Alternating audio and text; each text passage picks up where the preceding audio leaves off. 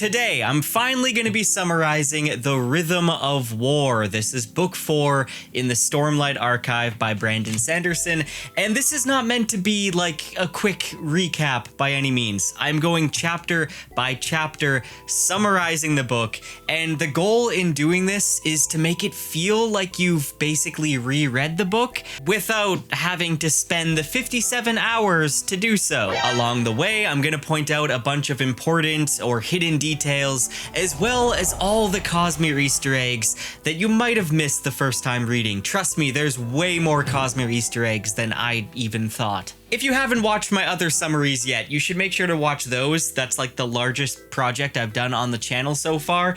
Anyways, in my Words of Radiance summary, I gave away a set of the first 4 books in the Stormlight Archive to one lucky winner, and this time around, I'm going to be giving away a hardcover copy of Wind and Truth. If you want to join the giveaway, I'll have a link in the description. It's free to join, and it's going to be open worldwide. This summary took a lot of effort. It's coming much later than expected, so I'm so sorry for those of you that were waiting for this summary before starting Wind and Truth. I hope that you can finally start Wind and Truth. Like with the previous summaries, I wanted to keep this one sponsor free, so I didn't put a sponsor in this video. That being said, this was a massive amount of work. It's the longest video I have ever made, and I'm not able to make videos like this without your support. So all the support you guys have shown in the previous summaries, that is why I've been able to focus and make this gigantic 5-hour video. So it truly goes a long way, and I just want to say thank you so much. So if you do want to see more long form, in-depth content like this, and you have the means to help out, then the best way to do so is to send a donation on Ko-fi. Over on there, 100% of the proceeds go to the creator. Or if it's easier, you could just send a super chat down below. That helps out as well. Or if you want a few extra perks, you can join my Patreon or become a channel member. Over on my Patreon, I will be releasing an audio file only version of this summary, so you can listen to it as kind of a podcast on the go, completely ad-free. Now, without further ado, let's summarize The Rhythm of War, Book 4 in the Stormlight Archive. Prologue, To Pretend. Once again, it opens 7 years ago on the night of King Gavilar's assassination, but this time from Navani's point of view. Gavilar has disappeared, forcing her to take over preparations for the feast. Frustrated and trying to avoid Dalinar, Navani seeks out her husband and overhears him in her study, speaking with 2 strange men who are supposedly ambassadors. On the table between them, Navani glimpses odd spheres, some glowing with inverse light, and when Gavilar notices her, he dismisses them and gets in an argument with Navani that escalates as she questions his absence and secretive behavior, while he accuses her about the spreading rumors of infidelity, which we know are false. So far, each prologue has gradually shown us a less likable Gavilar, and here especially we see that he was a pretty terrible husband. Their fight turns personal, touching on Yasna's refusal to court Amaram, and he insults Navani for being a scholar and assumes that she only married him instead of Dalinar for power. Afterwards, enraged, she burns a glyph ward inscribed with the words, "Death, gift, death." And after the feast, Navani learns of Gavilar's assassination, but refuses to believe it until she sees his body. Overcome with shock and hoping her glyph ward didn't cause this, she feels pity looking at her husband's empty body, a man who thought he was invincible. She remembers the strange spheres from his meeting and checks his pockets, but finds nothing. Now, we do get some Easter eggs right here in the prologue, which I'm gonna cover now. The mysterious ambassadors meeting with Gavilar are in fact the heralds Nail and Kalak, and their discussions seem to indicate they've discovered how to use something, whether Voidlight, Stormlight, or Spren, to send an object in a box from Roshar to Braze and back again. And just a reminder, Braze is the 3rd planet from the sun in the Rosharan system, and it's a cold, barren, rocky landscape. The Oath Pact has bound both the Heralds and the Fused to this planet, and the Heralds are tortured by the Fused until one of them breaks and chooses to return to Roshar, in which the Fused follow suit, causing a desolation. Now, what this box is that they're using to travel is a mystery up to this point, but it sounds something like space travel or like an instantaneous transporter. It seems that they know a lot about investiture, and they're experimenting to see how far a spren can be sent from its home planet before connection is broken. Now remember, Gavilar is talking to two heralds here, and Kalak is saying that he wants out. So it seems like they're looking for a way to take a cognitive shadow away from its home planet and even the entire Rosharan system. Also, a quick reminder in case you get confused about the different secret societies, Gavilar is associated with the Sons of Honor, whose goal it is to return the Voidbringers. They believe by doing this, they'll cause the Heralds to return as well, and that this will usher in a new era for the Vorin Church to dominate. Chapter 1 brings us to Hearthstone, 1 year after the events of Oathbringer and the Battle of Thalen Field, a year in which Herdaz has kept fighting the war. But now the enemy has finally decided to crush the kingdom for good. Let's hope that Lopin's extended family are all okay. Lirin treats the refugees, while a singer overseeing the town closely monitors his work for signs of a plague. Meanwhile, Laeral informs Lirin that the Mink, a Herdasian general leading a rebellious military group, is located somewhere nearby. Lirin devises a plan to connect the Mink with Kaladin for a covert extraction. While attempting to treat one of the Mink's men under the guise of surgery, their plan is nearly exposed when the singer interrupts. She brings news of a visiting Fused searching for a man with slave brands. Now the ruse is shattered when a refugee's hood is pulled back, revealing Kaladin. Kaladin fights this new type of Fused that seems to have the ability to teleport 3 times before needing to recharge, and the Fused manages to sever Kaladin's spinal cord. Kaladin screamed and felt his limbs go numb as his spinal cord was severed. His Stormlight rushed to heal the wound, but this Fused was plainly experienced at fighting Surge Binders because he continued to plunge the knife into Kaladin's neck time and time again, keeping him from recovering. Kaladin slams his head into the Fuse to break free and summons Syl as a sword, slicing its head off, only to see a ribbon of red light leave the body. He follows the fallen body to the ground and sees it crumple and disintegrate into ash before a line of violet-red streaks past, and the Fused, now with a new body, attacks again. After a fierce battle, the Fused flies off with the warning that they will meet again. Cal is exhausted not only from the fight, but because of his lack of sleep, and we learn that apparently new Fused have appeared over the past year. Kaladin has fought 7 of these new varieties and is most familiar with the ones that can fly like Windrunners. Meanwhile, Vale is continuing Shallan's attempts to infiltrate the Sons of Honor. Her disguise as a winehouse patron proves successful when her drink is drugged, signaling her imminent kidnapping. And yes, Shallan, or Vale in this case, is trying to get kidnapped so she can find out what Ialai is up to. Flashing back to Kaladin, he and Syl return to Hearthstone, where he reunites with his family, and he learns that the Mink has slipped away, leaving behind a decoy cloak. Now, a small interesting detail here, we learn that Kaladin, during the time jump from Oathbringer to this book, had a whole relationship. He started dating Lyn, but they've since broken up. Now, you may remember from the last summary that Lyn is named after Lindsay Luther, who made a post on a Reddit thread about which fictional world she would want to live in, mentioning she'd like to live in the world from the Way of Kings. And Brandon Sanderson reached out and asked for permission to include her as a character in the next book, Words of Radiance. Now, Lindsay is also one of the moderators for the Stormlight Archive subreddit, and she helped write the Stormlight Archive reread on the Tor website, which was a really helpful resource when making this summary. Now, Kaladin prepares to evacuate the town when Navani's enormous flying platform, the Fourth Bridge, arrives to rescue the people of Hearthstone.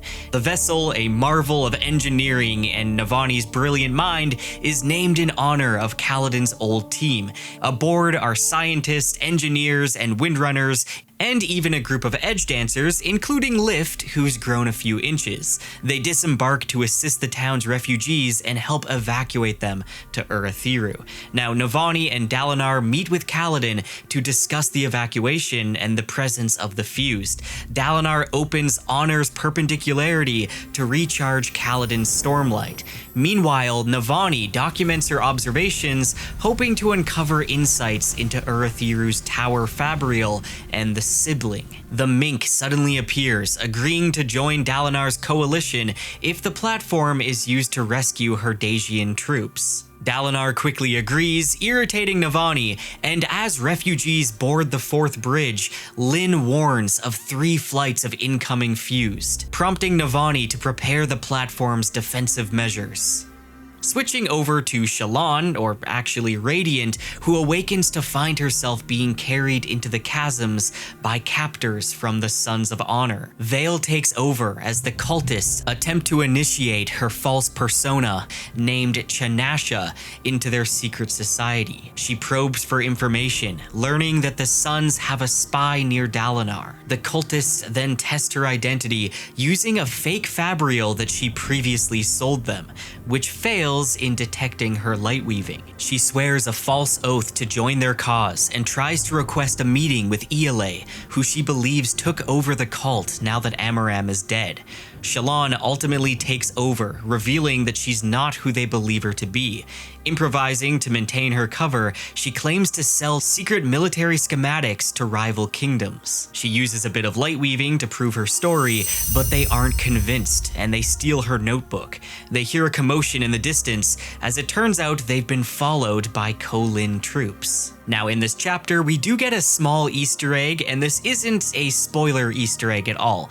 During the scene, Vale notices a Kremling with dark purple colorings on the chasm wall, and this is most definitely one of the Sleepless, another secret society on Roshar. They're also called the Dacian Aemeans. These creatures are a type of Kremling called a Hordling and can emulate the human form using a body completely made up of thousands of these creatures. And you may remember the cook that poisoned the crew of a ship headed to Aemea in that one Oathbringer interlude. That was one of these Sleepless. If you haven't, you can watch my Oathbringer in-depth summary for a recap. Now, if you pay close attention, we have seen that the Sleepless seem to be spying on many of the important characters in the Stormlight Archive by camouflaging themselves as Kremlings. Literally just a bug on the wall watching all these important events, and each Hordling can communicate telepathically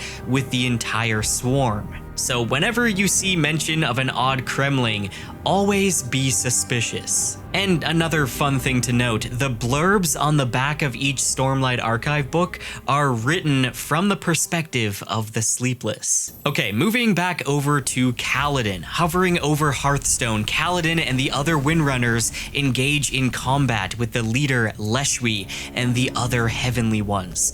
As they fight, Dalinar opens a perpendicularity to fuel their Stormlight. Kaladin takes on Leshwi in one-on-one combat, and he notices that Leshwi wants to study the Fourth Bridge, likely gathering as much intel as she can about the airship. He gets Rock to throw him up a spear, and he lashes this towards Leshwi, but she manages to dodge it. Cal loses focus and crashes, and Teft checks on him, urging him to rest and finally get some sleep, but Kaladin brushes him off and continues fighting. He fights another fused, severing its void light supply and disarming it. Showing mercy, he allows the fuse to retreat, and the same teleporting fused from earlier, Lesian the Pursuer, shows up again to pursue Kaladin. However, fails to land any blows before Kaladin disengages. Now afterward, Kaladin gives the order to spread the word about Lesian's abilities. Then returning to the Fourth Bridge, he discusses the fused with Rock. We also learn here that Rock's daughter daughter Cord now carries Amaram's old shard bow, and she wears a full set of shard plate she found in Amia. And you actually learn more about this whole adventure that she had to Amia in the novella Dawn Shard, which ideally you should have already read before Rhythm of War. Let me know if you want me to make a whole summary video on the novellas. Anyway, Roshone, taking active responsibility, offers to lead a group of edge dancers to recover prisoners at a nearby manor, and Cal briefly reunites with his family before flying off to assist Sigzil, who's battling Leshwi. I do want to pause and mention an interesting small detail here, and that's the description of Leshwi's spear, which is lined with a silvery metal that's capable of resisting a shard blade and has a gemstone at its base, which, if the weapon struck Kaladin, the gemstone would suck away his stormlight, rendering him unable to heal. Clearly, this spear is some type of fabrial, and my first thought is that this is likely lined with aluminum. However, later on, we learn that this is a Razium spear, and Razium is the god metal associated with the shard of Odium. Its name is presumably derived from Raz, the original vessel of Odium. Razium naturally conducts investiture, drawing it in from any source. Kaladin and his team of Windrunners continue battling the Fused over Hearthstone. Both the humans and the Heavenly Ones agree to honorable combat of fighting one-on-one duels rather than engaging in mass combat. Now Kaladin confronts Leshwi, who impales Sigzil, but ultimately spares his life just before draining his stormlight completely, honoring the mutual unspoken agreement stemming from Kaladin's own mercy shown previously. And we further see Leshwi's disdain for dishonorable actions when she reacts with anger towards another Fused who's terrorizing civilians. The two make a gesture of truce, and Kaladin, leaving Syl behind as a sign of peace, flies off to protect the innocents. Now during the battle, Navani observes Moash from afar, noting his black uniform and recognizing him as the traitor who murdered her son, Elokar. She also watches Dalinar as he opens a perpendicularity, a doorway to Shadesmar, and she theorizes that Dalinar draws his power from the spiritual realm, and also believes that maybe Urithiru itself might originally have drawn its power directly from this realm. Radiant hears Adolin's rescue party approaching, but decides to continue her mission. The Sons of Honor bring her before Ialai, and along the way she mentally maps the route with the help of not only her good memory, but her Lightweaver powers. Vale jumps in and considers assassinating Ialai, completing the work begun when Adolin killed High Prince Sadeas, despite knowing that it would defy Dalinar and Yasna's orders. Vale then engages in a tense conversation with Ialai, each woman attempting to outmaneuver the other to gather information. Ialai reveals that she has access to the Ko-Lin inner circle and speculates that the Ghostbloods are targeting prominent members of the Sons of Honor, with Rastari's likely being next, and she expects that she will likely be killed as well, and she directs Shallan to search for the rarest vintage in her room for answers. Suddenly, Adolin bursts in with soldiers and Lightweaver squires, disrupting the meeting.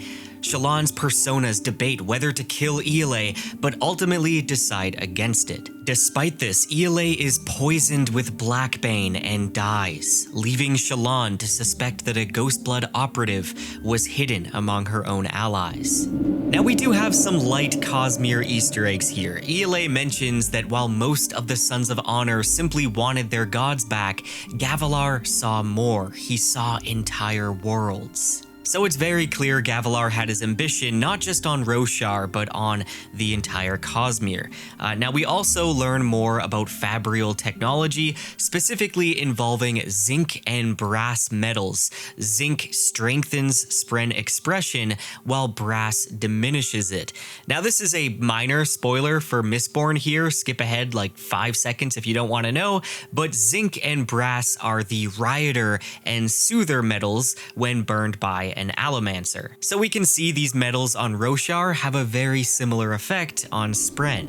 Shallan and the team begin investigating ELA's room for clues, with Red opening a drawer and announcing that he thinks he found Gaz's sense of humor, only to correct that nope, it was just a withered old piece of fruit. Shallan samples various wines until she finds one that tastes distinct, and Adolin informs her that it's a Shin wine. With Pattern's help, she discovers intricate carvings depicting Epoch Kingdom maps hidden within the room's walls, and discovers a secret notebook concealed behind a carving representing Shin Kak Nish. This was the original land given to humans when they arrived on Roshar as refugees from a cataclysm on Ashin. The humans brought non-native flora and fauna with them, giving Shin Kak Nish a unique ecosystem that has persisted into the modern day.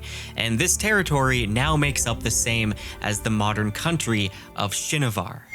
Meanwhile, the Pursuer forces Kaladin into a restrictive indoor fight by using Godeki as a hostage and activating a new Fabrial infused with Void Light that disables Kaladin's surge binding abilities. Despite the severe disadvantage, Kaladin proves his skill in conventional combat, defeating 4 Singer soldiers before anticipating and ultimately killing the Pursuer with an ordinary knife. Lift shows up, helping rescue Godeki and securing the Fabrial for Novani to study. Kaladin heads to the manor's cellar and finds Jebber and another man shackled and killed with a shard blade. And in the shadows, he discovers Moash holding a knife to Roshon's throat. Kaladin tries to stop him, but Moash slits the Bright Lord's throat, declaring it justice. Kaladin summons his Sill Spear, but Moash unexpectedly surrenders. He justifies the murder as revenge and attempts to manipulate Kaladin, claiming that all of his loved ones will continue to die. He tries to goad Kal towards despair, suggesting death as the only escape. Kaladin blinked away tears, and the deepest part of him, the little boy who hated the rain and the darkness, withdrew into his soul and curled up, because he did want to stop hurting. He wanted it so badly. As Kaladin emotionally teeters, a radiant illusion appears depicting Moash as a confident, beloved hero, holding a shard spear and surrounded by people that he's protecting. This illusion torments the real Moash, who screams in pain, begging to have his guilt and agony removed before fleeing. The illusion fades and Renarin enters, gently urging Kaladin to come with them as their ship is ready to leave. When Kaladin returns to the 4th bridge, the Windrunners are all celebrating because Laren swore the 3rd ideal, but Kaladin feels distant. Sill attempts to comfort him, encouraging him to rediscover his sense of purpose. And as Teft approaches, he urges Kaladin to congratulate Laren and confront his trauma regarding Moash. He avoids talking about this by leaving to escort Dalinar and Navani toward the Shattered Plains.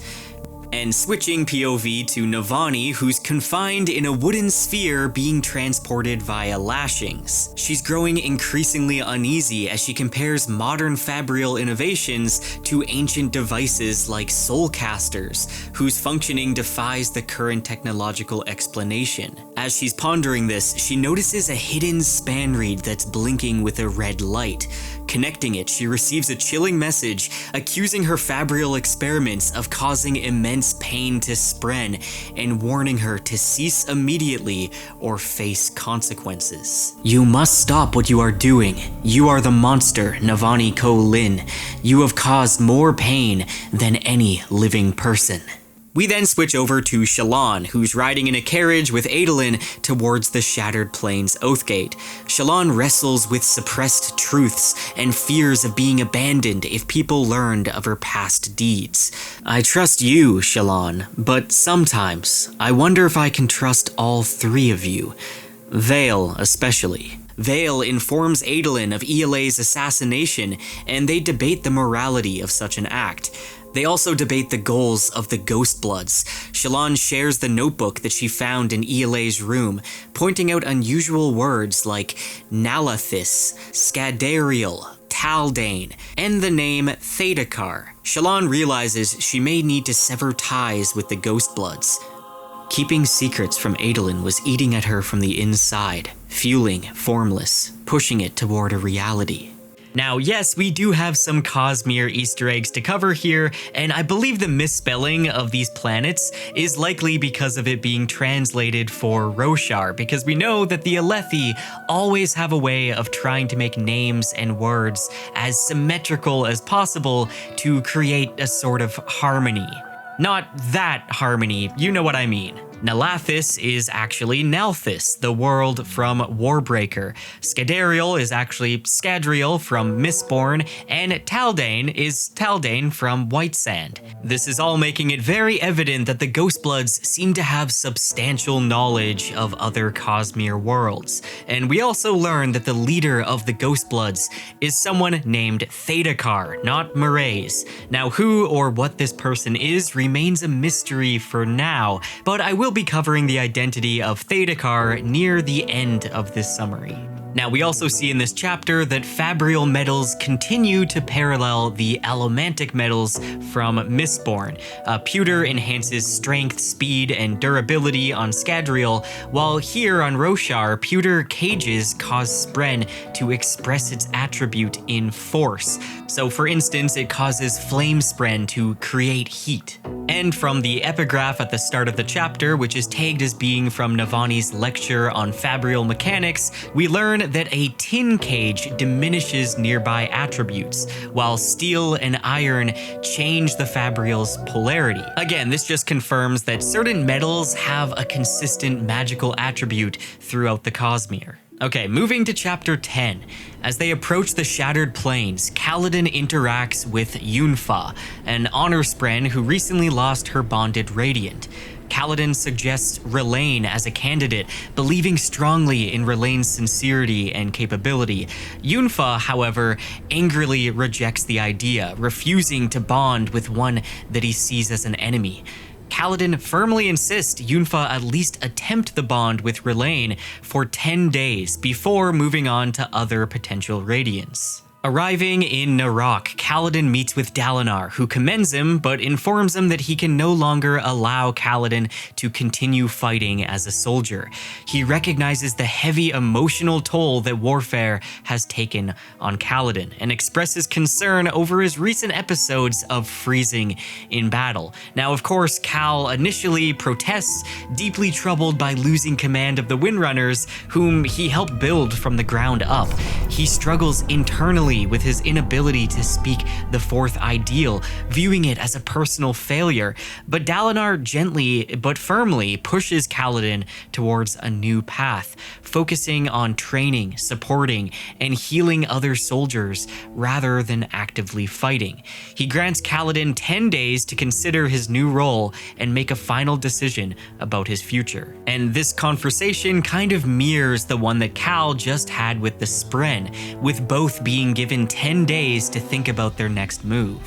We then switch over to Venli, who organizes servants in Leshwi's spire, struggling internally as Tamber gently encourages her to pursue the second ideal of the Knights Radiant.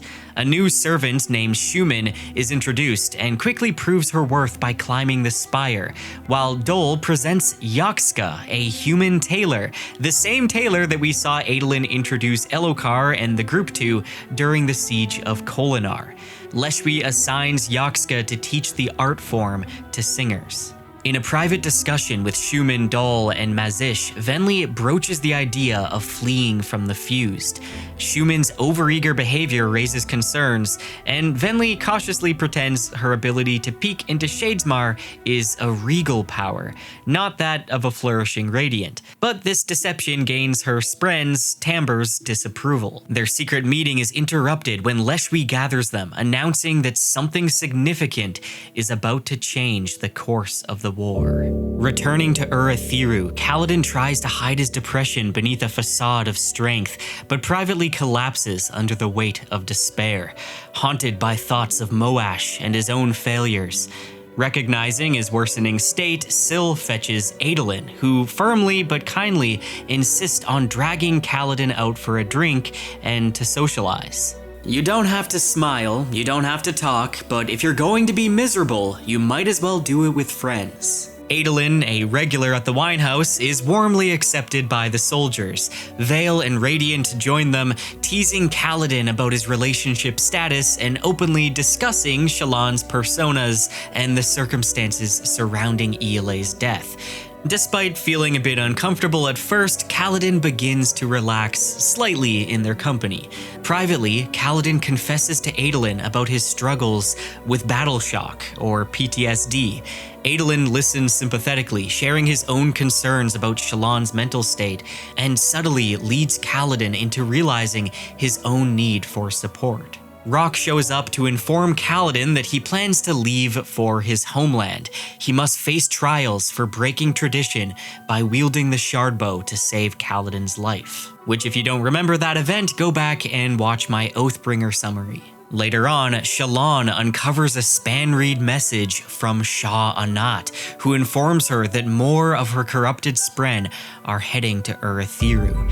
Feeling very unsettled, Shallan decides to visit her brothers. Settling by the hearth with Jushu, she begins sketching, but disturbing memories from her childhood manifest in her drawings. Shaken, she switches her focus to examining Iale's notebook. However, her time is disrupted when Balat and Alita arrive with a guest introduced as Gabi, who turns out to be Mraize in disguise. Mraize subtly hints at needing to speak privately with Shallan. She's disturbed by Mraize's infiltration into her personal life, but rather than alerting Adolin, Shallan, disguised as Vale and dressed as a guard, confronts Mraize privately in the gardens. Mraize praises her for dismantling the Sons of Honor, but challenges her commitment to the Ghostbloods. She shares with him Shah Anat's message, saying that she's sending one of her Spren to investigate one of his members for a possible bond.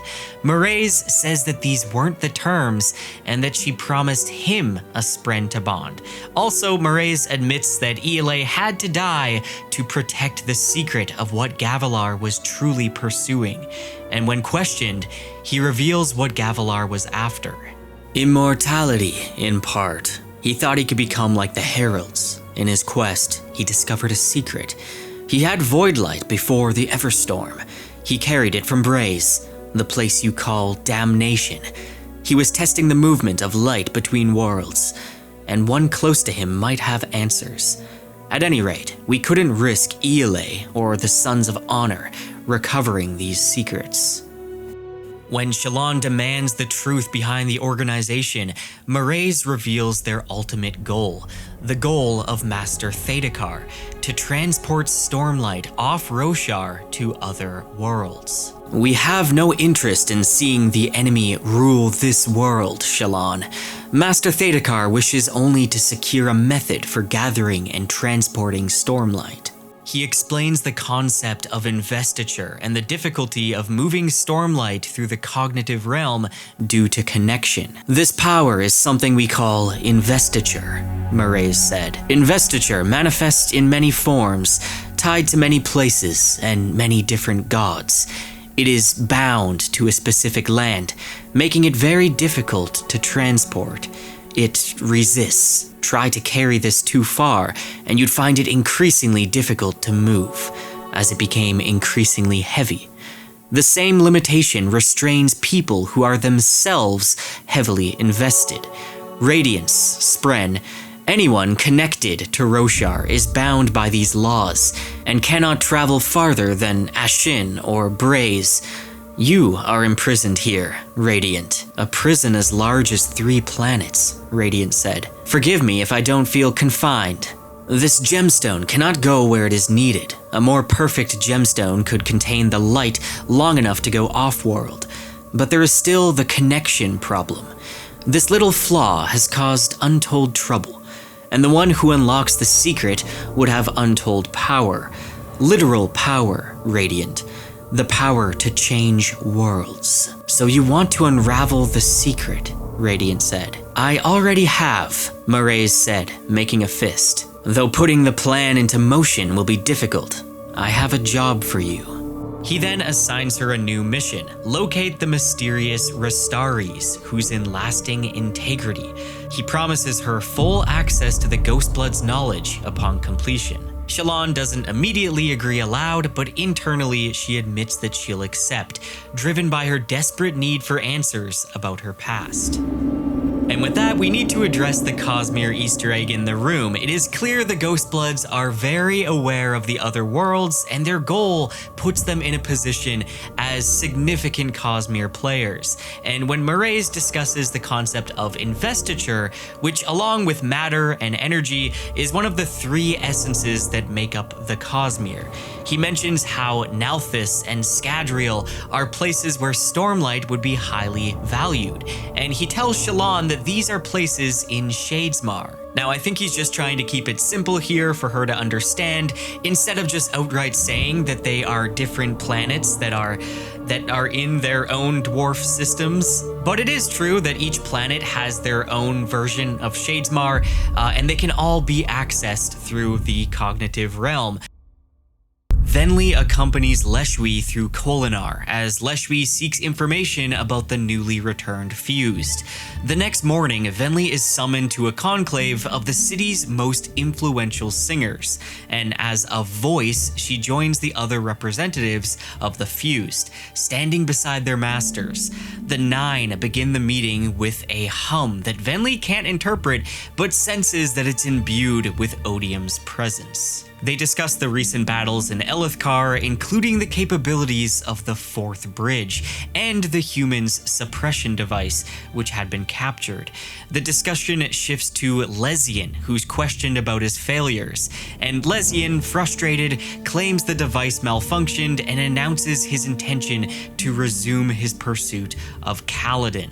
Venli goads him into losing his temper, and Leshwi leverages this to secure the Nine's acknowledgement of her claim over Kaladin, subtly protecting him from Lesian's vendetta. The meeting then takes a chilling turn with the arrival of Raboniel, the Lady of Wishes, a notorious scientist and former member of the Nine, infamous for attempting genocidal biological warfare during previous desolations. Now, Raboniel proposes an ambitious and risky plan: to infiltrate and capture Urithiru by turning the tower's dormant defenses against its human occupants, using information from the traitor Taravangian. Despite Leshwi's clear distrust, the Nine approve Raboniel's plan, driven by fear that humans will soon learn to permanently imprison the Fused. Now, after the meeting, Venli secretly approaches Leshwi, asking if there could ever be a peaceful escape from the endless war of their people, and Leshwi dismisses this, which leaves Venli frustrated. Yet her spren, Tamber, pulses eagerly, reminding her that this journey to Urithiru might offer Venli an opportunity to awaken and harness her own radiant abilities. 10 days after the mission to Hearthstone, Dalinar announces Kaladin's reassignment, removing him from active duty. Kaladin appoints Sigzil and Scar as the new leaders of the Windrunners, and he feels kind of humiliated by the applause and the praise given, even as he's set aside. He goes looking for guidance, deciding to seek out Xyle. And on his way, Kaladin meets Rlain, who's overseeing rockbud farming using listener techniques involving gemstone lights and rhythmic drumming.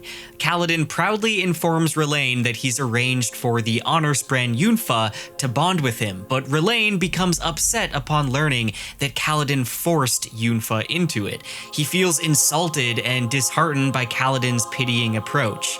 Rlain rejects the forced bond, explaining that he wants a spren who genuinely desires him, not one compelled by duty. Cal then continues to the plateau's edge, where he finds Xyle hanging laundry. Now, basically, this entire section with Xyle is filled with a ton of Cosmere connections, which I will be describing with some spoilers in a bit, but let me first describe their interaction. Cal explains his reassignment and wonders if he belongs with the Ardentia. Xyle challenges him to prove it. The two spar, with Kaladin summoning Syl as a sword, while Xyle uses laundry as his weapon, wrapping cloth around his arm and whipping a long scarf to coil around Kaladin. At one point, he even makes a figure appear out of the sheets, which grips Cal's arm, and Kaladin finds all of this very strange challenge, but notes that he doesn't see any stormlight coming off the man. Throughout the fight, Xyle pushes Kaladin to reflect on why he fights and what truly drives him. They discuss the Almighty and the nature of belief, with Xyle probing Kaladin's motivations and identity. Xyle eventually overpowers Kaladin, leaving him on the ground with a knife to his head. He insists Kaladin loves the fight itself and advises him to return only when he truly hates fighting. Cal notices that oddly the colorful scarves, once bright red, now appear drained of their color. Before leaving, he asks Xyle if he's like Hoid, prompting a cryptic explanation of Xyle's understanding of investiture and its effect on entities. I don't think there's anyone else quite like Hoid. I knew him by the name Dust when I was younger. I think he must have 1,000 different names among 1,000 different peoples. You want to know what I am? Well, I'm a lot of things. Tired, mostly. But I'm also a Type 2 invested entity. Used to call myself a Type 1, but I had to throw the whole scale out once I learned more. That's the trouble with science. It's never done.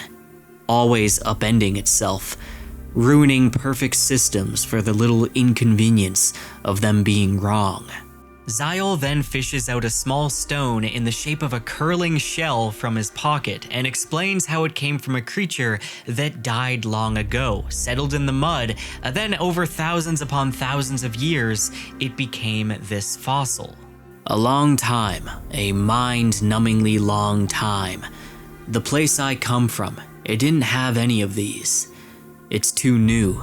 Your world might have some hidden deep, but I doubt it. The stone you hold is old, older than wit, or your heralds, or the gods themselves. My soul is like that fossil. Every part of my soul has been replaced with something new, though it happened in a flash for me. The soul I have now resembles the one I was born with, but it's something else entirely. When I died, I was drenched in power. So when my soul escaped, it left a duplicate, a kind of fossil of a soul. The heralds too, when they died, they left an imprint behind, power that remembered being them. You see, the power wants to be alive. He gestured with his chin towards Syl, flying down beneath them as a ribbon of light. She's what I now call a Type 1 invested entity. I decided that had to be the proper way to refer to them. Power that came alive on its own. Kaladin is very surprised that Xyle can see Syl, but the man continues. Cut off a bit of divinity and leave it alone. Eventually it comes alive. And if you let a man die with too invested a soul, or invest him right as he's dying, he'll leave behind a shadow you can nail back into a body. His own, if you're feeling charitable. Once done, you have this. Xyle waved to himself. Type 2 invested entity. Dead man walking. They move on to talk about the fused and how they directly feed from Odium's power.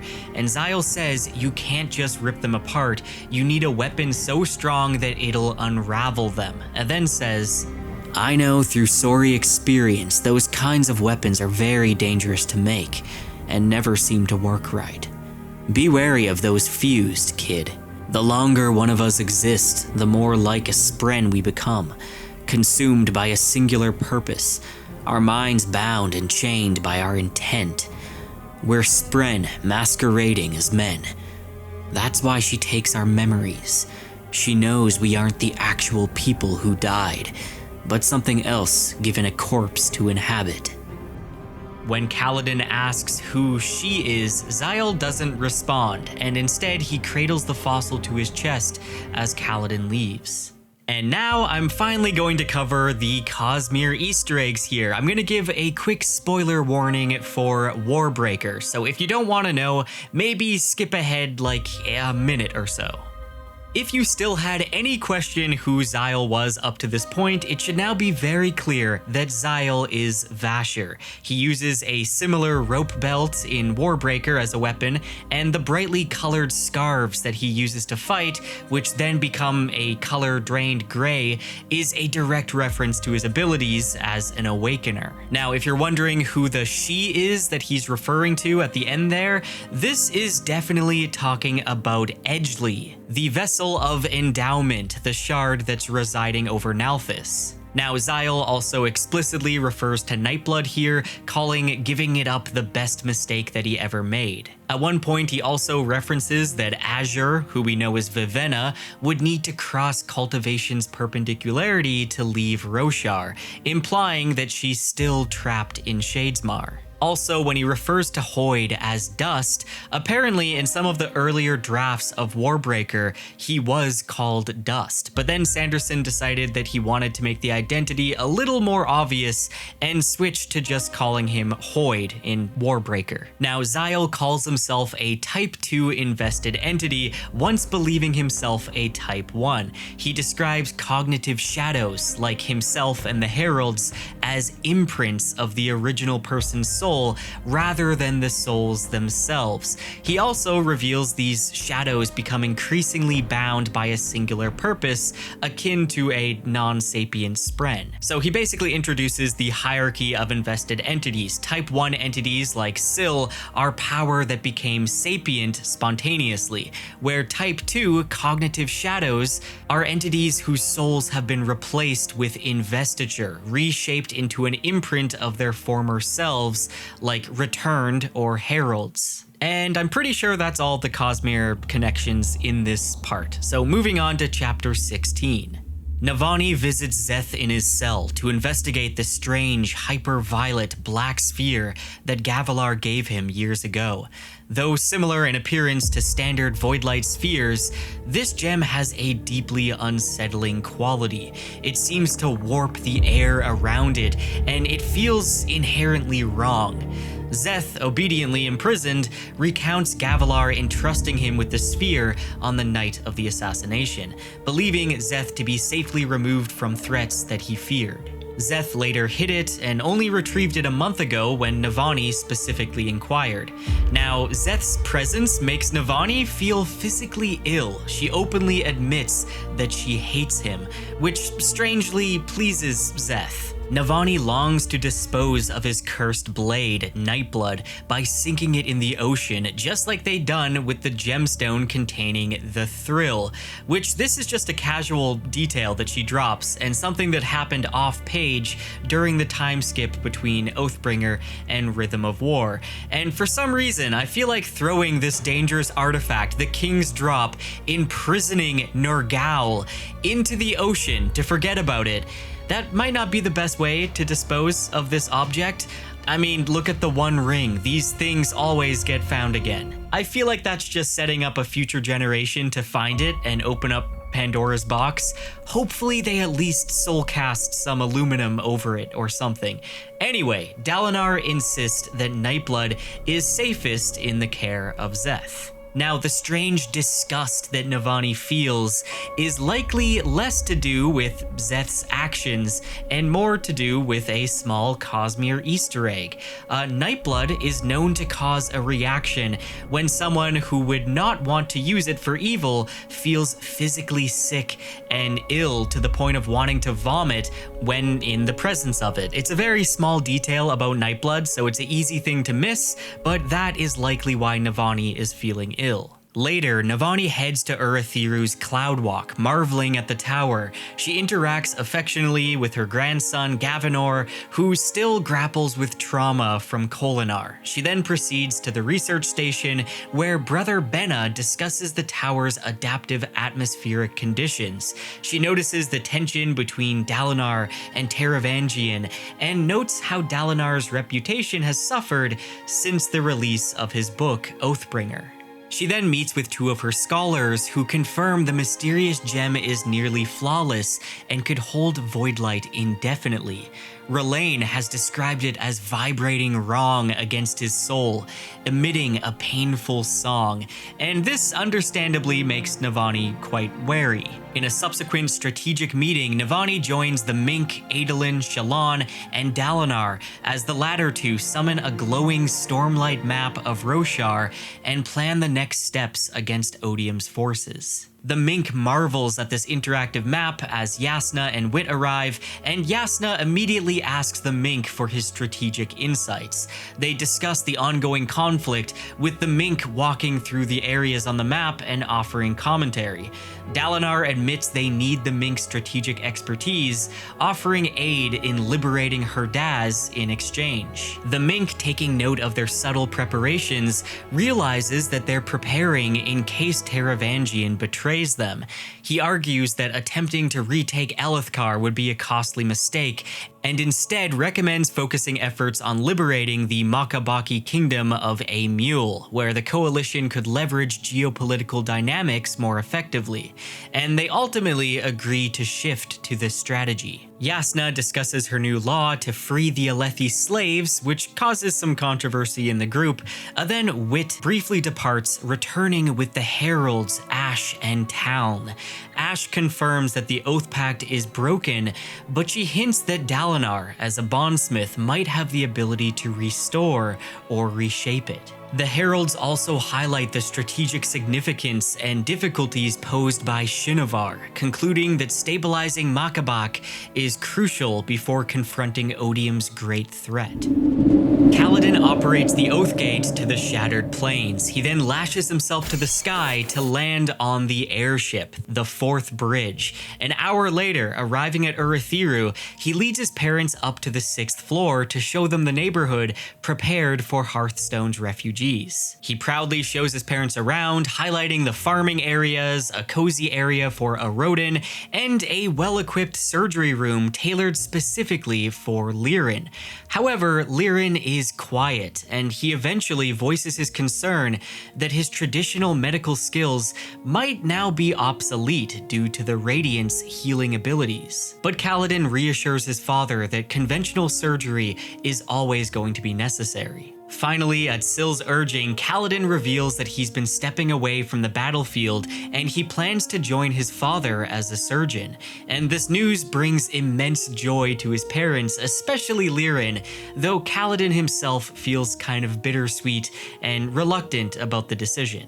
Switching back to Navani, who meets with Rushu in the Crystal Pillar room, and she learns that the progress on mapping the pillar's gemstones has stalled, but Rushu reveals the captured suppression fabrial used against Kaladin contains a corrupted spren. Navani instructs her to experiment reversing its effects. She then joins some other scholars who demonstrate a prototype personal lifting fabrial, and after testing it herself, Navani leads the scholar Falilar to a deep shaft, explaining how pulley systems combined with fabrials could reduce manual labor. Later on, in a coalition meeting of monarchs, Taravangian's unsettling sincerity alarms Navani, and the monarchs unanimously agree on a major offensive in Amul, although Taravangian's quick support makes the Alethi uneasy until Queen Fen reassures them. They then talk about the critical shortage of honor spren and how they need more radiance, and this makes Sigzil suggest an envoy to the honor spren capital. Shallan volunteers, joined by Adolin, as well as a edge dancer named Godeki, and a stone ward and a truth watcher. Now, it's noted that honor sprens have high regard for truth watchers. Following all of this, Navani spends a quiet moment with Dalinar near a heating fabrial, and Dalinar asks Navani to stay behind and oversee Urithiru while he leads the mission to Amul. We then get the first interlude of Rhythm of War, Interlude 1, Sylphrena. Sylphrena flits through the halls of Urithiru while Kaladin sleeps. She encounters Cord, Rock's eldest daughter, who's cooking, and offers Syl a small gift. Syl takes note of Cord's shard plate before getting distracted, but if you've read Dawn Shard, then you know the full story of how Cord got the shard plate. Now, Syl makes her way to Kaladin's quarters, thinking deeply about his depression and her desire to help him, even though she doesn't fully understand his struggles. As a high storm approaches, Syl seeks out the Stormfather and asks if he can grant her the ability to feel as Kaladin does. But he refuses, and after the storm, Syl goes to Dalinar with the same request, hoping that his bondsmith powers can strengthen her bond with Kaladin. Dalinar explains how the bondsmiths wield the power of connection, which created the Oath Pact and the Na'el bonds. However, he also denies her request. Instead, he reassures Syl that she has the capacity to help Kaladin through her existing bond. Interlude 2, Shah Anat. Shah Anat moves through the Kholinar Palace, existing in the liminal space between the physical and cognitive realms. She reflects on her precarious position, keeping a few carefully chosen secrets from Odium. Preparing for his arrival, she interacts with two touched Windspren, directing them away to distract Odium, and simultaneously she sends a corrupted Radiant Spren toward Urithiru with the mission to observe Meraze, and she gives the Spren the freedom to bond with Meraze or any other suitable human. Odium arrives and interrogates Shah Anat about the Spren that she sent away. She maintains the facade of loyalty, though both she and Odium know that she craves greater freedom. Odium orders her to ignore Urithiru and focus her attention on watching Taravangian instead. Interlude 3, Into the Fire. Taravangian gathers his closest allies in his chambers at Urithiru to bid them farewell. He's set to leave for Emule later that day, accompanying Dalinar and Yasna, while the rest of the diagram's inner circle returns to Kharbranth. In Emule, Taravangian plans to orchestrate his army's betrayal of the Coalition, fulfilling his agreement with Odium.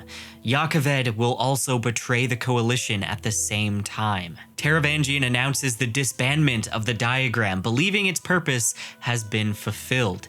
He instructs Kharbranth to distance itself from his actions, hoping to shield the city from the coming war. After his allies depart, he reflects on his efforts and reassures himself that saving Kharbranth was the best he could have achieved. Resolute, he throws his personal copy of the diagram into the fire.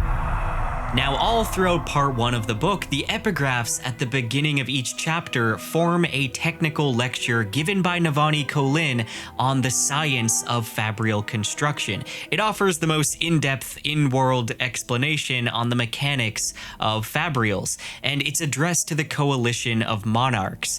The lecture outlines how Spren are trapped, how cages and various metals influence a fabrial's function, and how emerging discoveries might shape the war effort. Navani also critiques the secretive nature of Artifabrian guilds, urging open scholarship and cooperation. I'll leave all the epigraphs on the screen just in case you want to pause and read through them. And that ends part 1. Moving on to part 2, Our Calling, covering chapters 20 to 43 and interludes 4 to 6. Radiant visits her group of Lightweavers training in an underground chamber beneath Urithiru. Although Radiant disagrees with Shallan's decision to bring a spy with them on the Shadesmar mission, she settles on being the one to choose which agents to bring. However, they believe there's a traitor among them, and Radiant thinks that Ishna, Vatha, Beryl, and Stargyle are the most suspicious. However, just as Shallan internally settles on leaving those 4 behind, Vale takes control, overriding Shallan's choice and deciding to bring Ishna, Vatha, and Stargyle. Vale maintains control throughout the day, and this really highlights an unsettling fracture within Shallan's personas. Returning to her room, Vale finds a mysterious note from Meraze, along with a cube-like fabrial that allows communication across realms. She immediately glimpsed into Shadesmar and found a sphere of light on the other side, glowing with a strange mother-of-pearl coloring. There was power inside the cube, but no stormlight. And here we have a Cosmere Easter egg. Skip ahead like 30 seconds if you don't want any Elantris spoilers. It's a very minor spoiler, but this strange Fabrial is actually an Elantrian Scion, and Scions are sapient magical beings that originate on planet Cell. They are splinters of devotion, and each Scion has an individual personality and are very human-like, and they can even form bonds with a human master through spiritual connection. I'll give some more info on this particular Scion later on. Now in this chapter, we get our very first interior art in the book so far, which is an annotated map of Shadesmar. And of course, the one annotating this map is none other than the secretive world hopper Naz, who's been annotating all the interior arts in the previous books. There's a few interesting notes here. Naz mentions something weird north of Azamir, though we don't yet know what this is. Also, I assume the strange storm that's brewing is the Everstorm, and the path that's marked on the map is actually the path of Adolin and Shallan's voyage. In the north, we also see the location of Urathiru in Shadesmar, which is by a banner titled Nohadon's Stairways. Now, this is actually really interesting because it could be implying that Nohadon's walk to Urathiru involved some traveling in the cognitive realm. Adolin banters about fashion with Shallan as he prepares for their expedition to Shadesmar. He then goes and visits Kaladin at his clinic, noticing with amusement that many visitors, especially light-eyed women, are there more for Kaladin than for medical care. And this is a fact that Kaladin hasn't really noticed. Adolin jokingly tests Kaladin's reflexes, revealing Kaladin still struggles to let go of his soldier's instincts. The PTSD runs strong in this one, and Adolin notices that. He ends up giving Kaladin a coin that Xyle had given him to remind him that while war should not be necessary, they live in an imperfect world. And as you can imagine, this coin is a small Warbreaker Easter egg. So again, skip ahead 30 seconds if you don't want to know, but at this point there's already been quite a few Warbreaker Easter eggs in Stormlight, so you should probably just go and read Warbreaker if you haven't. The coin features a divine figure in robes on one side and that same figure in battle gear on the other. Now this is clearly referencing the Returned. It has foreign glyphs around it, and it clearly used to have colored enamel at one point, but that's mostly worn off now. This is a coin from Xyle's homeland, or home planet, Nalthis. I really love how Adolin thinks it's weird that they use coins for money, but yeah, it makes sense. I mean, it can't even hold Stormlight. That's the end of the Easter egg. Now, at the Oathgate platform, Adolin chats with Gallant, Dalinar's Ryshadium, and discusses swords with the Edge Dancer Godeki and Stoneward Zu. The Truth Watcher, known as the Stump, joins, completing their envoy group. Yasna observes the Lightweavers perform one last test by soulcasting obsidian into Lavisgrain, while Dalinar addresses the group. And afterwards, Dalinar privately tries to reconcile with Adolin and encourages him to become a Radiant, though their conversation grows very tense as there's still that unresolved pain over Evie's death and Adolin's growing resentment toward his father. Shallan then transports the expedition team into Shadesmar, and in Shadesmar, Adolin thanks the gatekeepers and introduces Maya to the others. He defends Maya for the fact that she's a Deadeye when questioned by the inquisitive Mistbren that's bonded to the Stump, and this strange Mistbren is named Dreaming Though Awake. The rest of the team, out of respect, bow to Maya. Now, in this chapter, we actually get some artwork of what these Truthwatcher Mistbren look like, with some notes written down by Shallan that note their characteristic appearance in the physical realm and how they can actually choose what form they take in Shadesmar, but often choose to look human-like. Now, Adolin looks at Gallant and notices the horse has a slightly glowing after image in Shadesmar, and as he speaks with Shallan, Pattern comes up behind them and hugs them both, excited to have feet again. As they travel down from Urathiru's platform, Adolin converses with his teammates. Zu, a Stone Ward, reveals little about her past. Godeki, the Edge Dancer, expresses deep awe for Shadesmar and the Almighty, Daddy, and Arshquam, the Stump, warmly reflects on the nickname given to her by the children of the orphanage that she runs. They come across a Peakspren barge being pulled by Mandras, and they pay to board the ship. On the ship, Adolin teaches Maya how to groom Gallant. Now, Shallan makes a disturbing discovery. Someone has used her cube, presumably to communicate with Mraize, meaning that there's a traitor in their midst. Kaladin is actively working at the new clinic in Urithiru, tending to various patients, as well as a woman looking for her missing uncle named Noril. At one point, Syl starts reading off a list of migraine symptoms, having learned to read specifically to assist him. Kaladin and Syl then discuss alternate, non-combat uses of their powers, though he notices that Syl is acting oddly somber. At the balcony, a squad of Windrunners give a Bridge 4 salute to Kaladin out of respect. He later encounters Teft and is surprised that Teft stayed behind rather than joining Bridge 4. Kaladin initially encourages him to rejoin the squad, but Teft is firm on his decision and has gotten permission from Dalinar. Rock is gone, Teft said, and Moash is worse than gone. Sigzil needs to lead the rest of them, without me being baggage to bother him. You and I were the start of this, though. Figure we ought to stick together. Kaladin thanks him for sticking with him and informs Teft about the ongoing search for Noril. Now, in this chapter, there is a Cosmere Easter egg, and this one isn't really a spoiler. It's mentioned that a lot of people in the tower are getting sick. They're coughing a lot, they have mucus in their lungs, and just an overall feeling of aches. Now, Brandon Sanderson has actually said that this is the common cold that was brought to Roshar by the World Hoppers. Apparently, World Hoppers aren't just bringing hidden lore and investiture across the Cosmere, they're also bringing colds and viruses and who knows what else. Hoyd really needs to start handing out tissues and cough drops. Moving to chapter 24, on the second day aboard the barge in Shadesmar, Radiant sets assignments for the Lightweavers before returning to ELA's notes to investigate further.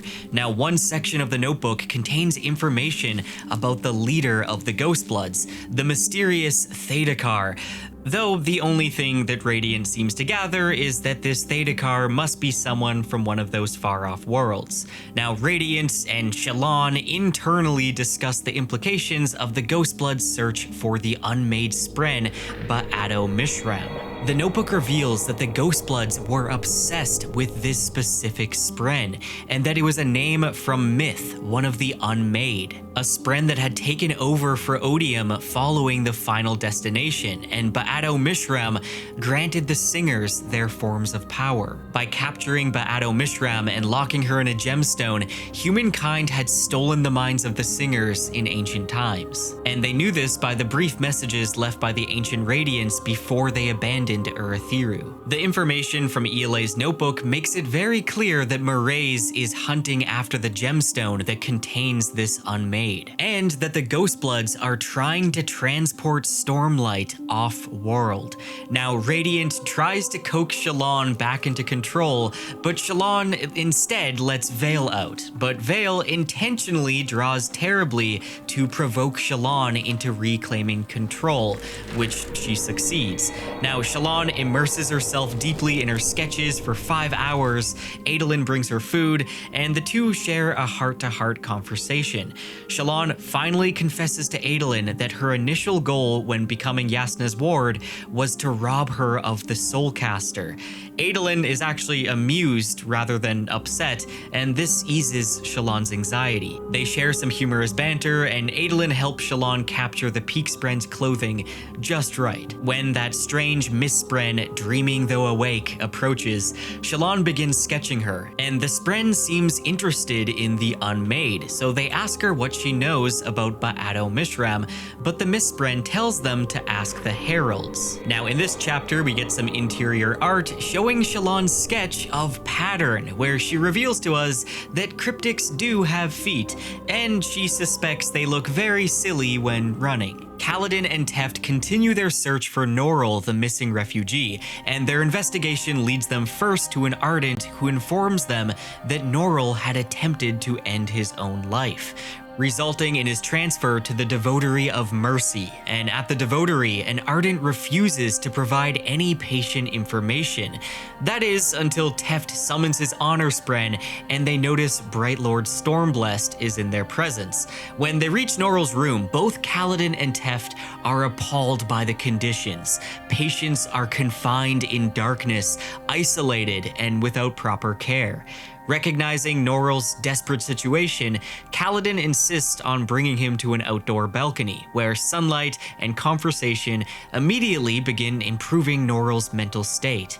Teft talks to Norrell like they're equals, and this is a crucial difference from the Ardent's impersonal approach, and this causes Norrell to slowly open up. During their interaction, Kaladin speaks with the overseeing Ardent named Kuno, who admits to the inadequacies and limitations of their current practices for mental health care, and Kaladin firmly responds that change must happen, demanding Norrell's release into his own care and promising to return for the other patients to reform their treatment as well. On the fourth day aboard the ship in Shadesmar, Shallan attempts to sketch while the four cryptics watch eagerly and debate human contradictions and complications. Vale proposes investigating their agents for a spy, and after determining the communication cube was deliberately moved, they plan to test their three Lightweaver suspects, Ishna, Beryl, and Vatha, by providing each a unique falsehood to see which of these reaches Marae. Shallan subtly interrogates Ishna about her past, but doesn't really learn much, and mentioning the Ghostbloods gets no reaction. She then plants misinformation about a corrupted Windspren. Next, she speaks to Beryl, and it's pretty much the same thing, but this time she seeds a falsehood about corrupted Gloryspren. Then Radiant confronts Vatha, but Shallan steps in, carefully introducing misinformation about corrupted Fearspren. Emotionally overwhelmed by these interactions, Shallan retreats again, forcing Radiant back into control. Dalinar visits Navani as she contemplates the looming threat of Taravangian. Gavinor arrives eagerly with his governess, ready to accompany Dalinar, who feels like he owes the child this opportunity. Navani shares an awkward but genuine farewell hug with Yasna, who then departs via the Oathgate, bound for Azir. Now, Sabariel joins Navani afterward, and he's awkwardly trying to get some relationship advice on how to approach Kelowna. And after Navani assigns him to bring the war camps on the Shattered Plains back under Alethi control, she also advises him to sincerely demonstrate his feelings towards Kelowna, recognizing Sabariel's struggle to clearly and sincerely communicate. If a man takes nothing in his life seriously, it makes a woman wonder, what is she? Another joke? Another whim? Later, Navani encounters Brightness Anissa and the Stone Ward Badali, who have uncovered a hidden chamber in Urathiru containing a large, intricately detailed scale model of the tower. The discovery fascinates Navani, who instructs Falalar to study the model thoroughly. She's particularly intrigued by the strange gemstone found embedded in the doorway, and as Navani leaves, Isabi, another scholar, urgently approaches with a blinking span reed, signaling another message from her mysterious anonymous correspondent. Now, we do have a small Easter egg in this chapter. It's mentioned how Lightweavers have been unable to disguise the sheath of Nightblood. The illusions just won't stick. And this makes sense because Nightblood feeds on investiture, and it would just eat up any illusion they try to stick to it. And also, the sheath is made of aluminum, which resists investiture, so even if Nightblood wasn't in it, they still wouldn't be able to lightweave the sheath. Navani gathers Falalar, Isabi, and the other scholars to continue their investigation into the mysterious Spanreed correspondent. Using a scale, they measure the weight of the Spanreed while activated, hoping to triangulate the location of their hidden contact. And during their exchange, Navani's correspondent scolds her for ignoring their earlier instructions to halt her fabrial experiments, accusing her of causing suffering to trapped Spren. Navani deduces the correspondent is a Spren itself. Humans cannot be trusted. You do not know how to keep promises, and promises are what make the world function. We make the world function. You must release your captive spren. You must. You must. Navani confirms the contact is within Urithiru itself, and she can observe her movements. To avoid raising further suspicion, Navani feigns an accident, kicking the spanreed off the edge of the plateau, secretly intending to render it unusable while appearing blameless. She then instructs Falalar to retrieve it, maintaining her cover. Switching back to Shadesmar, land is sighted, and Adolin instructs Shallan to take Vatha to scout the nearby town, which is called Nameless. And while waiting, Adolin calms himself by practicing a sword kata, during which Maya spontaneously joins him, perfectly mirroring his movements, making Adolin realize that she remembers the times they've sparred together as man and blade. Shallan returns, reporting no immediate danger, and as the group prepares to leave for the town, Shallan asks to stay behind on the barge. Adolin reluctantly agrees, and he heads into Nameless with Maya and his soldiers. And while exploring, Maya becomes fixated on a cryptic deadeye standing near a shop. Adolin learns from the Inkspren shopkeeper that this cryptic was killed recently, within the past decade, and this deeply unsettles him. Dodeki interrupts Adolin's thoughts, announcing the arrival of a human caravan. Now, at one point, Adolin passes a Ash Spren, the Spren associated with Dustbringers, and we get some interior artwork from Ben McSweeney depicting this Spren, which resembles a human whose skin periodically dissolves into ash, revealing bone underneath, only to regenerate shortly after. And basically, the art is exactly how Adolin describes them, so we know that he shared this description with Shallan in detail. Speaking of Shallan, left on the barge, Shallan secretly plans to speak with Mraize. She convinces the rest of the Peakspren crew to visit the town while she watches the ship. Shallan, or Vale, activates the communication cube and requests contact with Mraize, and the cube unexpectedly speaks back, which understandably startles her. The cube can communicate directly.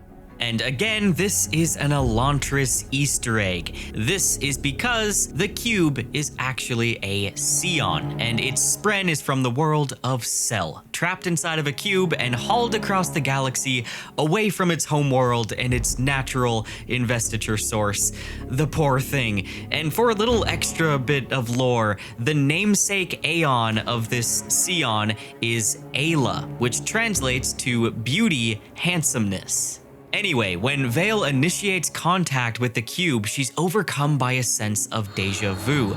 Memories of using a similar device in her childhood flicker at the edges of her awareness, but she quickly pushes them aside. She attempts to extract information from Mraize about the cube, but he brushes her off. And we also learn here that Mraize is still awaiting the spren that Shah Anat promised, though Shallan points out that she promised to send a spren, not that the spren will choose to bond with him. Mraize then tasks her to monitor some corrupted glory spren, and this confirms to Shallan that Beryl is the spy. Meanwhile, Adolin and the rest of the group approach the suspicious human caravan that's camped outside of Nameless, and eventually a man answers who speaks broken Alethi and makes it clear that they do not wish to talk. Adolin and Godeki conclude that they are Tukari, men from the kingdom ruled by the Mad Herald Ishar. This leaves them very troubled, and they decide to leave. Later, Shallan obsessively sketches the cube, convinced that someone has been moving it between uses. Pattern, disturbed by Shallan's deteriorating mental state, mentions that something else seems to be looking through her eyes at times. Vale takes over again to shield Shallan from her trauma. Arriving back at the barge, Adolin finds Nodum, the honor spren who once captained the ship Honor's Path that helped them in Oathbringer. Nodum warns Adolin that the Honor Spren will reject any diplomatic efforts. Their discussion then grows heated as they argue over the events of the Recreants, and when Adolin passionately speaks about Spren being treated fairly, Maya reacts positively. Nodum then reveals that he was exiled for helping them prior to the Battle of Thalen Field, and he's now been condemned to wander the land outside of lasting integrity. He's barred from entering, and despite this, Adolin's resolve only deepens. Switching over to Venli. Venli travels with Raboniel through the frozen mountains on their way to Urithiru, along with a strike team of Fused, including 30 Makai Im, or Deepest Ones, which are described in sinuous, almost serpentine terms. And along with these are 500 Stormform Singers. She studies the Deepest Ones closely, drawn to their mysterious nature and their ability to flow through stone, using their mastery of cohesion, a surge that she also shares. Noticing Venli's interest, Raboniel approaches and initiates a philosophical and strategic discussion. She probes Venli's loyalties, subtly acknowledging that Venli is likely spying for Leshwi, but she doesn't act on it. Instead, she invites Venli into a discussion about theology, power, and the fundamental nature of the surges. They debate whether Radiants who wield 2 surges are more powerful than the Fused who master only 1. Raboniel counters that true strength comes from mastery.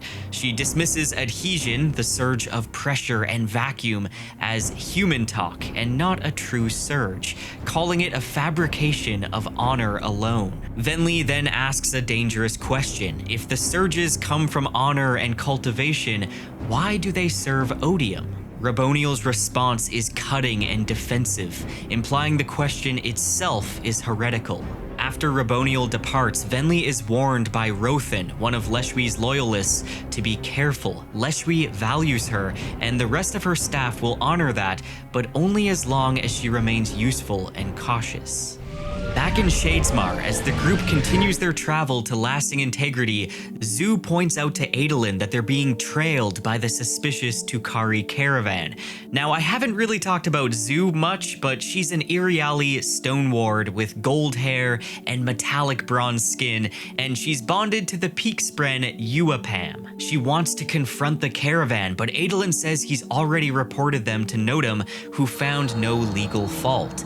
Now, Shalon, still operating as Vale, investigates Beryl, suspecting her to be the spy. She engages Beryl in a light-weaving lesson, but when Adolin arrives and wants to talk to Shalon privately, Vale takes over. He expresses concerns about how to convince the Honor Spren, and him and Vale talk about the need for something truly unexpected. Adolin also reveals that he's noticed something is wrong with Shalon, and Vale is relieved, but Shalon internally panics. A heartfelt conversation follows in which Vale tries to explain Shalon's trauma to Adolin and warns him that the root issue goes deeper. Adolin, undeterred, affirms his support and love, saying that Shalon doesn't have to do this alone. In a rare quiet moment, Kaladin puts Liren's advice into practice by organizing a support group for 7 patients from the tower's sanitarium, men who, like Norrell, suffer from battle trauma. The men gather on a balcony, warmed by mugs of tea, and slowly begin to open up about their pain, losses, and struggles. Hesina notes how powerful peer support is, despite the traditional advice from Ardents to discourage this kind of shared vulnerability. The squad is stronger than the individual, Kaladin said. You simply need to get them pointed in the right direction. Get them to lift the bridge together. Kaladin, however, grows uncomfortable when his mother expresses sympathy for his time as a slave. While he appreciates her care, he knows she doesn't truly understand. The kind of understanding can only come from others who've been through it, those who've stood in the same storm. Adolin gathers all the Radiants into a meeting, attempting to figure out how to convince the Honor Spren of lasting integrity to support the humans in the war effort. Unfortunately, the Stump shuts down every approach that he offers, but suggests that they find a way to appeal to the Spren's honor. After the group disperses, Radiant quietly interrogates Beryl again and concludes, backed by Vale, that she isn't the spy.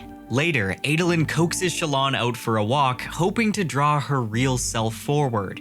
On their way, they see Nodum riding a brilliant white horse-like spren, and he bids them farewell and gives one last attempt to dissuade them from going to lasting integrity. Soon after, Adolin's efforts with Shallan are rewarded when they witness a star spren, a magnificent creature that inspires Shallan to begin sketching again. And as they share a quiet discussion, Shallan finally opens up a little bit to Adolin, who supports her. He then expresses deep vulnerability himself about Dalinar's expectations of him, how Dalinar wants him to be this imagined perfect child who is born better than he ever could be. The chapter closes on these two broken people trying in their own ways to see and support one another. The quiet moment doesn't last long. Arriving back at camp, Adolin packs up and helps Maya onto the saddle of Gallant, and then Felt arrives, bringing news that the Tukari caravan has veered away from following them, and Adolin suddenly realizes they were never following him. They were after Nodum. Adolin charges off, racing Gallant across Shadesmar with Maya behind him, leaving Radiant to rally the rest of the group. And when he arrives, it's a massacre. Nodum is being stabbed by a dozen Tukari, left for dead. Knowing Maya can't fight independently, Adolin tells her to stay back and charges in alone with a plain metal greatsword. He manages to disrupt the attackers and draw their focus, but eventually he's surrounded and run through the abdomen with a spear. And just as it looks like he might fall, Maya comes to his aid, sword in hand, and joins him in fighting back, performing the stances of their morning kata. Together they form a shield wall of two, Adolin's steel and Maya's defiance.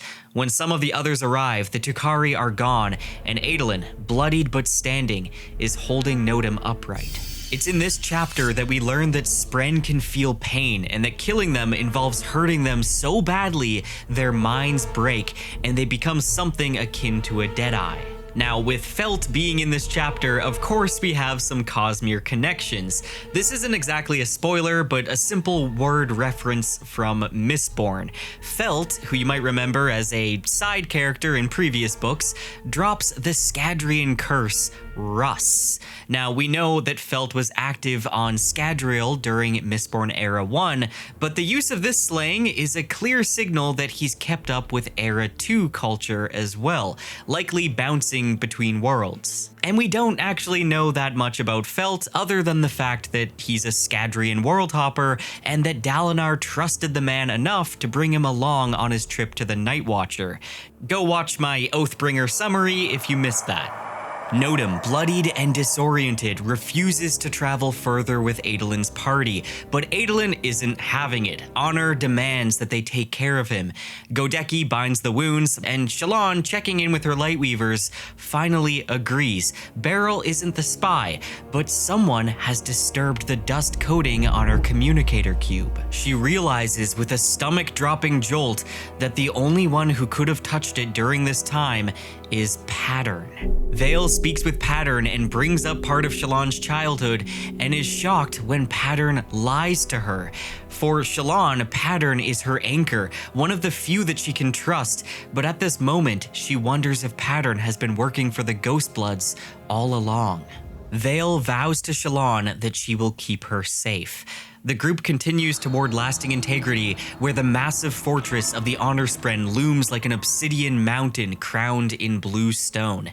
3 Honor Spren ride out to meet them, and they're utterly dismissive. Adolin invokes the Bondsmith and the one bonded to the Stormfather, thinking that it ought to carry some weight with the Honor Spren. He's brought the other Radiants as evidence that 4 other orders, not just the Windrunners, are forming bonds and standing together against their age-old enemy, and that Spren and men need their bonds of old. The Honor Spren are stubborn and tear up Dalinar and Yasna's letters without even reading them. They accuse humanity of genocide and demand the party leave. With no options left, Adolin makes a desperate move. He submits himself to their judgment, asking them to try him for the crimes of the Recreants. You've named us murderers, traitors. I reject this and vow to prove it. Take me as a representative of the Kholin House and the new government of Urithiru. I am a High Prince of Elithkar and the son of the Bondsmith. I will stand in the place of those humans whom you say betrayed you. You wish to reject us because of what they did. Prove through judgment that I deserve this treatment. Surprisingly, they accept on the condition that he comes in chains. Adolin enters the fortress with Shallan, Pattern, and Maya at his side, and with that, the real trial begins. Now, in this chapter, we get some interior art of the Honor Spren and lasting integrity, and the woman with the crown and sword is likely the very Spren that he spoke to, and of course, this image is annotated with Shallan's notes. Navani continues to juggle her overwhelming responsibilities as both queen and scholar in Urithiru. Her scholars let her test out the new version of the Lift Fabrial, which Tomar has designed in the form of a glove that uses conjoined rubies to provide lift and directional movement. The device is ingenious, though still unwieldy, pulling awkwardly on the shoulder and offering no clear method of descent. But nonetheless, it's a major breakthrough. They're interrupted by a soldier who says they've captured someone trying to replace the ruby in the spanreed, and that this person is one of the Windrunner's servants, Dabbid. A spanreed message arrives alerting Navani to an explosion elsewhere in the tower. Meanwhile, outside the tower, Venli's infiltration force, led by Raboniel, approaches Urithiru during an Everstorm. Though the outer security systems are partially disabled, the Fuse note that some spiritual protections from the sibling remain in place, meaning the sibling still lives, though they are asleep. The deepest ones are still able to bypass physical barriers by sliding directly through stone. They come across a patrol of soldiers in the tunnels below Urithiru and quickly kill them, though Venli struggles with these actions and feels guilt. Back inside the tower, Kaladin speaks with Lirin while building towers of blocks for little Erodin to knock over. Their discussion centers on the future of medicine and mental health, but then their quiet moment is interrupted when Teft enters, informing them that Dabbid has been missing for 3 days. Navani, arriving at the site of the mysterious explosion, is devastated to learn that it's killed 2 of her most talented scholars, Nem and Talna.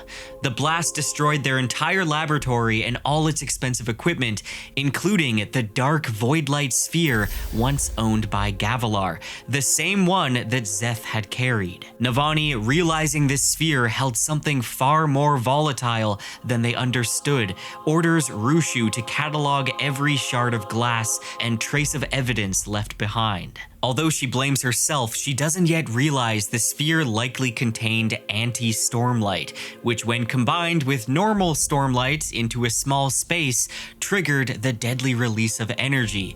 However, we don't learn about this anti-stormlight until later in Part 4. Meanwhile, in the depths beneath Urithiru, Venli walks among corpses of human soldiers and scholars, leading Raboniel and the invading Fused to the very heart of the tower's ancient defenses, the Crystal Pillar, the physical representation of the sibling. Raboniel touches it, and void light surges from her fingers into the crystal. While upstairs, Kaladin, Teft, and Rlain head to a wine house. The 3 discuss mental health, alienation, and shared trauma. Rlain speaks of his isolation within Bridge 4 and the pain of fighting his own people in the war, revealing just how deeply he's been scarred. Kaladin apologizes for desecrating the bodies of singers to create armor, and the conversation gently steers toward Kaladin's therapy groups. Teft and Rlain press him to start participating himself himself, not just facilitating, and eventually Kaladin agrees. He reflects on his weakness not as a flaw, but as the thing that allows him to understand and uplift others, truly beginning to internalize his first ideal. We then flash back to the caverns. Raboniel finishes her void light infusion of the crystal, successfully inverting the tower's defenses to turn them against the radiance. A change visibly ripples through the tower's central pillar, spreading through the embedded garnets that Navani had previously identified as part of the suppressor fabrial system. At that moment, alarms sound through the tower above. The invasion has begun. Venli watches with dread as Raboniel announces the order. Urithiru has fallen. Teft suddenly collapses, seizing violently, and at the same moment, Kaladin feels an immense weight press down on him. He shakes it off and checks on Teft. Fearing a stroke, Kaladin attempts to use a lashing to carry Teft, but it fails. Panic growing, he decides to take Teft to the Edge Dancer run clinic. On the way, Rlain notes that the rhythms are acting strangely, echoing those of the Everstorm. Upon reaching the clinic, they find the Edge Dancers unconscious. Kaladin realizes this suppression effect is impacting all radiance except him. Though gravitation fails, adhesion still works, and he uses it to carry Teft to his father's clinic, where many of the fallen radiants have gathered. And there, Syl returns to Kaladin, groggy and weakened, and confirms the presence of enemy forces. Rlain arrives with grim news. The fused are inside the tower and Spanreeds are down. Elsewhere, Navani goes to confront the one who stole the gem and is shocked to see that it is Dabid, the selectively mute Windrunner Squire who salutes her. Dabid makes it clear that he's not working with the enemy and directs her to the wall, pointing to a garnet vein. The Spanreed begins to write, saying the tower is under attack. Then the message continues. I am the sibling. I am the spren of this tower. The enemy. They are doing something to me. Before Navani can respond, Red, the Lightweaver accompanying her, collapses. Realizing they've lost control of communications, Navani quickly dispatches runners with defensive instructions, all while bringing Dabid to the map room, where she learns that he's been communicating with the sibling directly through the garnet strata embedded in the walls. Back in the clinic, Kaladin wrestles with the impulse to fight. He holds a scalpel, thinking of how it mirrors himself, a tool meant to heal, but just as capable of killing. As screams echo in the hallway, he tries to act, but finds himself frozen, gripped by anxiety and traumatic memories. His body fails him, and he collapses near the door, trembling. Syl comes back and comforts him, telling him that she can't stray far without losing herself.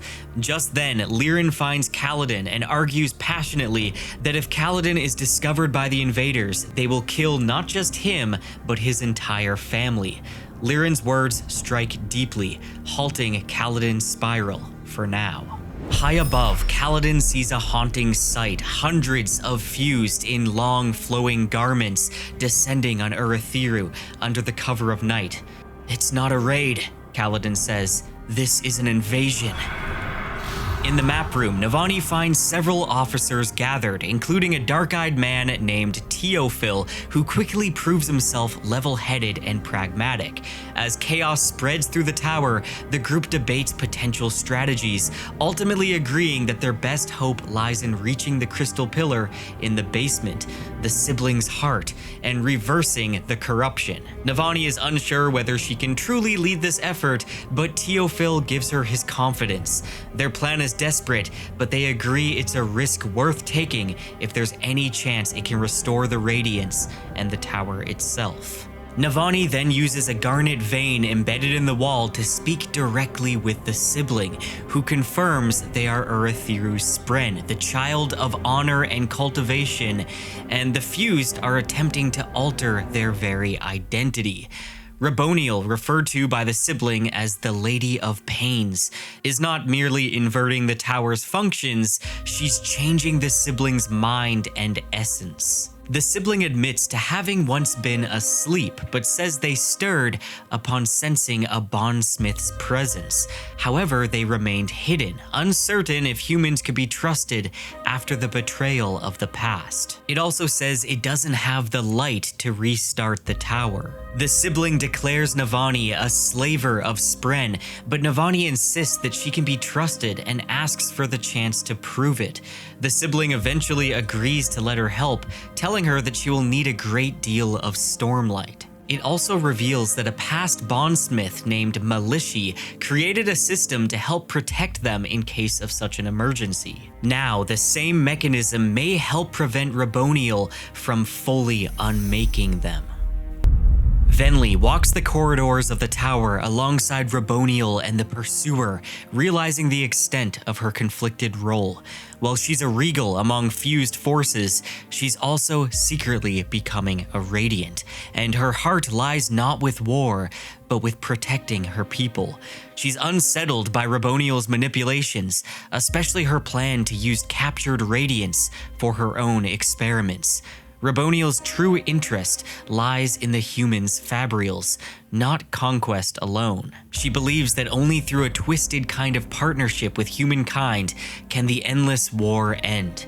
Her unsettling reverence for the power of knowledge marks her as far more dangerous than even the Pursuer, who she grants permission to continue his obsessive hunt for Kaladin Stormblessed. Switching to Navani's perspective brings us to the heart of the Resistance. She leads a strike team of soldiers and scholars following the strategic guidance of Teofil. The group enacts a daring ambush against Stormform Regals, using metal rods to ground their lightning and coordinated crossbow fire to eliminate the enemy. The plan works, though not without cost. The distraction requires some soldiers to sacrifice their lives to sell the retreat. The survivors move on toward the basement in hopes of reaching the Crystal Pillar. Meanwhile, Kaladin has chosen not to fight. He delivers blankets and rations to civilians huddled in fear as heating fabrials fail. But when confronted by a Regal who taunts and shoves him, Kaladin resists the urge to fight back, even though it nearly overcomes him. He draws on his old discipline as a slave, suppressing his instincts, aware that engaging would only put the civilians around him in greater danger. Now here we get some interior artwork done by Kelly King, and it depicts the sibling's heart, the gemstone pillar, and there's some annotations written around it in women's script, and I'll put a translation of this on the screen, but basically it just notes the different rooms and the suppressor device that was retrieved by Kaladin. Navani and her team follow the siblings' instructions to a secret room deep within Urithiru. There they discover an ancient hidden gemstone lock in the wall, and with little stormlight left, Navani turns to her Thalen Artifabrians for help. Though initially secretive, they eventually share their method of using specific sound frequencies to quickly transfer light, allowing the group to activate the hidden device. The wall opens up, revealing a chamber and a massive sapphire that must also be infused. As Navani's team begins the process, she communicates with the sibling, who reveals that Teofil and his soldiers are doomed, that the tower is being overwhelmed, and that a human with an honor blade, Moash, is operating the Oath Gates to bring in troops. Then the sibling says that something has happened to cause Raboniel to cease her efforts. Switching to Kaladin, who continues to quietly help civilians, but Syl leads him to Relaine, who's made a difficult decision. Knowing that he's trusted by neither humans or singers, Relaine chooses to embed himself among the invaders to act as a spy, and Kaladin respects his decision and affirms the trust they've built since Oathbringer. Now, Syl, meanwhile, has a rare moment of vulnerability, confessing that she fears everyone is leaving her. She tries to act cheerful for Kaladin's sake, but she feels the weight of what's happening. The sibling makes Navani aware that her men have fallen and the Pursuer is going to come after her next. As the scholars finish infusing the massive sapphire, the sibling triggers a hidden failsafe. A radiant blue shield forms around the pillar, locking Raboniel and the other fused out of its systems. Raboniel is stunned by the unexpected defense, and Ulim, the Void Spren, appears, revealing Navani's location, though referring to her as Queen Blackthorn, which I gotta say is kind of badass. Anyway, Raboniel, intrigued, decides not to kill Navani, but to capture her instead.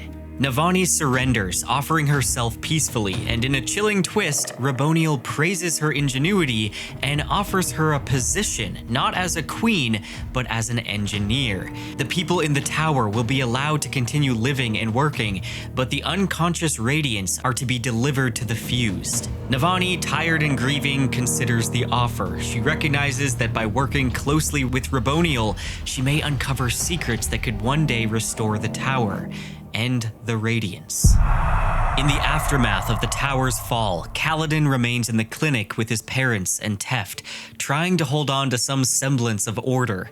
A servant turned messenger delivers the news that Navani has surrendered Urathiru. Singer law will now reign, and any resistance is forbidden. Lirin urges calm and submission, saying the fused rule doesn't have to be terrible, but Kaladin simmers with frustration. As the group heads back to their rooms, Kaladin and Lirin argue bitterly. Kaladin can't stomach his father's pacifism, while Lirin is horrified by his son's violent path and the toll that it's taken. Later, Syl warns Kaladin of a search party approaching. Stormform soldiers appear to collect the unconscious Radiants, but when they go to take Teft, Kaladin steps out and demands they leave him alone, and a brutal fight ensues. "I'm sorry, father," Kaladin thought, reaching for the scalpel in his boot. As the axe fell again, Kaladin let it bite him in the left shoulder, praying his Stormlight would hold. He rammed the scalpel into the side of the Regal's knee, directly between bits of carapace. The Regal screamed and stumbled. Kaladin's shoulder hurt like damnation, but he pushed through the pain and leaped to his feet. His Stormlight ran out as he rushed his enemy, toppling them again, but this time Kaladin fell with more care and dropped on top of the Regal. With the momentum of the fall, he rammed his scalpel into the creature's neck, right above its carapace gorget. The knife wasn't intended for battle, but it was sharpened to exactness. Kaladin twisted it and swiftly cut the carotid artery. Kaladin spares the second soldier who had shown fear and hesitation, but Lirin is shaken.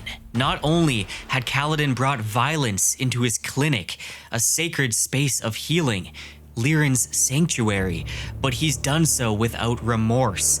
Lirin sees a monster where once there was a boy. Devastated, he tells Kaladin to leave, and carrying Teft, he obeys, physically whole, but spiritually wrecked. Interlude 4, Vyre.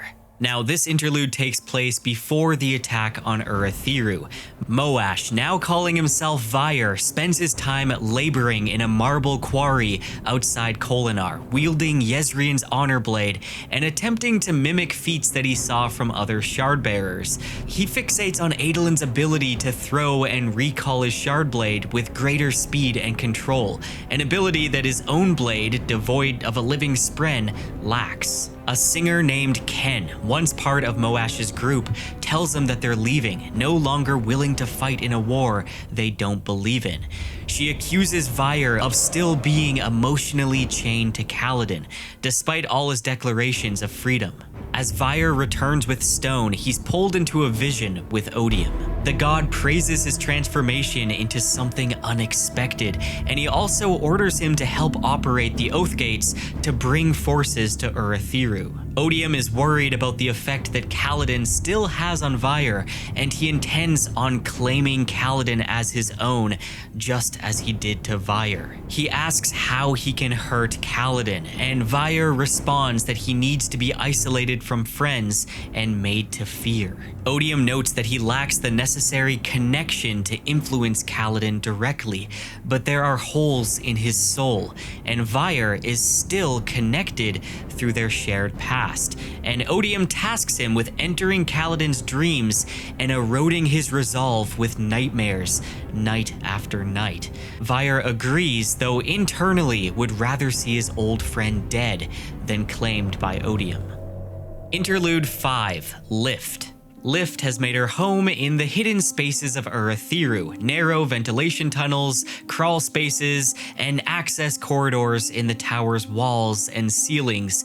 But she's changing. She's growing physically and emotionally, and it makes her angry. Her powers, her awesomeness, as she calls it, are acting strangely. She confesses to her spren Wendell that she once asked the Night Watcher not to grow up, but Wendell corrects her and says that it was actually cultivation, not the Night Watcher. Lift wanted to stay her mother's little girl and is heartbroken by the thought that her mother would never recognize her because she's grown. Wendell wraps around her to comfort her, but then suddenly realizes that something has happened to the tower. Lift's surges no longer work. Her spren cannot become a shard weapon. Then Lift hears commotion and investigates. A red chicken is being hunted by a green one. Lift rescues it, and when she tries healing it, she can't. She tries again, and after much effort, manages to heal its wounded wing, despite the tower-wide suppression of radiant abilities. The red chicken leads her through the tower until they come upon a corpse, an elderly Alethi man robbed and murdered, missing rings that had left tan lines on his fingers. Lift swears to remember him. But then the moment is broken. Maraise appears with the green chicken on his shoulder. Smiling, he tells Lift that he's always wanted an excuse to hunt her. Lift, taking the red chicken in her arms, runs. Now, this dead man in this chapter is actually a Cosmere Easter egg. This man is Gara, the palace steward with too many rings that's present in Navani's prologue. And yeah, the man is a world hopper. His red chicken is in fact an AVR, just like Maraise's. And if you don't know, AVR are magical birds that can share their powers with humans. And they come from First of the Sun, the planet from Sixth of the Dusk, which is a Cosmere novella that you can find in Arcanum Unbounded. And it's also the setting of the upcoming Isle of the Emberdark. Now, Gara is a terrace man, meaning that he likely came from planet Scadrial, and he's also a ferrochemist, using the multiple rings on his fingers as metal mines, which basically means that he can store up certain attributes like strength, speed, weight, memories, or mental fortitude, for example, and turn that attribute into investiture and store it within the metal mine, so he can then retrieve it at a later date. Now, Gara can also slightly alter his appearance by making himself seem as if he had the epicanthic folds that are common in many humans on Roshar. However, after his death, it's noted that his eyes changed back. The powers granted by this AVR are unknown mind abilities, and this intelligent bird is very loyal to the man and able to feel Gara's location from a distance. And we'll share some more details on this world hopper later in the video. Interlude 6, A Boon and a Curse. Taravangian waits in his storm wagon as the Everstorm looms, pondering whether Odium will call upon him to finally betray Dalinar and the Coalition. Today is one of his dumb days, and he laments his inability to act with the brilliance of the day he created the diagram. But he reflects that perhaps the real curse is not that he's unintelligent some days, but that he can never be both smart and compassionate at once. He gets out some of the sheets from the diagram and wonders why the diagram cannot see Renarin Kholin. Then Odium appears, drawing him into a vision, and as he rambles about his plans, Taravangian realizes that Odium also has failed because he had expected Dalinar to turn. The god of passion, too eager to gloat, inadvertently reveals his vast web of plans across Roshar, and Taravangian, seemingly too dull to be a threat, probes these plans for something he barely remembered from a previous vision, a dark patch of futures, a place that Odium cannot see. That patch hovers around the same name, Renarin Kholin, and now Taravangian's name lies inside that patch as well. He realizes everyone close to that boy has their future clouded. This makes him aware of two things. Odium is fallible, and Odium is afraid. Szeth and his sword Nightblood terrify the god. The terrifying revelation grants Taravangian a sliver of hope. Even gods can bleed. Even shards can fall. But even with that knowledge, Taravangian proceeds to send the order to betray Dalinar. And moments later, he's arrested. Now, throughout part 2, the epigraphs at the beginning of the chapters give us a rare direct look into the broader Cosmere. Like in the previous books, these epigraphs form a letter of correspondence between Hoid and another Cosmere figure. And this time, that Cosmere figure is Harmony. Now, this is kind of a Mistborn spoiler, so maybe skip ahead to... But Harmony is the combined shard of ruin and preservation. And here, Harmony is responding to Hoid's concerns about Odium. Harmony reflects on his limitations, the fractured state of the other shards, and the danger of Odium's intent to destroy rather than absorb his peers. We learn that the shard Mercy is troubling, Whimsy is unpredictable, and Valor is reasonable, while Harmony himself is seeking someone who can act on his behalf. A sword to both protect and to kill. Now, honestly, these epigraphs are a goldmine for Cosmere theorists, and they really emphasize that Roshar's battle is part of a much larger scale, a god-level chessboard. So make sure to pause if you want to read through the whole letter. Moving on to part 3, Songs of Home, covering chapters 44 to 72 and interludes 7 to 9.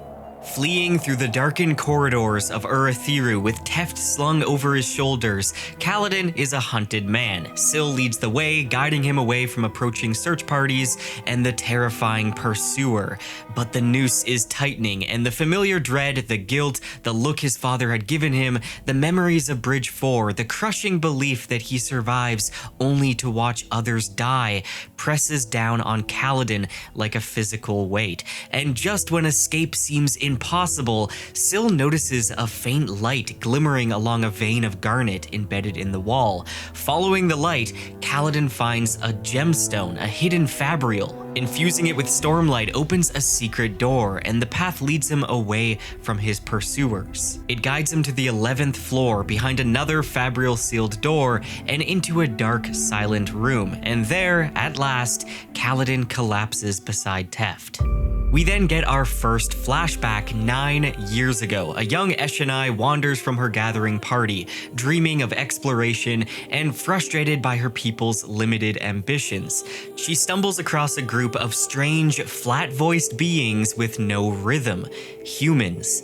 Back at camp, Venli trains with their mother Jaxlim, the keeper of songs, and the younger sister is proud of her skill and bitterly envious of Eshonai's freedom to explore. She believes the songs are not just to be remembered, but acted upon, and she believes she's discovered how to take a new form. By bonding a pain spren during a high storm, she thinks she can unlock war form. Her mother brings her to the Five to present her findings, but moments into her moment of glory, Venli is interrupted. Eshonai returns with a discovery that will change the world. Humanity has returned to the plains.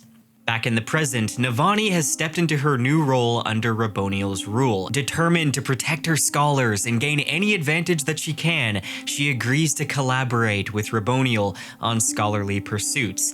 Their conversations are laced with subtext and manipulation, and Raboniel explains that soulcasters are ancient spren who willingly manifest into the physical realm, a sacrifice that void spren refuse to do.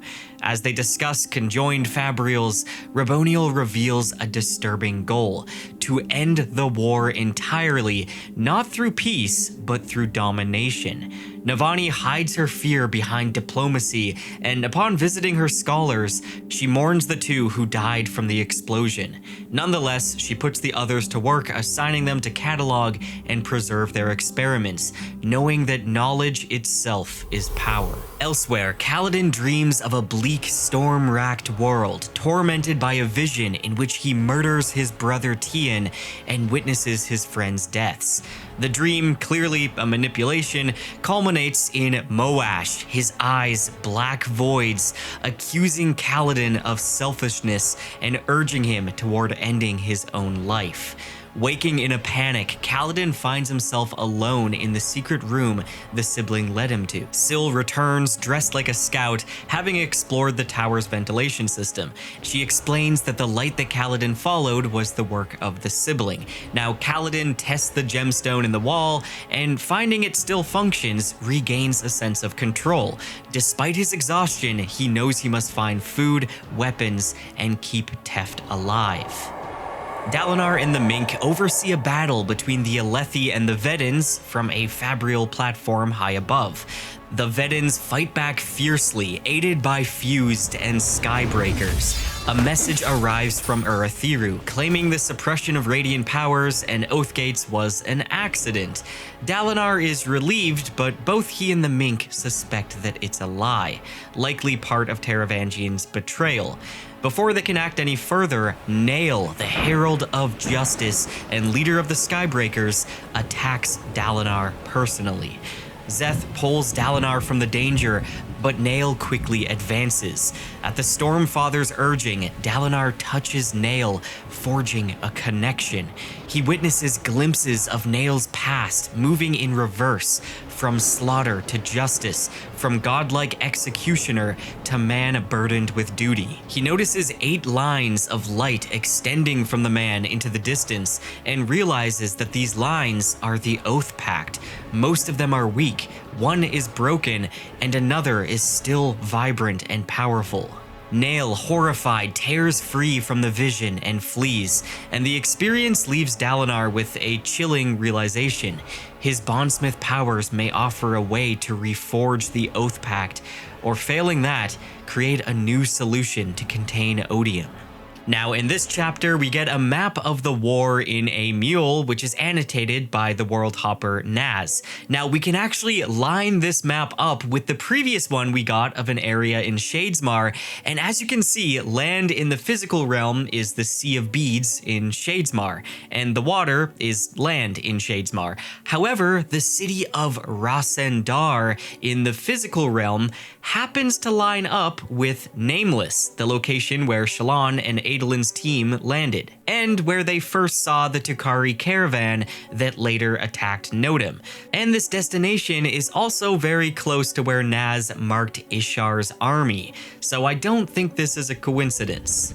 Flashback 9 years ago, Eshonai continues interacting with the humans, and she's puzzled why they don't have rhythms, and how they appear to be in all forms at all times, and that the humans have some of their own kind, the singers, that are in doll form and do not speak. Eshonai wants to learn from them, and at their request, she takes the group, including Gavilar, Dalinar, and a curious woman with many rings, out to the Shattered Plains. Now, the woman named Axindweth questions her closely about Windspren and asks if she's seen any Spren acting like humans, or if any have tried to speak with her. Clearly, she's fishing for more than casual information. Then, when a chasm fiend emerges, the humans are awed, and Eshonai feels pride at their reverence. Gavilar misinterprets her and assumes that the singers worship them. Later, the woman, Axindweth, becomes intensely interested in Eshonai's knife, a relic that was salvaged from ancient ruins. When Gavilar learns the knife came from the ruins of Stormseat or Narak, and that the singers have songs that mention radiance, he becomes fixated on their lore. Axindweth theorizes that Eshonai's knife must date back to the False Desolation. Before leaving, the humans gift Eshonai's family crates of modern steel weapons and express their intent to return, hoping to hear more of the singer's ancient songs. Now, as you may have guessed, we do have a Cosmere Easter egg related to the strange woman Axendweth. Just like Gara, she has many rings on her fingers. And yes, she too is a ferrochemist, using the rings as metal mines. Now, she's a terrace woman from Scadrial and is apparently working as a surgeon's assistant in the group that Gavilar brought with him. We'll see her later on as well, so I'll give more details then. Chapter 49. Navani maintains her ruse, keeping her scholars busy with harmless tasks while secretly communicating with the sibling. The sibling confirms Raboniel believes she's not yet awake, and that the Midnight Mother had told the Fused that the sibling has been dead for a long time. A deliberate deception. Now, Navani urges the sibling to trust her, and while reluctant because it doesn't want to become bonded to a human, the sibling admits there are 3 node points connected to their heart that must be protected. It explains they were wounded during the binding of Ba'ado Mishram, which caused them to lose their rhythm of their light and shut down the tower's defenses. The sibling tells her that she can sense 2 radiants in the tower that are still awake. One being Lift, who's awake because cultivation gave her the power to use light differently, but she's in a cage and surrounded with aluminum. The other is Kaladin, and she suspects that she can detect him because as a Windrunner, he is close to honor and to the surge of adhesion. Navani urges the sibling to contact him. Meanwhile, Kaladin and Syl navigate the tower to scavenge resources. Kaladin uses reverse lashings to unlock infused lanterns and retrieve Stormlight. And as Kaladin returns to Tef's hiding spot, a glowing vein in the wall guides him. Navani's voice comes through. They share information and form a plan. Kaladin will scout the Oath Gates and seek the siblings' nodes. Switching over to Dalinar, 2 days after defeating and imprisoning Taravangian, the leaders of the coalition meet to plan their next move. Reports from the tower indicate that the radiant powers were knocked out by a device that Taravangian had, one similar to the one that Kaladin found. Now, Dalinar knows that something is wrong. He doesn't know what it is, but he feels like they're playing into someone else's larger scheme. Yasna joins him and challenges his choice to step back from military strategy in favor of deepening his understanding as a bondsmith. Yasna then proposes to the coalition dismantling the Alethi monarchy in favor of a more stable government structure, modeled in part after Azir. Now, Dalinar is deeply tied to traditional ideas of honor, rulership, and legacy, and he doesn't like the idea. Wit, never far from drama, shows up and reminds them that Odium will only accept a contest of champions if he feels fear. Dalinar contemplates what a god could possibly fear and wonders if his bondsmith powers might be the key. "I would rather a complete victory than something that allows Odium to hedge his bets," Dalinar said. "Ah, delightful," Wit replied, holding up his palm and mimicking writing something down. "I'll just make a note that you'd like to win. Yes, how foolish of me not to realize that, Blackthorn. Total victory over a god who is currently holding your homeland and recently gained the allegiance of one of the strongest militaries on the planet. Shall I also have him bake you something sweet as an apology for this whole end-of-the-world mess?" "That will do, Wit. The baking thing is an actual tradition," Wit added. "I once visited a place where, if you lose a battle, your mother has to bake the other fellow something tasty. I rather liked those people. Pity you didn't remain with them longer," Dalinar said. "Ha, well, I didn't think it wise to stay around. After all, they were cannibals." Now Yasna begins questioning the battle plans in front of the generals and the assembled monarchs, and her intervention is clearly agitating High Prince Ruthar, and Dalinar realizes she's intentionally provoking him. Wit steps in and starts insulting him and reveals that High Prince Ruthar is abusive to his children. Now Ruthar erupts in outrage and demands trial by sword against Wit. Wit, springing the trap, chooses Yasna as his champion, knowing full well that Ruthar won't fight a woman. The High Prince throws down his sword and Yasna stabs him through the throat. She then calls for Renarin to heal the wound and announces Ruthar is to forfeit his title and the abolition of trial by sword. Dalinar is very unsettled by her ruthlessness, but she explains this was the only way to both end a barbaric tradition and demonstrate her strength as a queen. And as she leaves, Renarin quietly confesses to Dalinar that he's had another vision, and Dalinar promises they'll talk soon. Navani's strategy involves orchestrating chaos and reorganization as a form of silent resistance, but Raboniel sees through it, and she's amused rather than offended.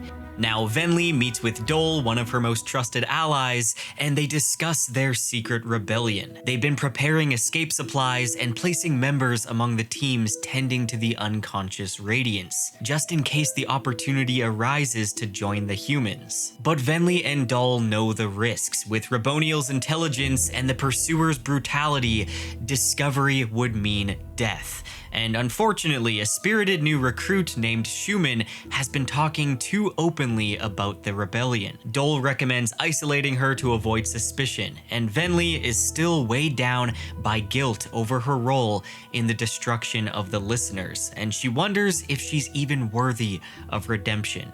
Tamber, pulsing softly, wants to know more about Venli's past, and so Venli begins to tell her story, beginning with the second arrival of the humans. And with this, we flash back 8.5 years ago. Venli sits with her mother, Jaxlim, and Jaxlim, the trusted memory keeper of their people, has begun forgetting lines of the ancient songs. And it's clear she's suffering from some type of Alzheimer's condition. Now, when the humans arrive for their second visit, Venli recites the ancient songs for them, and she grows increasingly frustrated as the humans interrupt her constantly, not out of reverence, but to dig for secrets, references to investiture, ancient powers, the radiance, or forms of power, and her resentment begins to simmer because she's treated less like a respected scholar and more like a source of exploitable knowledge. Venli, seeking solitude, walks to the edge of the plains, and she's approached by a strange woman, Axendweth. Now, surprisingly, this woman speaks fluent listener tongue, and she tempts Venli with doubt about the wisdom of clinging to tradition. She says she was sent to search out someone like Venli, someone who remembers what their people used to be, someone who wants to restore the glory that they've lost. She hints at the possibility that listeners could wield forms of power once more, forms that could even heal her fading mother. Before leaving, Axendweth hands Venli a blood-red gemstone and instructs her to break it during the next high storm. Now, as for Cosmere Easter eggs here, I believe that Axendweth is likely storing connection in one of her metal mines, and this is how she's able to speak to Venli in her own tongue. It's clear this woman is on some type of mission of her own, possibly something Gavilar doesn't even know about. We don't really know if she's working for Thadakar or some other mysterious group, and it's unclear what her goals exactly are, but evidently she's manipulating Venli.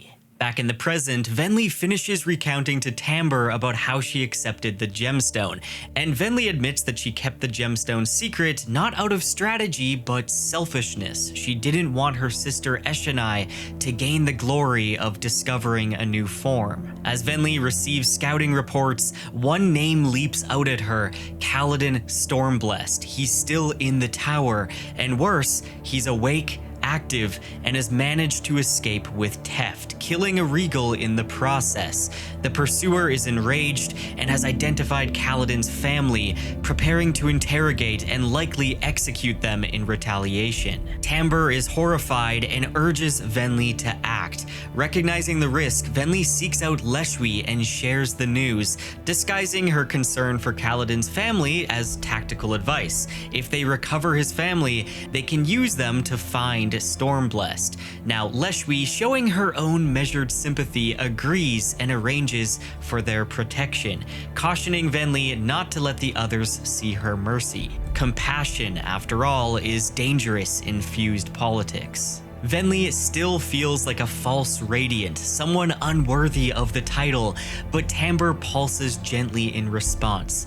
Perhaps, but today was a step in the right direction. The interior art for this chapter is Shallan's sketches of Reachers, or Lightspren, and here it reveals how they appear in the physical realm as a ball of white pulsing fire that leaves a glowing comet-like trail, and in Shadesmar they appear as bronze-skinned humanoid beings with no need for food or exercise. These are the Spren whose bond makes a will shaper, granting access to the surges of transportation and cohesion. In chapter 54, Dalinar spends time with Gavinor, trying to be the kind of grandfather and father that he wasn't able to be in his younger years. Gavinor clutches a wooden sword as they play, and the conversation turns unexpectedly dark as the boy reflects on his parents' deaths. Dalinar tells him that his father was brave and that his mother wasn't evil, merely misled by darker forces. It's clear that Gavinor is already internalizing guilt and trauma,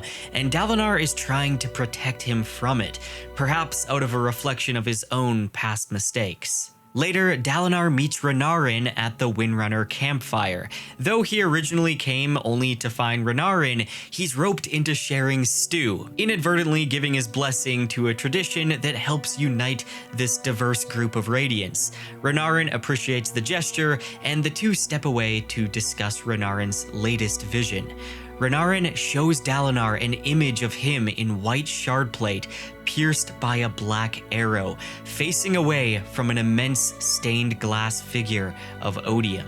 Renarin interprets it as symbolic of Odium's strategy to delay the contest of champions indefinitely, offering constant distractions rather than direct confrontation. Renarin's ability to see these visions interferes with Odium's own future sight, something that feels like both a blessing and a curse to Renarin. He sees himself as the blackness marring the vision, warping both Odium's and Dalinar's path. Now, Dalinar, however, affirms that Renarin is not a curse, but a different kind of Radiant, and that his gifts should not be hidden. Now, Renarin and his Spren Gliss want to know if more Radiants can bond corrupted Spren, and Dalinar is cautious, still wary of Shah Anat, but he acknowledges the question deserves thought. Renarin believes that R'lain should be a potential candidate. Dalinar offers Renarin something that he rarely has: understanding, acceptance, and love. And despite seeing the future become dust around him, Renarin feels comforted. As Kaladin takes care of Teft, Syl, who's usually upbeat, is feeling very gloomy, and she reflects on Reladar, her long-dead knight, and she reveals that she's only now truly grieving his loss. Kaladin, in turn, opens up about his own grief and depression, and how reminders of Tien could derail an entire day for him. They're interrupted by Dabbid, who is sent by the sibling with broth. Kaladin teaches Dabbid how to feed Teft and leaves him behind. He then investigates the Oath Gates, using adhesion to climb down the outside of the tower in a very tense and dangerous maneuver. He sees a burst of void light from the Oath Gate, proof that the fused are using void light fabrials. Kaladin realizes they must be using void light powered span reeds to communicate, and that insight sparks a new goal: to steal a span reed and bring it to Navani, who desperately needs information on how void light fabrials work. Venli and her followers care to the unconscious Radiants while secretly gathering supplies for an escape. They discover signs of starvation among the Radiants, and Venli summons Lirin, hoping that Kaladin's father can help while remaining unnoticed by the pursuer. Later on, she's summoned to consult with several of the deepest ones, and this group of fused are in search of the hidden nodes that power the siblings' defenses. They typically use secret Spren to detect fabrial activity, and these are the same Spren that made it so dangerous to use span reeds back in Oathbringer, but they're rendered useless by the presence of the tower being a massive fabrial itself. They ask Venli where she thinks the nodes could be located, and she inadvertently gives them a clue as to where one might be. Now, Venli is informed that another listener has been found. Relaine still lives. Flashback 8.5 years ago, Eshonai longs to learn more from the Alethi and to travel with them, and when she sneaks out to observe the humans, she encounters Dalinar, who's standing alone with his shard blade buried in the stone. Now, this is a very sad Dalinar, who's letting his depression over the rift and Evie bubble to the surface. They quietly speak together, and Dalinar warns her against his brother Gavilar, hinting at a dangerous ambition and hunger for what the listeners have. Meanwhile, Venli sits with her family in the storm shelter, anxious and envious. While her sister gains admiration for her discoveries, Venli clutches the glowing red gemstone given to her by that strange human. You wish to take this step. This was him, the Spren of High Storms, the Rider of Storms. The songs called him a traitor. You have spent so long as children of no god. The rhythm said to her. You would make this choice for all of your people. My people need forms, she shouted up toward the vast entity. This is more than forms. This power changes mortals. Power? You served our enemies, she called to the sky. How can I trust what you say? Yet you trust the gift of one of those enemies. Regardless, I serve no one, not man or singer. I simply am. Farewell, child of the plains, child of Odium. Despite fear and a warning from the Stormfather himself, Venli steps out into the high storm and shatters the gem. What she releases is a void spren, bizarrely human in shape, sarcastic and unsettling. He refers to Shadesmar, speaks of new storms, and claims that he will live inside her. When Venli returns to the shelter, claiming she was attempting to gain war form, Eshonai is unsettled. Venli struggles to attune the rhythms, managing it only after a few tries. Her posture, her unnerving grin, and confidence, something is off. Eshonai senses a change, but can't yet name it. Kaladin infiltrates an area on the 3rd floor. Syl reports that ahead is a central spanreed hub. She disguises herself as a super annoyed void spren to draw the guards away, and Kaladin, low on Stormlight, finds a narrow ventilation shaft and painstakingly climbs through it using adhesion-enhanced handholds. Eventually, he emerges above the room housing the spanreeds.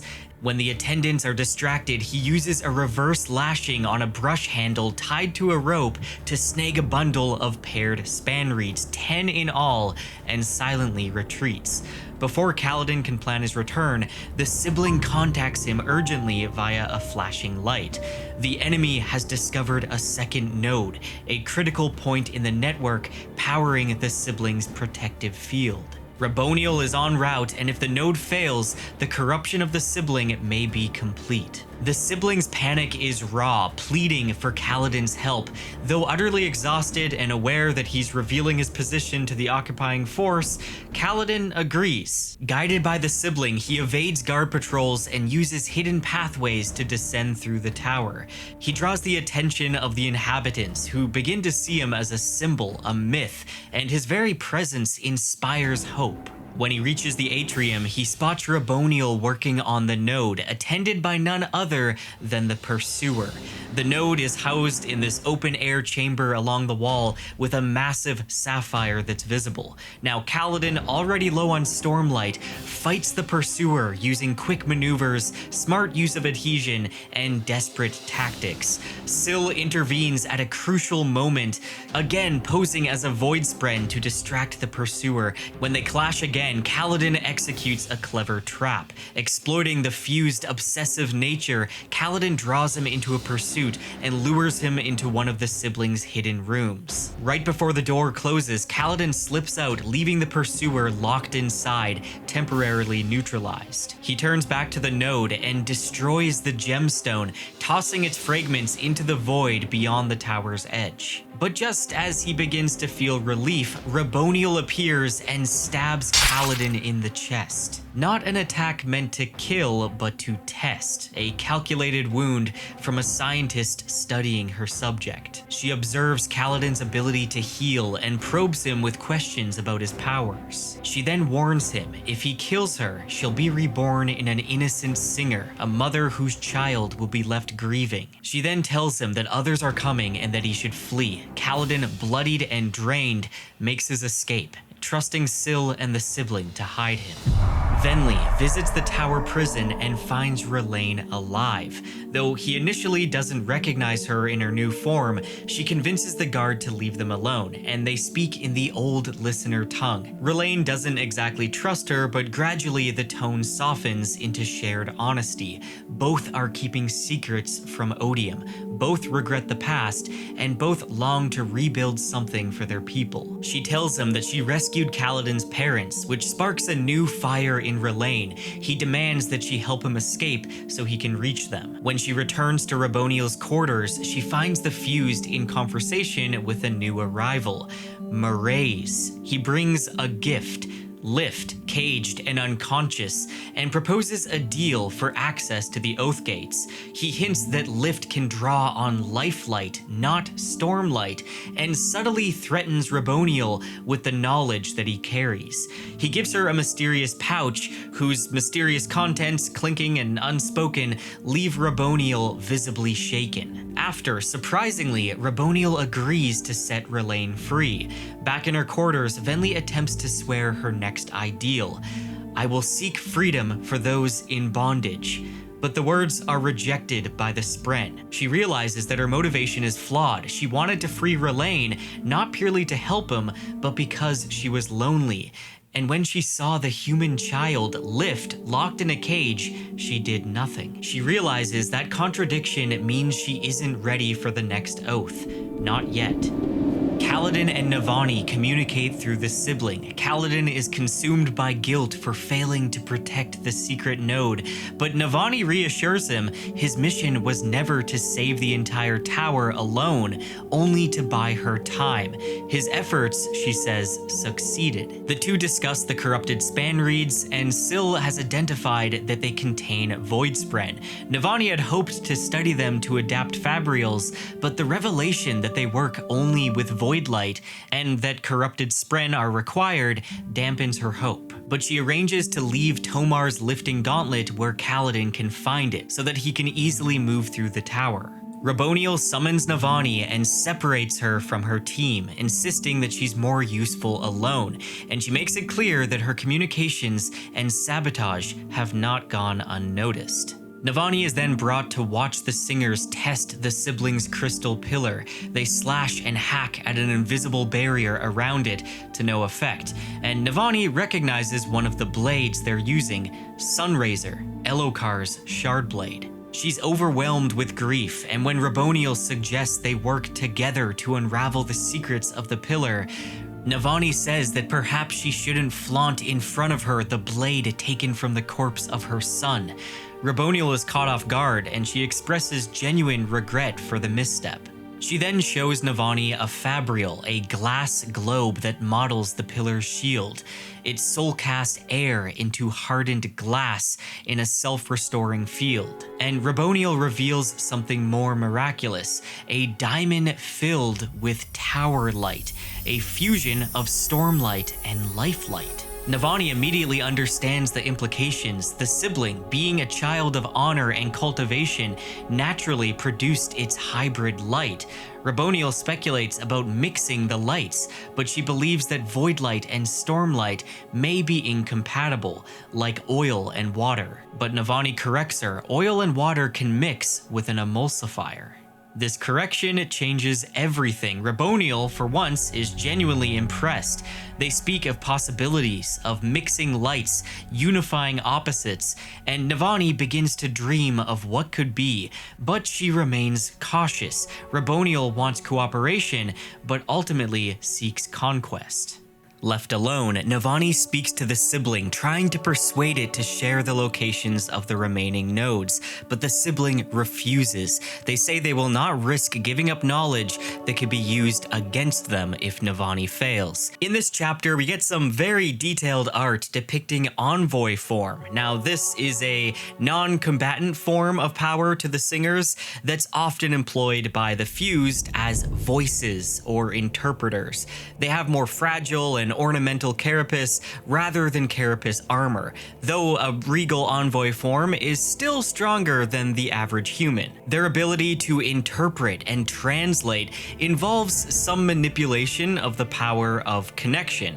After hearing several sentences in an unknown language, the words blur in their mind before shifting into something understandable, and they gain the ability to speak and understand that language. In a flashback from 8 years ago, Eshonai and Venli meet with the Five, the ruling elders of their family.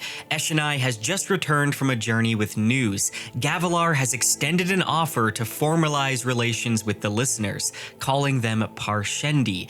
She hopes to use this opportunity to unify the scattered listener families into a true nation. The Five agree to consider her proposal, but are clearly dismissive of its urgency. Meanwhile, Venli presents a topaz gemstone with a captured painspren inside, proof that she has rediscovered the secret of creating new forms. She proposes using it to try war form. Later, Eshonai finds their mother, Jaxlim, disoriented and wandering. Her dementia-like symptoms are getting worse, and while she briefly regains lucidity, she acknowledges that her mind is crumbling. Now, Venli returns and suggests that war form might help heal their mother's mind, as different forms alter physical and mental states. Eshonai is excited about this, but she's still very unsettled by the strange, almost violent rhythm that Venli hums. In the aftermath of another night plagued by nightmares, Kaladin awakens to find Syl at his side, and Syl reveals that she asked Dalinar to help her understand Kaladin better, but Dalinar couldn't connect her to him directly, but he did help her recover memories of her past Radiant. And for the first time in centuries, Syl feels strong grief, and through it, growth. Kaladin and Syl agree to be honest with each other when they feel themselves sinking. Now, Dabid arrives with the fabrial glove that Navani sent, designed to help Kaladin ascend and descend the tower in the absence of his surges. With the instructions from Navani through the sibling, Kaladin replaces the gem housings in the shaft with rubies infused with void light, enabling the fabrial to function within the tower's suppression field. Now, despite some painful trial and error, including smashing his hand into a wall, Kaladin learns to operate the glove and begins to practice. Moving to the POV of Yasna. Yasna steps onto the battlefield, donning her shard plate, but doling it to mask her identity and striving to understand war not through scholarship, but direct experience. Despite her skill in logic and command, she quickly discovers the terrifying enormity of a real army. 40,000 singers become an overwhelming, faceless tide. Her intellectual resolve to fight without surge binding falters as a formidable fused, one of the progression-enhanced, magnified ones, nearly defeats her using weaponized carapace. Yasna is forced to soulcast the air to oil and ignite it, engulfing the battlefield in fire to survive. Though victorious, she loses several guards and is chastised by an edge dancer medic for endangering more lives than she saves. Later, Wit brings her fruit and offers not only comfort but insight, chiding her idealism and reminding her that fairness is a myth in war, that she should use the powers she has rather than measure herself by impossible standards. They then share an honest discussion and even talk about what battle might look like in the future when powers grow more deadly.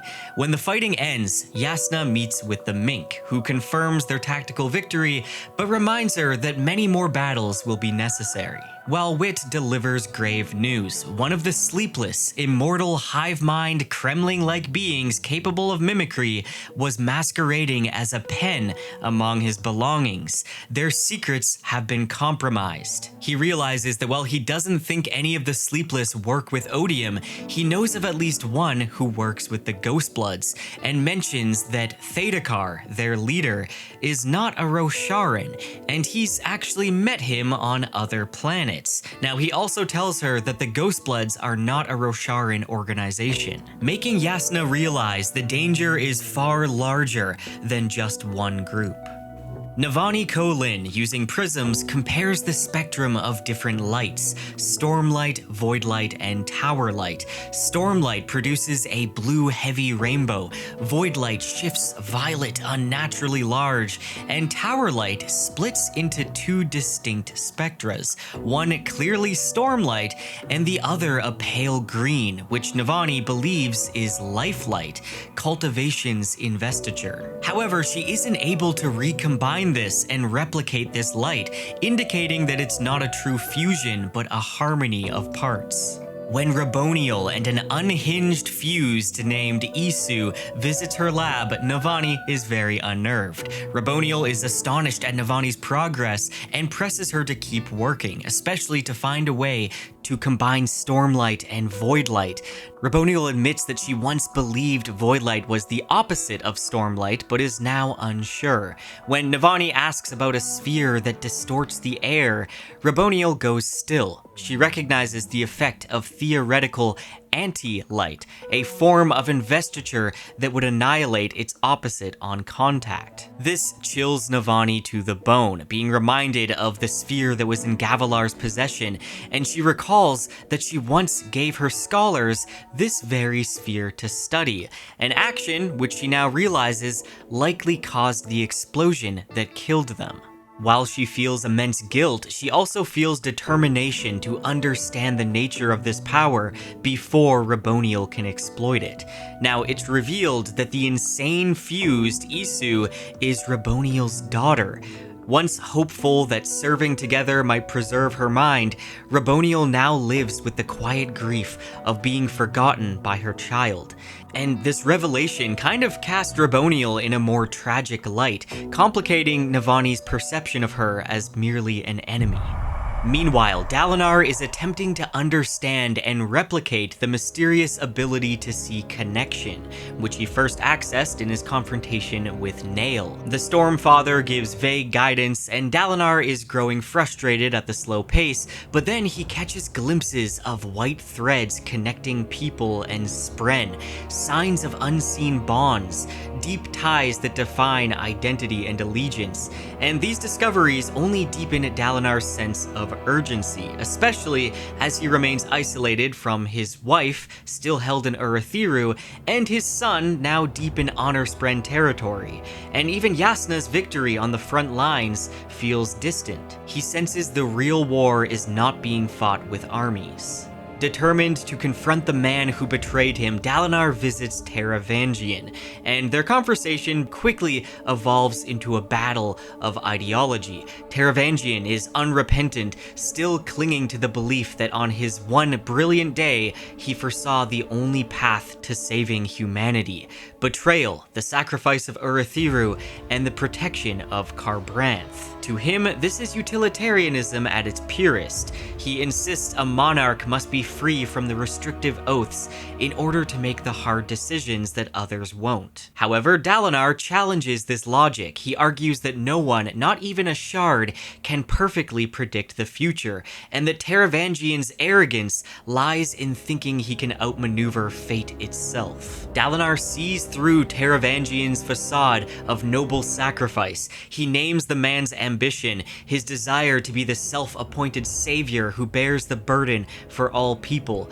and in truth, Dalinar says Taravangian simply likes power. He also scorns Taravangian's claim that life before death applies to his actions of saving as many as he could, telling him not to defile Radiant oaths with such excuses. Their discussion ends unresolved. Taravangian maintains his conviction that victory is impossible and praises himself for the sacrifices he made in service of a doomed world. Dalinar counters with his own conviction that he will win, and when he does, he wants Taravangian alive to witness it so he can see that his diagram was flawed and that his sacrifices were in vain. Dalinar leaves the room, but not before Szeth, ever silent, offers a rare and ominous comment.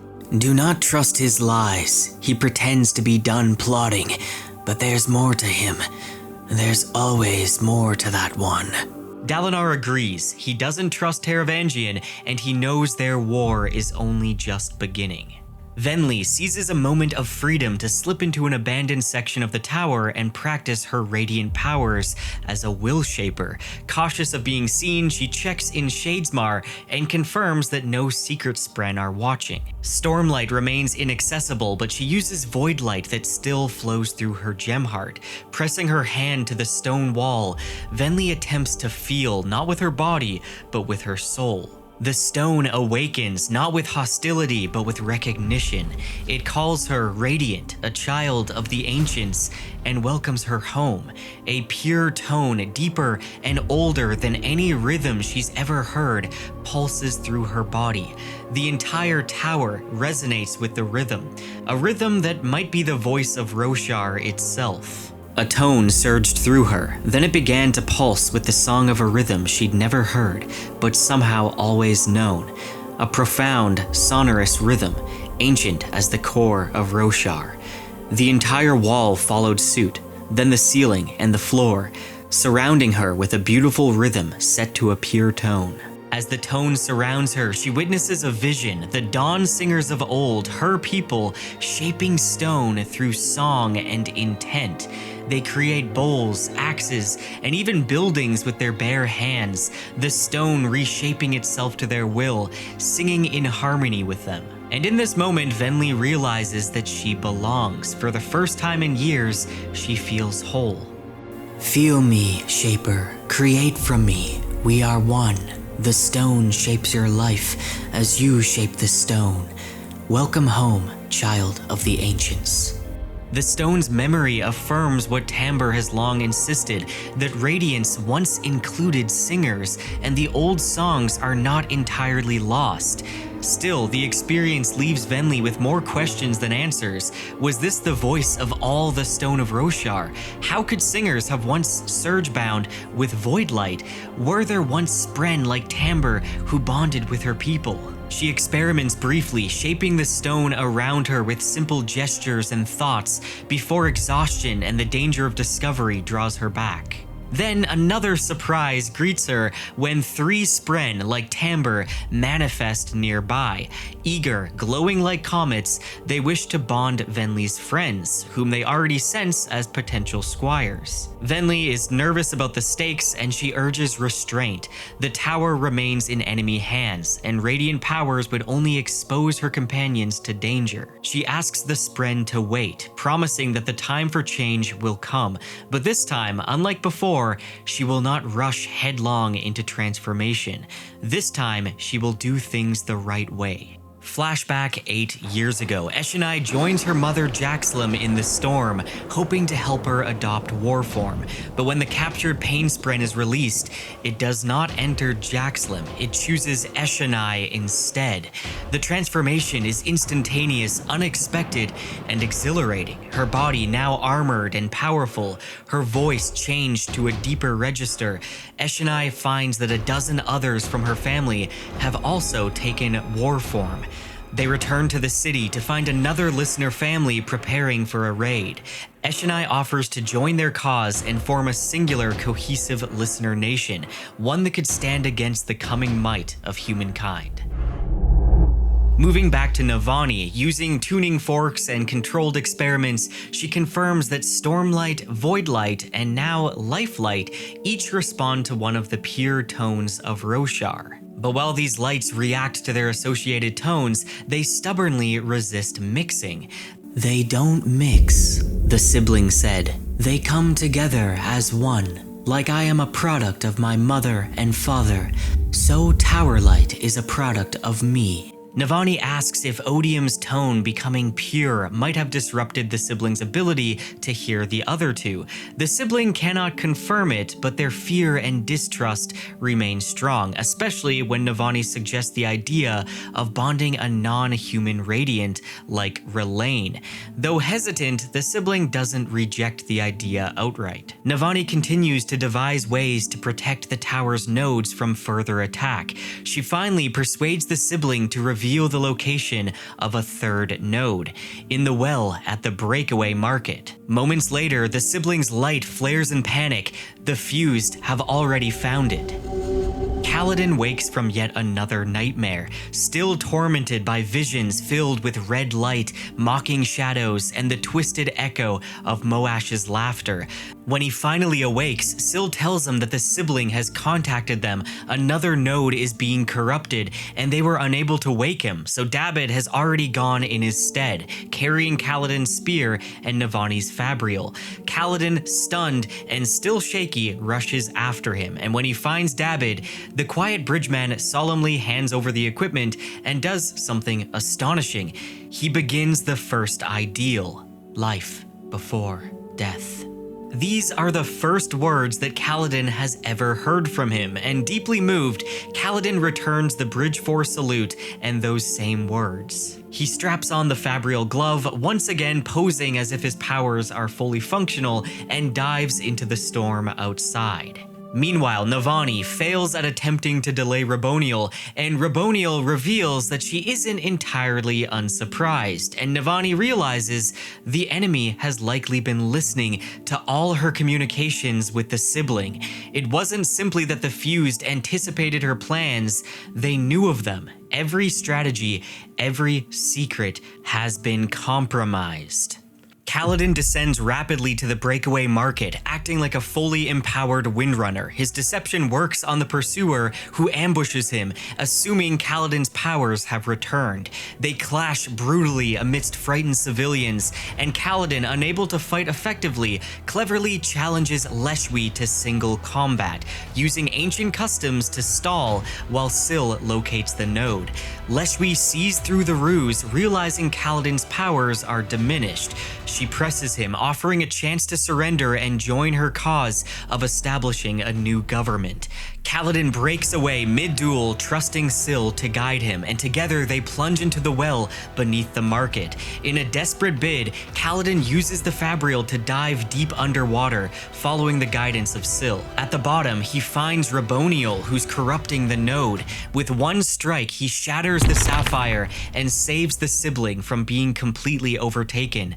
But it comes at a cost. As Syl escapes, Kaladin is trapped. The lid to the well seals above him. Alone and wounded, unable to draw stormlight effectively, he follows the flow of water through the pipes, barely surviving as he's dragged into the tower's reservoir. Eventually, he emerges near the ground floor, physically wrecked and emotionally exhausted. And when guards appear, the only escape is outward. He hurls himself out of the tower and into the high storm raging outside. Today, Kaladin reached the winds, and like everything else today, they tried their best to kill him. Far to the west, in Lackey, Dalinar grows increasingly uneasy. Though he's received letters from Navani containing all the right codes, her voice, her essence is missing. Something is wrong at Urithiru. The Stormfather, unexpectedly cooperative, offers Dalinar a chance to ride the high storm and see for himself. Merged with the storm, Dalinar experiences Roshar as the Stormfather does. Wild, vast, alive. He sees villages devastated by the Everstorm, and two men caught in the path of destruction. He pleads with the Stormfather to save them, but the Spren refuses. He is not mercy, he is the storm. Now this becomes a philosophical clash. Dalinar calls the Stormfather a coward, demanding he change, that he embrace compassion. And the Stormfather actually recoils, feeling wounded by the rebuke.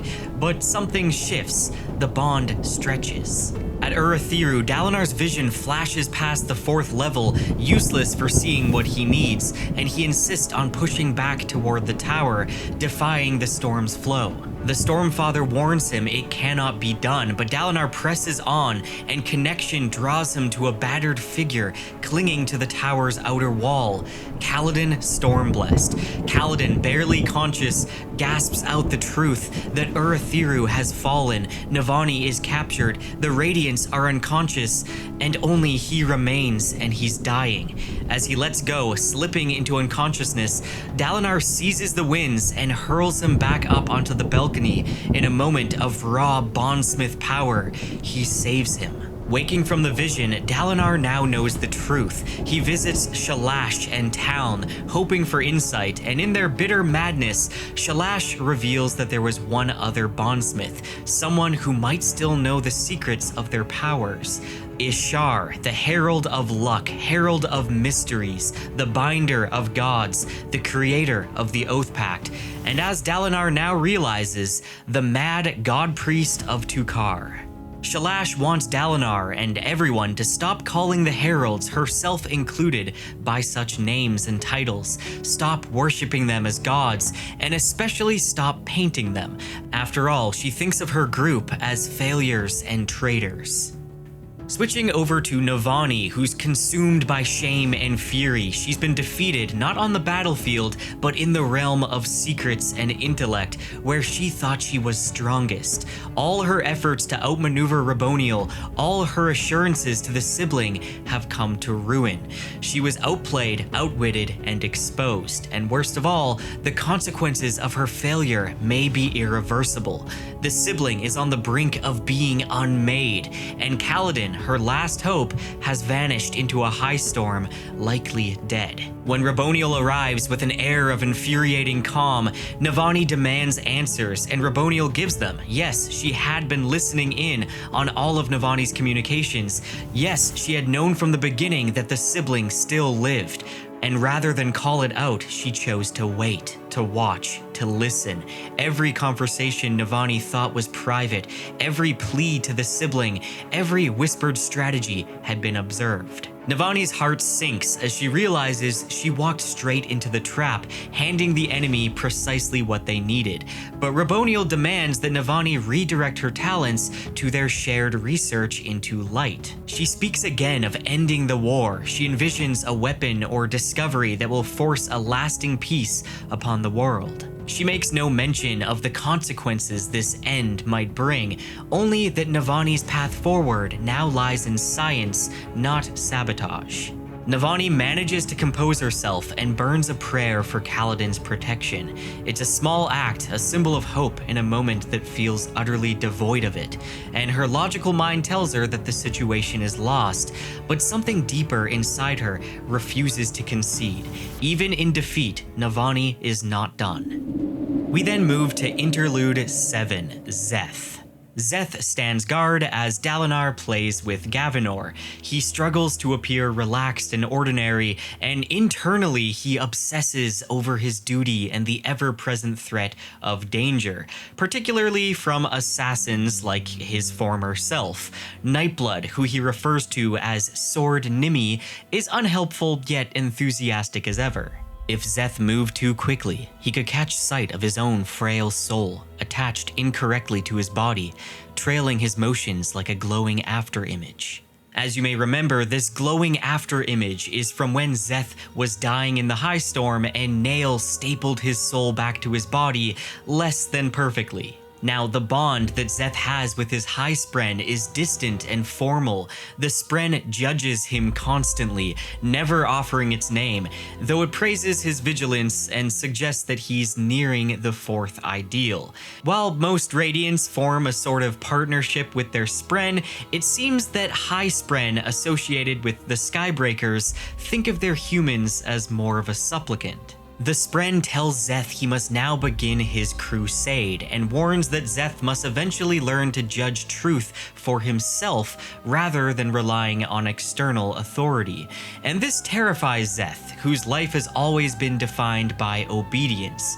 He contemplates returning to Shinovar to confront the leaders who named him truthless, convinced they are false. His reflections reveal that his family, including his father, a gentle shepherd turned honor blade Torchbearer was given to the Blades, and he wonders whether they knew the truth and still betrayed him. Szeth sees himself as forever tainted, and the idea of becoming the Law unnerves him. His brooding is interrupted by a messenger reading Taravangian's list of requests. One item, a round stone with quartz inclusions, matches the description of Szeth's Oathstone. Szeth sees this as a likely plot to kill Dalinar, an event he must absolutely prevent. Now in this interlude, we get some art from Shallan's notebook depicting the High Spren, which reads, High Spren are enigmatic beings in the best of circumstances. In Shadesmar, their forms are as solid as any of the other Spren, although they appear as human-shaped holes in reality, spaces that look out into unfamiliar starry skies. When they move, the stars do not move with them. Watching these beings walk is like looking through a moving window into an alternate reality. Distinguishing individual High Spren is incredibly difficult, unless they happen to have a distinct silhouette. High Spren seem to have no difficulty in identifying one another. In the physical realm, they appear as a tear or hole hanging in the air. Interlude 8, Chiri Chiri. Chiri Chiri, now much larger and more intelligent following the events of the novella Dawnshard, lounges in Ryssen's cabin aboard the ship. She reflects on how much she's grown, both physically and mentally, and listens to discussions between Ryssen and her mentor, Vistim. The two discuss the Dawnshard, with Vistim expressing disbelief and concern at what Ryssen has become. Chiri Chiri strains to make sense of the flappy, wet noises of human speech, and is especially attuned when the word Dawnshard is spoken with reverence and alarm. Suddenly, Chiri Chiri senses a deep, ancient rhythm pulsing through the planet, a warning, a call to action. She resolves to learn to communicate, understanding that danger is coming and that she must do more. When Ryssen mentions needing food, Chiri Chiri tries to mimic the words and shocks her companion with a halting but intelligible phrase, Ryssen eat food. Ryssen is completely astonished, and she thinks about the immense implications this has for their future partnership. Interlude 9, The Sword. Taravangian wakes on a particularly dumb day. He rereads the notes written by his smarter self, including repeated reminders not to involve Dalinar. The notes center around preparing for a meeting with Szeth should the opportunity arise. Despite his diminished state, Taravangian copies the instructions into a notebook, knowing his smarter self believed them to be crucial. Now, Renarin visits him unexpectedly, offering compassion and a belief that even those lost in darkness can return, offering a chance for Taravangian to work with them. Taravangian actually feels deeply moved by this, but he doesn't respond, and Renarin leaves, promising to return if his visions reveal anything useful. Then Szeth enters, disguised as a guard. He demands to know why Taravangian requested an Oathstone, and Taravangian abandons his notes and urgently asks if Szeth brought Nightblood. He explains that Odium fears the sword and insists that it should be given to Dalinar, but Szeth refuses. He also drops news that Szeth's father is dead. Szeth sees only more manipulation and walks away, and Taravangian is left with regret. He knows he crossed a line long ago, and while he once claimed to walk a path no one else would, he now wonders if he's simply become lost. Now, as for the epigraphs in part 3, all of these are excerpts from Navani and Raboniel's collaborative notebook, the in-world book called Rhythm of War. Now, they document their joint research on light, rhythms, anti-investiture, and hybrid tones, and the tone shifts between Navani's hopeful, methodical voice and Raboniel's ancient, emotionally conflicted perspective.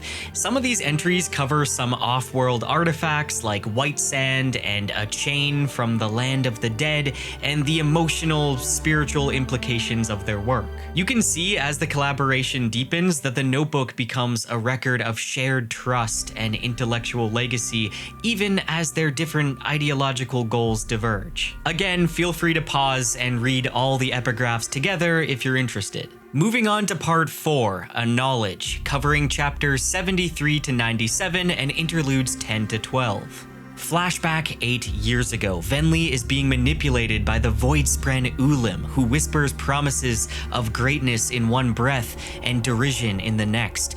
Venli basks in the rhythms of odium, convinced they mark her as chosen and unique, yet fleeting doubts seem to plague her. Ulim presses her to escalate their plans. He mocks how little she knows and explains how odium's forces were stuck on Braze, unable to return because of Taln, when the Unmade decided to start a war without them. The singers once received forms of power from the Unmade Ba'ado Mishram, who connected herself to all singers, becoming a little god to them. But when the humans captured her, the singers were spiritually mutilated, reduced to slave form. The loss cut off part of their identity, connection, and sapience.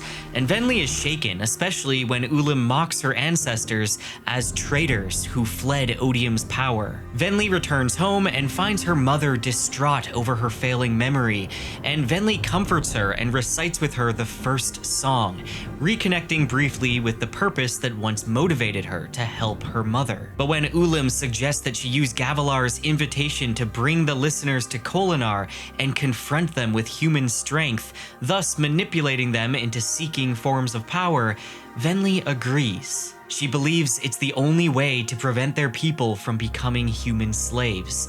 In reality, she's setting the stage for the Everstorm and the return of the Fused. Now in this chapter, we get some art that is another of Naz's research projects for Chris. If you followed my summaries, you know both of them are world hoppers. Naz is the guy who drew most of the maps that we see, and Chris is the one who puts together the Ars Arcanum at the end of each book. Now, what's really fascinating is that the glyph for Roshar can be separated into glyphs that essentially translate as Stormlight, Lifelight, and Voidlight. We also see more of Naz's personality here and some interesting details on calligraphy.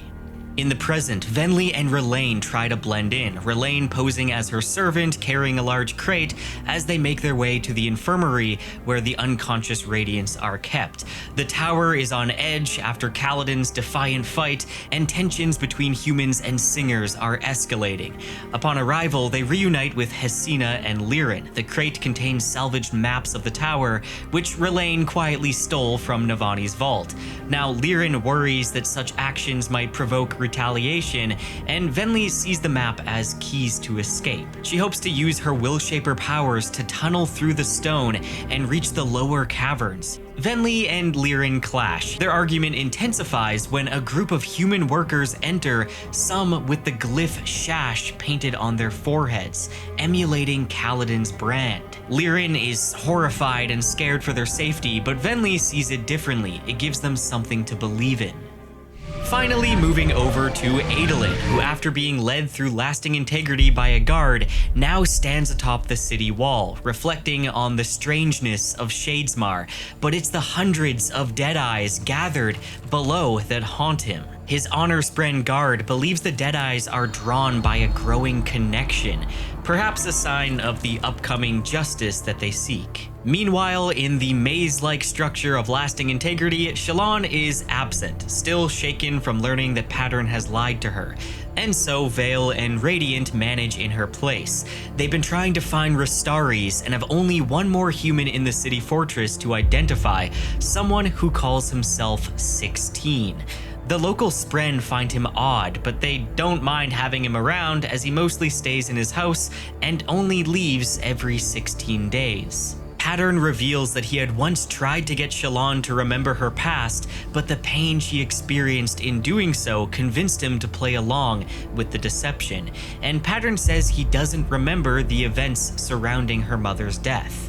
Pattern had feared for his life, but still volunteered to bond her, believing the war ahead required unity between humans and Spren, even if it cost him his life. He hoped his action would make other cryptics join and bond more Radiants. Radiant asks if he lied and if he spied for others, and Pattern apologizes, admitting he brought someone for Shallan to meet and introduces her to a Deadeye cryptic.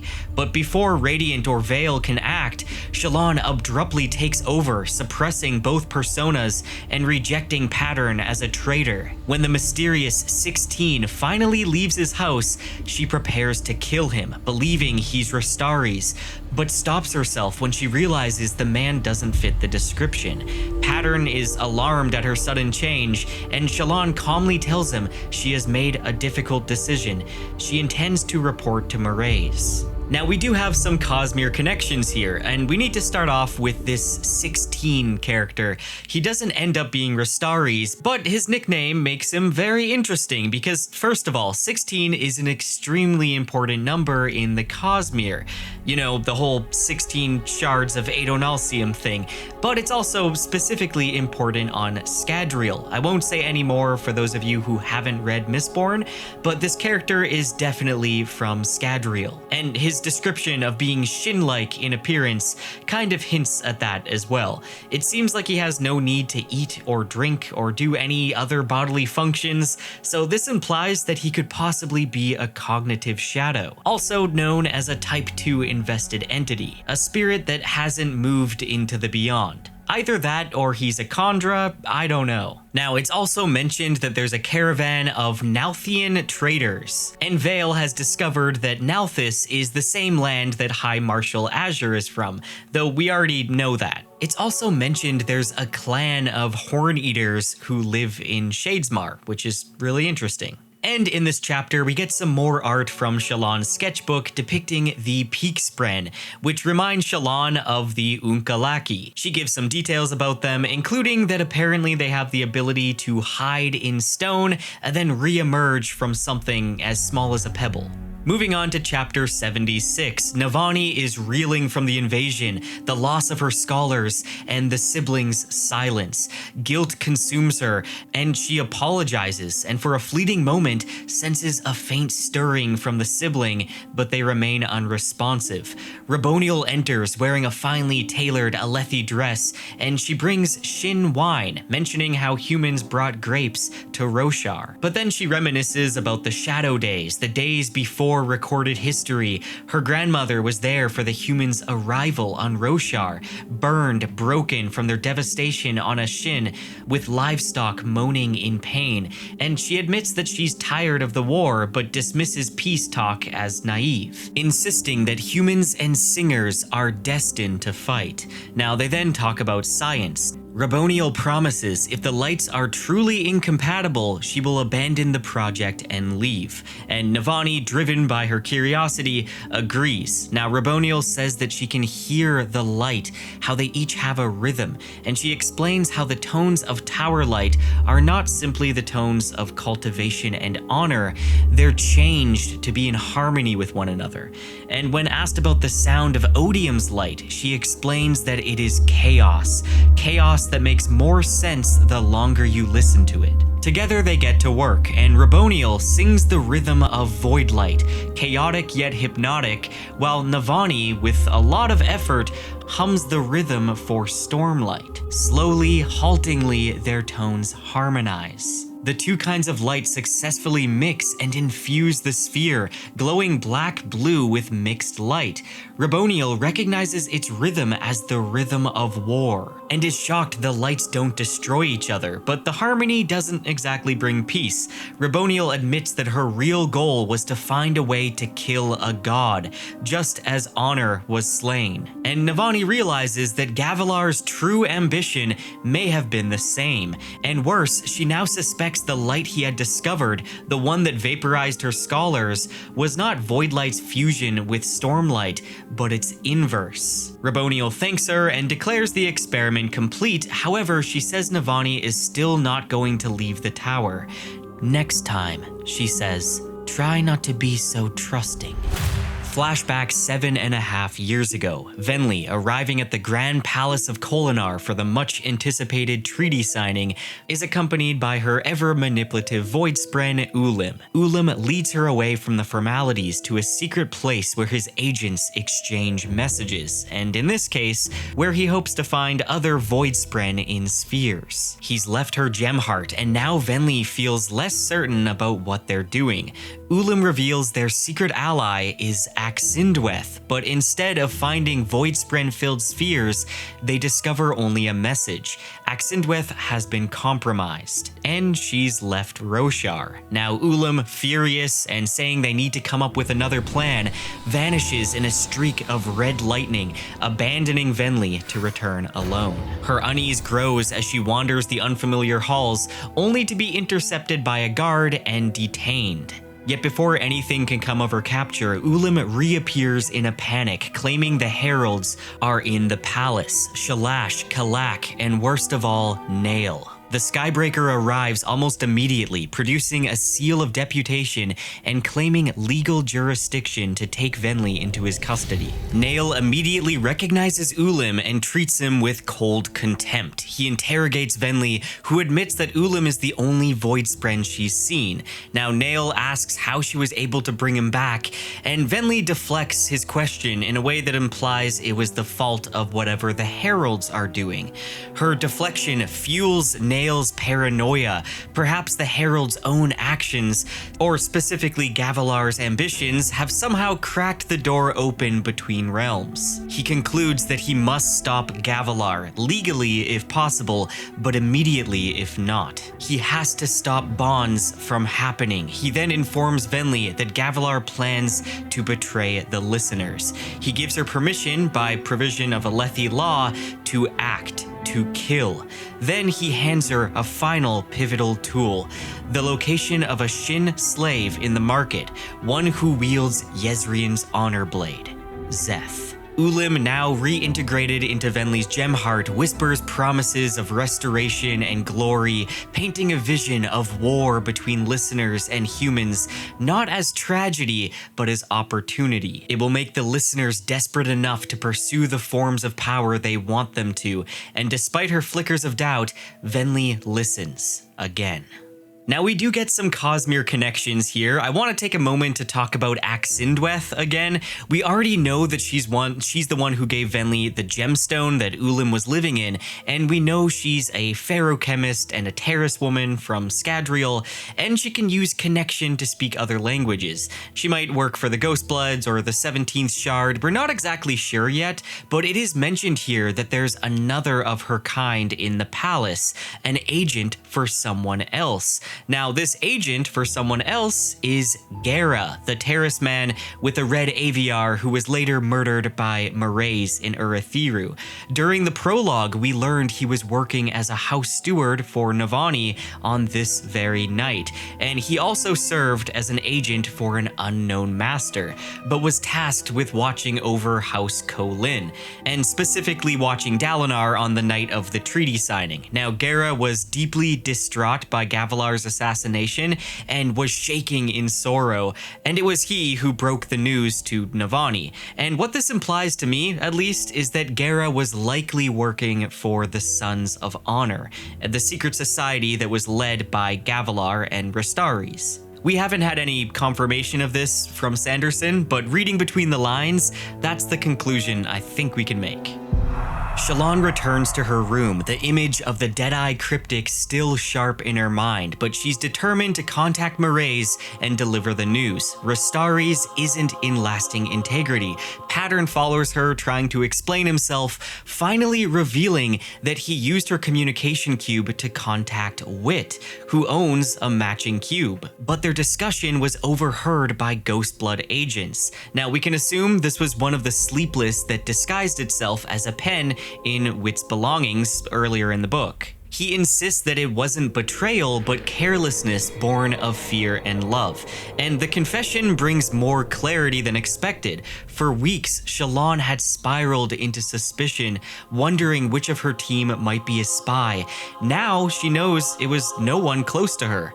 Her relief allows Vale and Radiant to surface again, and Vale takes the reins. There's still the unresolved question of who murdered Iole. Now, as Vale contacts Maraise through the cube, she delivers her report that Rastaris is not here, and Maraise's calm reaction really unnerves her, and he warns her that Rastaris is among the most dangerous people on Roshar, and she should tread carefully.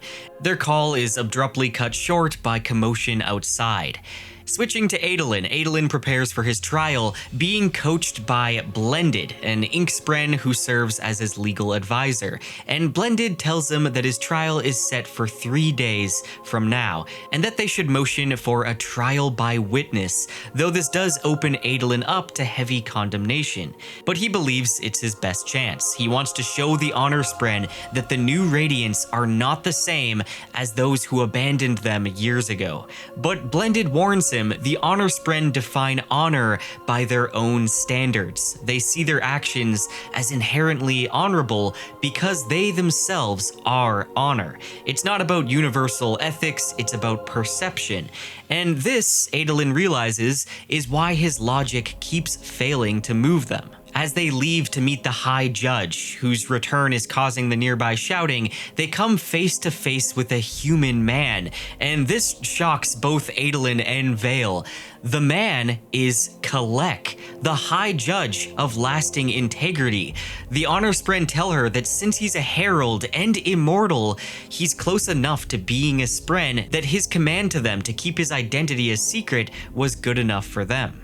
Now in this chapter, we see more art by Ben McSweeney, and this is another page from Shallan's sketchbook showcasing an Inkspren, the Spren of an Elsecaller. The Inkspren are described with iridescent, chitin-like forms with their armor integrated into their being. Their weapons hover beside them or on their back, unsheathed and not needing to be physically attached to remain with them. In the physical realm, Inkspren can change their size, but not their shape. They can be as large as a human or as small as a speck of dust, but they will always look like themselves. Now, the most notable Inkspren in the entire Stormlight Archive is, of course, Ivory, the Spren of Yasna. Chapter 79 brings us to R'lain, who's walking down the dim halls of occupied Urithiru, and he feels very out of place. He's eyed with suspicion by humans, fused, and even singers, and it makes him think about how even among Bridge 4, his presence once stirred discomfort, but he always felt seen. At the Radiant Infirmary, he finds Lirin and Hesina. They're still very wary of Leshwi and Venli's supposed aid, and they've heard the fused claim that Kaladin is dead, but there's no body as proof. While looking over a map of the Shattered Plains, R'lain notices a note referencing an unexplored group of people who were found far to the east of the plains. Perhaps Natans, nomads, something else entirely. The mystery flickers in R'lain's mind until Lirin interrupts, drawing attention to someone nearby. R'lain recognizes Dabbid, the silent, withdrawn Dabbid, but this time he speaks. Kaladin, Dabbid whispers. He's asleep. He won't wake up. And switching to Kaladin, Kaladin drifts in darkness. He's trapped in violent nightmares shaped by guilt, fear, and divine malice. Odium's hatred, channeled perhaps through Moash, has corrupted the landscape of his mind. The wind, once his companion and comfort, now screams hatred at him. He claws through a blasted landscape of crimson stone and endless torment, pursued by accusations from twisted figments of loved ones and friends. Teft begging to know why Cal hadn't rescued him. Moash pleading for help protecting his grandparents. Lirin dying as Roshon executes him. The pain is relentless, the hope is false. Even the distant white light, so pure and warm that it makes him weep and cry, betrays him. As he nears it, the ground turns to a pit of creme and he sinks, drowns. It was all a trap to break him once and for all, but then a hand reaches into the creme. It seizes Kaladin by the front of his vest and heaves him out of the pool, a glowing figure, perhaps Honor or the Almighty himself. But then as the light fades away, the figure is revealed to be Wit. Wit has entered Kaladin's dream. Wit, how are you here? I'm not, and neither are you. This is another planet, or it looks like one, and not a pleasant one, mind you. The kind without lights, no stormlight ones, gaseous ones, or even electric ones. Damn place barely has an atmosphere. It seems like Wit here is hinting that this place is Bray's, damnation itself, but he does reassure Kaladin that it is a dream and that he's sleeping. He says the enemy is sending him a vision similar to those the Stormfather sent Dalinar. He's not certain how Odium was able to isolate him though, as it's hard for shards to invade minds unless it's a specific set of circumstances. He says that his time is short, but he offers warmth, fire, and stew, rock stew no less, to bring Kaladin some comfort. I have to go back into that? I'm afraid it's going to get worse, Kaladin. I'm sorry. Worse than this? Unfortunately, I'm not strong enough, Wit, Kaladin whispered. It has all been a lie. I've never been strong enough. Wit took a bite of his stew, then nodded. You agree? Kaladin asked. You know better than I what your limits are. It's not such a terrible thing to be too weak. Makes us need one another. I should never complain if someone recognizes their failings, though it might put me out of a job if too many share your wisdom, young Bridgeman. Do you maybe have a story you could tell me? When Kaladin asks for a story, Wit freezes up in surprise. It's simply that I've been waiting for someone to actually ask. They never seem to. He grinned, then leaned forward and lowered his voice. There is an inn, he whispered, that you cannot find on your own. You must stumble across it on a misty street late at night, lost and uncertain in a strange city. The door has a wheel on it, but the signs bear no name. If you find the place and wander inside, you'll meet a young man behind the bar. He has no name. He cannot tell it to you, should he want to. It's been taken from him. But he'll know you, as he knows everyone who enters the inn. He'll listen to everything you want to tell him, and you will want to talk to him. And if you ask him for a story, he'll share one, like he shared with me. I will now share it with you.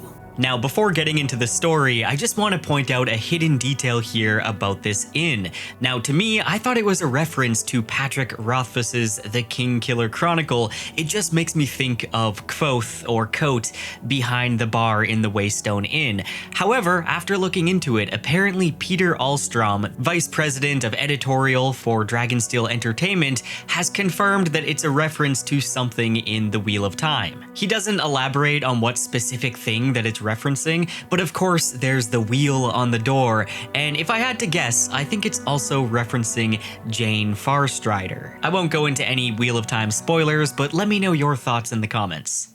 And so, as his cryptic spren named Design appears beside him holding the flute that Kaladin lost, Wit tells the tale of the dog and the dragon.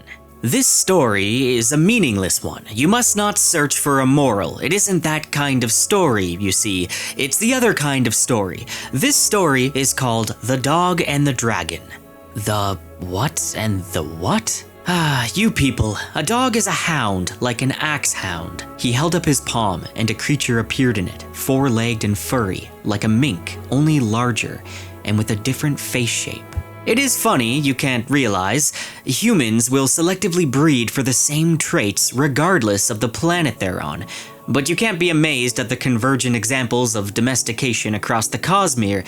You can't know of any of this because you live on a giant ball of rock full of slime, where everything is wet and cold all the time. This is a dog, Kaladin. They're fluffy and loyal and wonderful. This, on the other hand, is a dragon. A large beast appeared in his other hand, like a chasm fiend, except with enormous, outstretched wings and only 4 legs. It was a brilliant pearlescent color, with silver running along the contours of its body. I know of just one on Roshar, and she prefers to hide her true form. This story isn't about her, however, or any of the dragons I've met. In fact, the dragon is barely in the story, and I'd kindly ask you to not complain about that part, because there's really nothing I can do about it, and you'll only annoy Design.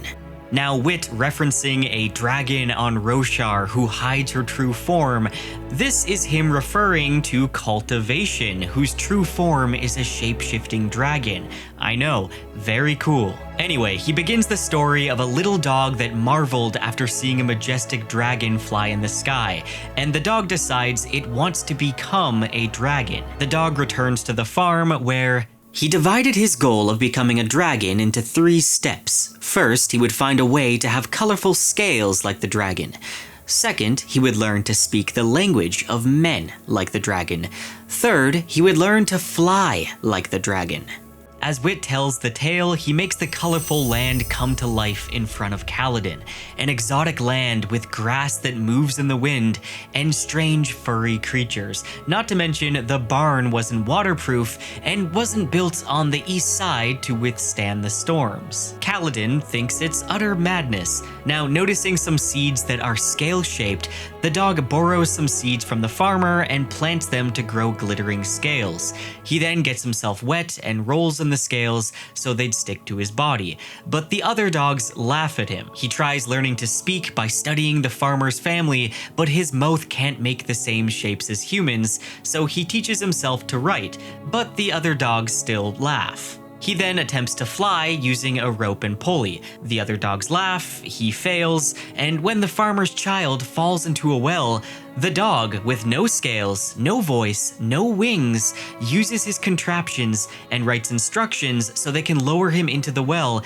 and he can save her. He's then welcomed inside that night, belly full and warm by the fire, yet in his heart, the dog believes he has failed, for he never became a dragon. Now, Kaladin is furious at this ending. He demands the real one, and Wit obliges. That night, the little dog snuggled into a warm bed beside the fire, hugged by the farmer's children, his belly full, and as he did, the dog thought to himself, "I doubt any dragon ever had it so good anyway." He smiled and met Kaladin's eyes. Kaladin finally begins to understand his expectations of perfection were not just unrealistic, but cruel to himself. He doesn't need to save everyone to be worthy. He doesn't need to be a dragon. "It won't be like that for me. You told me it would get worse." "It will. But then it will get better. Then it will get worse again. Then better. This is life, and I will not lie by saying every day will be sunshine. But there will be sunshine again, and that is a very different thing to say. That is truth.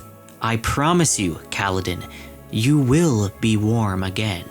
With newfound strength, Kaladin turns to face the storm. And we then flash back 7 years ago. Eshonai, newly returned to the Shattered Plains after the assassination of Gavilar, dons war form and joins Thud and Relaine as they leap across chasms near the western edge of the plains. As they approach the Alethi camps, now settled in her people's ancestral lands, Eshonai hums to the rhythm of the lost and acknowledges what she and Thud already fear.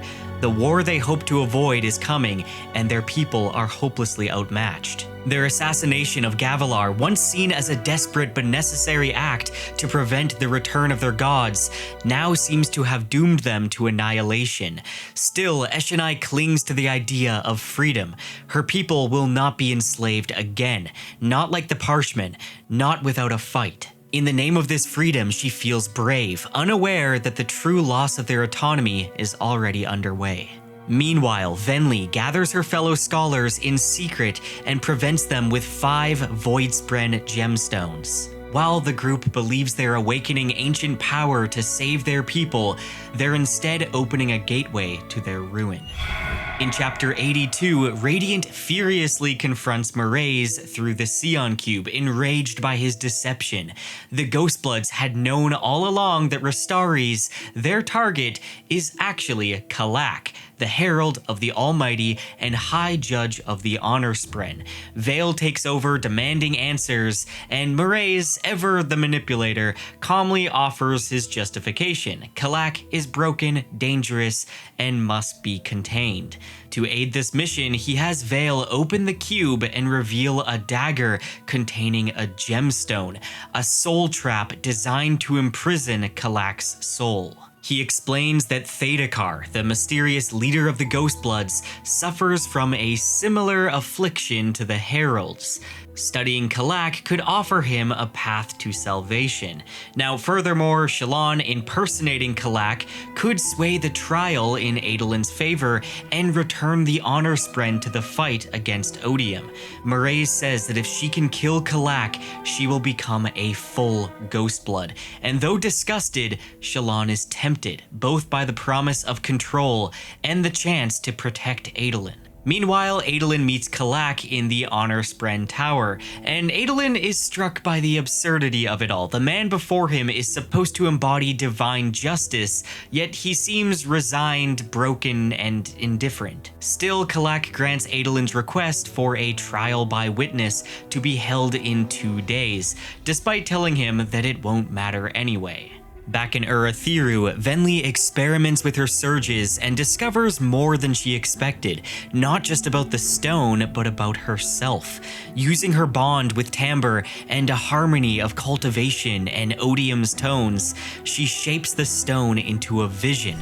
The first listeners walking away from the battlefield, rejecting war and their gods. As her hands meld into the stone, the voices of her ancestors urge her to remember. She remembers not only their songs and choices, but the parts of herself she has long buried, parts of her childhood, her family, her people.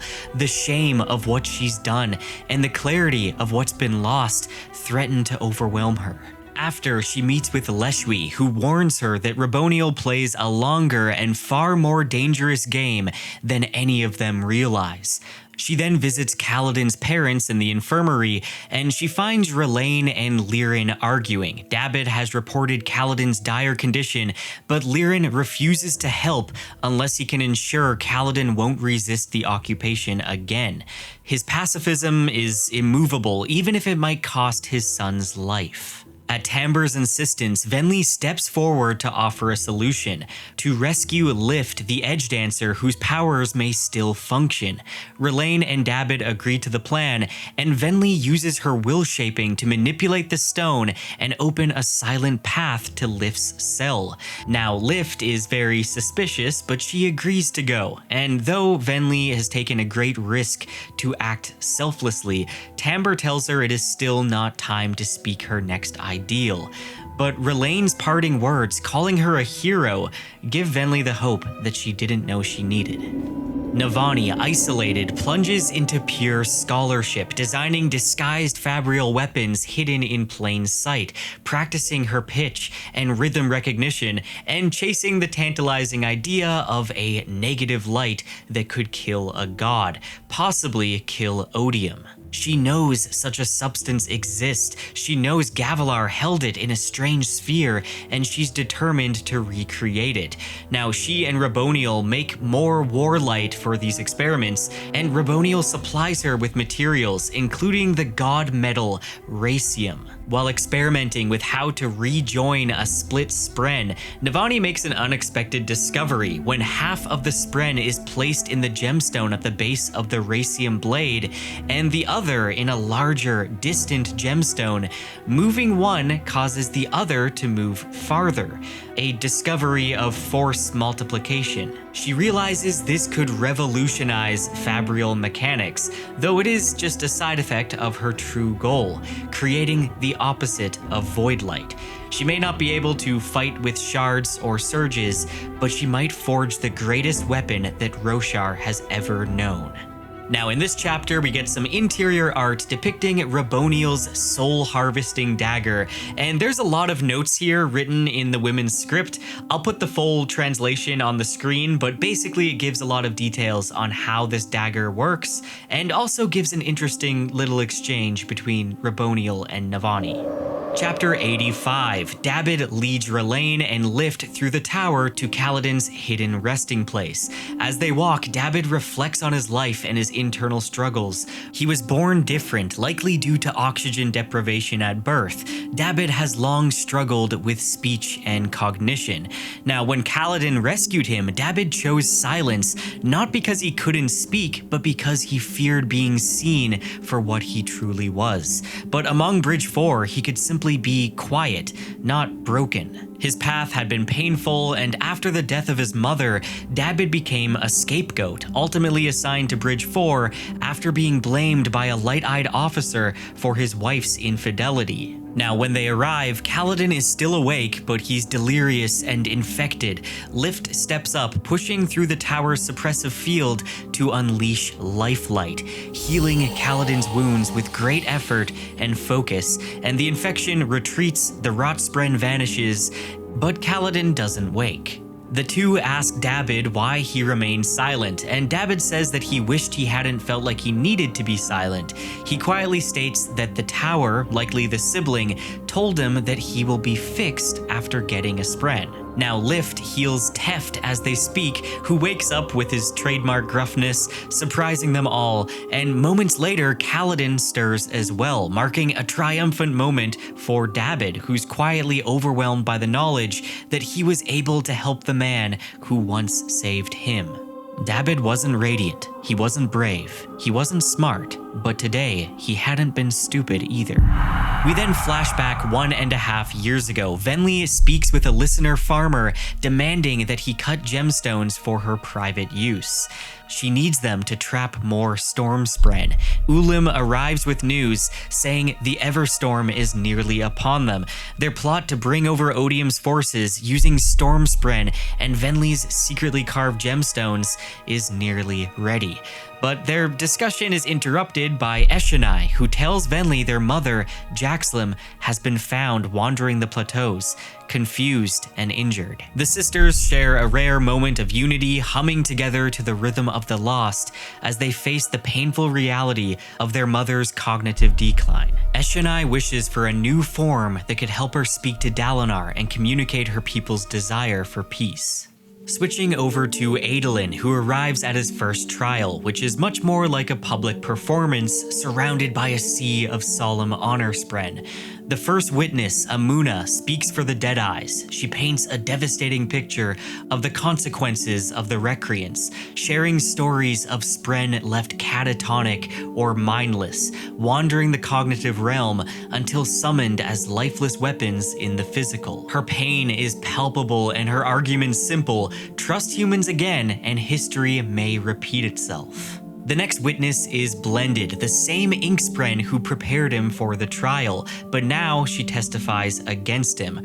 Her argument is more philosophical, saying that humans are inherently unstable, foreign to Roshar, and thus their bonds with Spren are unnatural. Spren are better off avoiding such partnerships entirely. Now, she even hints that the Singers, the Fused in particular, may be more natural partners, suggesting that the High Spren are correct in siding with Odium's armies. Adolin counters this with passion, saying that humans may be flawed, but Odium is evil, and trusting him would mean destruction for all. But still, her words sow discomfort among the Spren audience. The next witness is Nodum, and at first, Nodum seems prepared to deliver a damning, scripted testimony in exchange for ending his exile, but as he begins to speak, he falters. Then he looks Adolin in the eye. Instead of reading the prepared statement, he shouts, "Honor is not dead so long as he lives in the hearts of men." The statement acts as a trigger to the Honor Spren crowd, who begins standing up and shouting in outrage, or even some in support. Nodum continues to yell the statement over and over again until officials rush the stage and pull him away, and this finally cracks the stoicism of the Honor Spren, revealing fractions within their ranks. Now, after the session, Adolin speaks privately to Kalak, hoping to gauge the impact, and Kalak seems amused more than anything and warns Adolin that his presence may do more harm than good. Some Spren are seriously considering aligning with the Fused rather than the humans, and Adolin's appeal, intended to inspire trust, may tip the scale in the wrong direction. Meanwhile, Shallan, with Pattern's help, stages a dramatic fall from a tree near the fortress, faking a serious injury. Her goal is to gain access to the vault where the Honor Spren store their precious Stormlight. And as Pattern melodramatically pleads for her life, the gullible Spren rush her to their storage chamber. And inside, Shallan observes a massive, unfamiliar Stormlight containment device constructed by a mysterious group known as the Eyrie.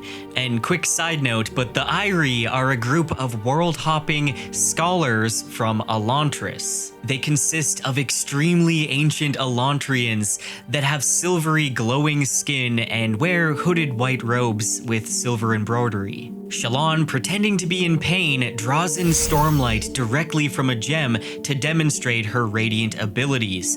When one of the Spren turns to help her, Shallan replaces the glowing gem with a dun one and conceals the stolen light. As she shooed away for consuming what they believe is an outrageous quantity of Stormlight, Pattern thanks her for allowing him to lie.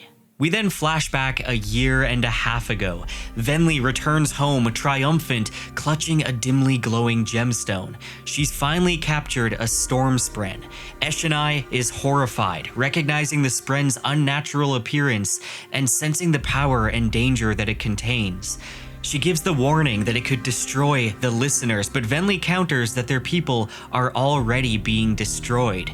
She manipulates Eshonai with reminders of past failures and deaths brought by human hands, particularly Gavilar's assassination and the war that it sparked. Eshonai storms out into the storm itself, and she cries out to the Rider of Storms, begging for guidance. She longs for a way to protect her people's freedom without giving up their minds to this new dangerous power. However, no answer comes. The Stormfather, still unbonded and aloof at this time, offers no reply. But suddenly, a bolt of lightning illuminates a monstrous chasm fiend, face to face with Eshonai. She freezes, overwhelmed by awe and terror. But then, without attacking, the creature recedes into the depths, and from the storm above, a tiny white Spren, trailing light like a comet, streaks through the air and follows Eshonai home. And of course we know this is Tamber, the Spren who will one day bond to Venli, but who seems already drawn by Eshonai's courage, integrity, and plea for autonomy. Switching to Navani's POV, Navani has found a kind of liberation in her captivity. She uses the strange black sand gifted by Raboniel to measure investiture. Now, I might as well mention the Cosmere Easter egg here because even Raboniel herself mentions that this sand is from off-world. And this stuns Navani to realize there's other planets out there and there's ways to travel between them. And this magical sand is from Taldane, the world from Sanderson's graphic novel, White Sand. It's the same type of sand we saw bottled in Marais's Cabinet of Curiosities way back in Words of Radiance. And in Oathbringer, during his performance in Kolinar, Wit/Hoyd had some of this sand on him, and it made him aware of Shallan's lightweaving. Now, Raboniel goes on to explain to Navani that she's trapped in the Rosharan system, and her soul is bound to Braze, the place they call Damnation, which is a planet farther out in orbit around the sun. She says it's difficult to travel to this planet in the physical realm, and that they once tried sending heavenly ones there, but soon discovered there's no air and there's strange pressures in outer space that require them to carry a large supply of void light for healing. So it seems like outer space in the Cosmere works pretty much the same as it does in real life. Raboniel then explains that you need to travel through Shadesmar to get to other worlds, or that at least that's the easier way, and she continues to play a complex role, half mentor, half captor, half potential friend. She praises Navani's intellect and gives her the title Voice of Lights. And though flattered, Navani sees this as manipulation. There is an ancient form of music among my kind, Raboniel said, a way to revel in the rhythms. As a gift, I have decided to share the songs with you. Raboniel brings in singers and metal plates to perform a traditional fused musical rite, letting Navani hear the tones of Voidlight and Stormlight interweaving. It's dissonant and beautiful. The music of the plates had caused the entire desktop to vibrate, and that had made the sand vibrate, and it had therefore made patterns on her desktop. One pattern on the right, a different on the left, and a third where the two mixed. Stormlight and Voidlight weren't merely types of illumination. They weren't merely strange kinds of fluid. They were sounds, vibrations. Navani finally understands that the lights aren't glowing matter, they're also tone, vibration, rhythm, and if sound has an opposite, then so does light. She's determined to find that opposite. Raboniel says that the deepest ones are close to finding the final node, and once she leaves, Navani places her hand against a vein of the sibling and pleads for forgiveness and aid. For the first time in days, the sibling speaks, weak, afraid, and convinced they are dying as they're slowly unmade. The sibling says that gods can die, fused can die, even Spren can die, and it feels like it is dying. It also says it can see the singer that Navani promised. If I am made into something else, that is death. It is dark. The singer you promised me, though, I can see him sometimes. I like watching him. He is with the Radiance. He would have made a good bond. Then bond him, Navani said. Can't see. Can't act through the barrier. Cold. They listen. I'm afraid, Navani. I don't want to die. Switching over to Adolin as he stands for day 2 of his trial. What begins as a sincere appeal for honor quickly devolves into a carefully orchestrated ambush. The honor spren have removed sympathetic listeners from the audience and replaced them with hecklers. Spren intent on provoking Adolin into engaging them directly so they can derail the trial. Each time he makes a point, a spren interjects, using rhetorical loopholes to force him to respond. They bring up Dalinar's forced summoning of the Stormfather, Kaladin nearly killing Syl, and most damaging, a newly killed Deadeye cryptic that Adolin recognizes as the one they saw near the town of Nameless. Though Adolin tries to remain posed, the relentless attacks erode his composure, and in a raw, emotional outburst, Adolin abandons his prepared speech and confronts the Spren directly. He accuses them of being hypocrites, refusing to acknowledge their own flaws while judging humanity's. He stepped forward and lifted his hands to the sides. All right, go ahead, but know this, you say that Spren don't lie, that Spren are not changeable like men. Next time you try to pretend that is true, remember this day. Remember how you lied when you said I'd have a fair trial. Remember how you treated the man who came to you in good faith. The courtroom falls silent, but the trap is already sprung. They reveal he knew of the new Deadeye and said nothing. The crowd erupts again, and the day ends in chaos. Adolin, broken, believes he's failed. Later, Shallan comforts him as Adolin has resigned to being imprisoned, but Shallan promises to break him out with the Stormlight that she stole, but Adolin refuses. To flee would dishonor his cause, and maybe, just maybe, he could convince some Spren of his integrity. Shallan reflects on using Mraize's plan to steal Kalak's soul and impersonate him as High Judge. She prepares to move forward, but Veil and Radiant disagree. Just as she's about to override them, Formless, the part of her buried deep, bubbles to the surface. The balance is shattered. The three are no longer in control.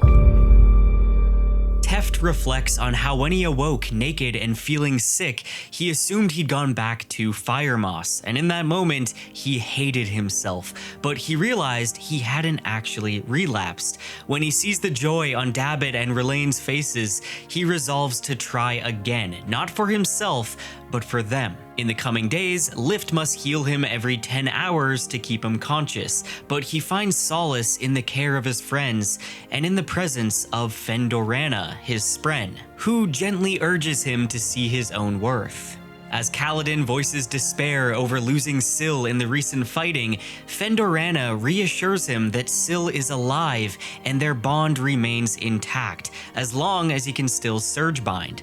And when Kaladin wonders aloud whether continuing to fight is truly the right path, Teft shares a story from his childhood.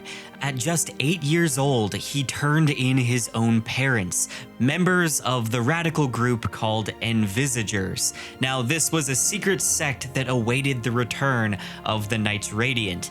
They believed in the immortal words, the ideals, the Knights Radiant, the Almighty, and especially in Old Vorinism. Similarly to the Sons of Honor, they believed if they could find a way to return the Voidbringers, the Knights Radiant would also return. They'd also practice putting themselves in danger, often dying in the attempt, because they believed if they were in danger, their Knights Radiant powers might manifest themselves. Teft himself has been pushed off of cliffs or crushed by rocks in order to try and awaken these powers. Now, Teft says to Kaladin that he believes they're all dead because of what he did. He believes that there might be others who are still alive, but he doesn't know how to find them, and the guilt has haunted him for decades. But now he sees that their ideals helped him save Kaladin, and that's what matters. He explains, you cannot see the future, only do what you believe is right and live with the consequences. And inspired by Teft's wisdom, the group commits to finding a way to rescue the Radiants. They agree to take the time to heal, to think carefully, and if possible, reach Navani for aid. And Teft, in a rare moment of peace, admits that Fendorana was right. He is worth saving. Switching over to Venli, acting as Raboniel's voice, she translates reports from the Regals and issues instructions to keep searching for Kaladin, despite claims that he's likely dead.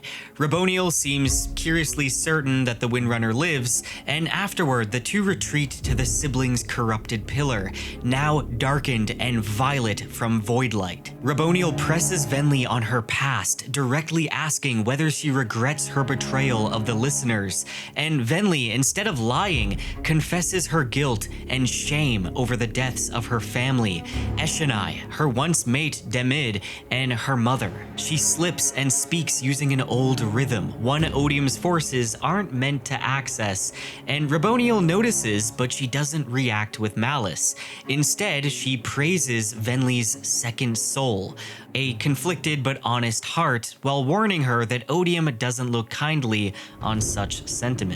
Now, in a moment of compassion, Raboniel gives Venli a writ of authority and a map. The document identifies a group of Parshendi survivors in the eastern Shattered Plains, likely the listener refugees that Venli believed were dead. Venli is stunned by the revelation that some of her people may still live, and Raboniel, preparing her work to finish unmaking the sibling, tells Venli to go. On the morning of Adolin's final trial, Shallan awakes not as herself, but as Formless, who she believes will finally free her from pain. Formless pretends to be Vale in Adolin's presence and leaves him confused and concerned, while Shallan lightweaves herself into an honor spren and sets out to complete her Ghostblood mission, assassinate Kalak.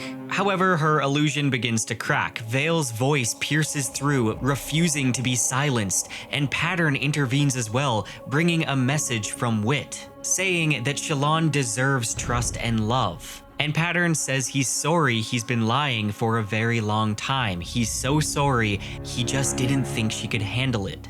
And then at the doorstep of Kalak's house, Radiant finally confesses that she was the one who killed Iole, not Vale, not Formless. Radiant killed Iole to protect Shallan, and Shallan is further fractured by this truth. But Formless enters the house anyway and prepares to draw Maraze's knife, but Stormlight drains from her as Vale manifests before her eyes. Vale accuses Formless of being nothing more than a mask to run from the truth, to run from her guilt, that Formless is still Shallan.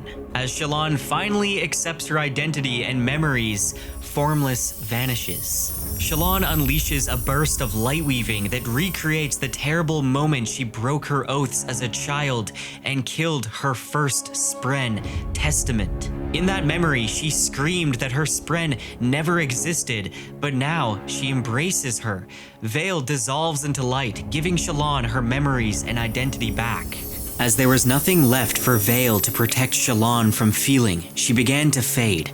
But as she faded, one last question surfaced. "Did I do well?" "Yes," Shallan whispered. "Thank you. Thank you so much." And then, like any other illusion that was no longer needed, Veil puffed away. Shallan confesses to Kalak that she was sent to kill him and warns him of the Ghostbloods, and Kalak says that old Thadakar has always wanted his secrets. She begs him to show leniency toward Adolin, and they're interrupted when an honor spren accuses them of conspiracy, and Sakir orders Kalak to be sequestered. Adolin walks into the final day of his trial to find the honor spren, Sakir, not Kalak, presiding.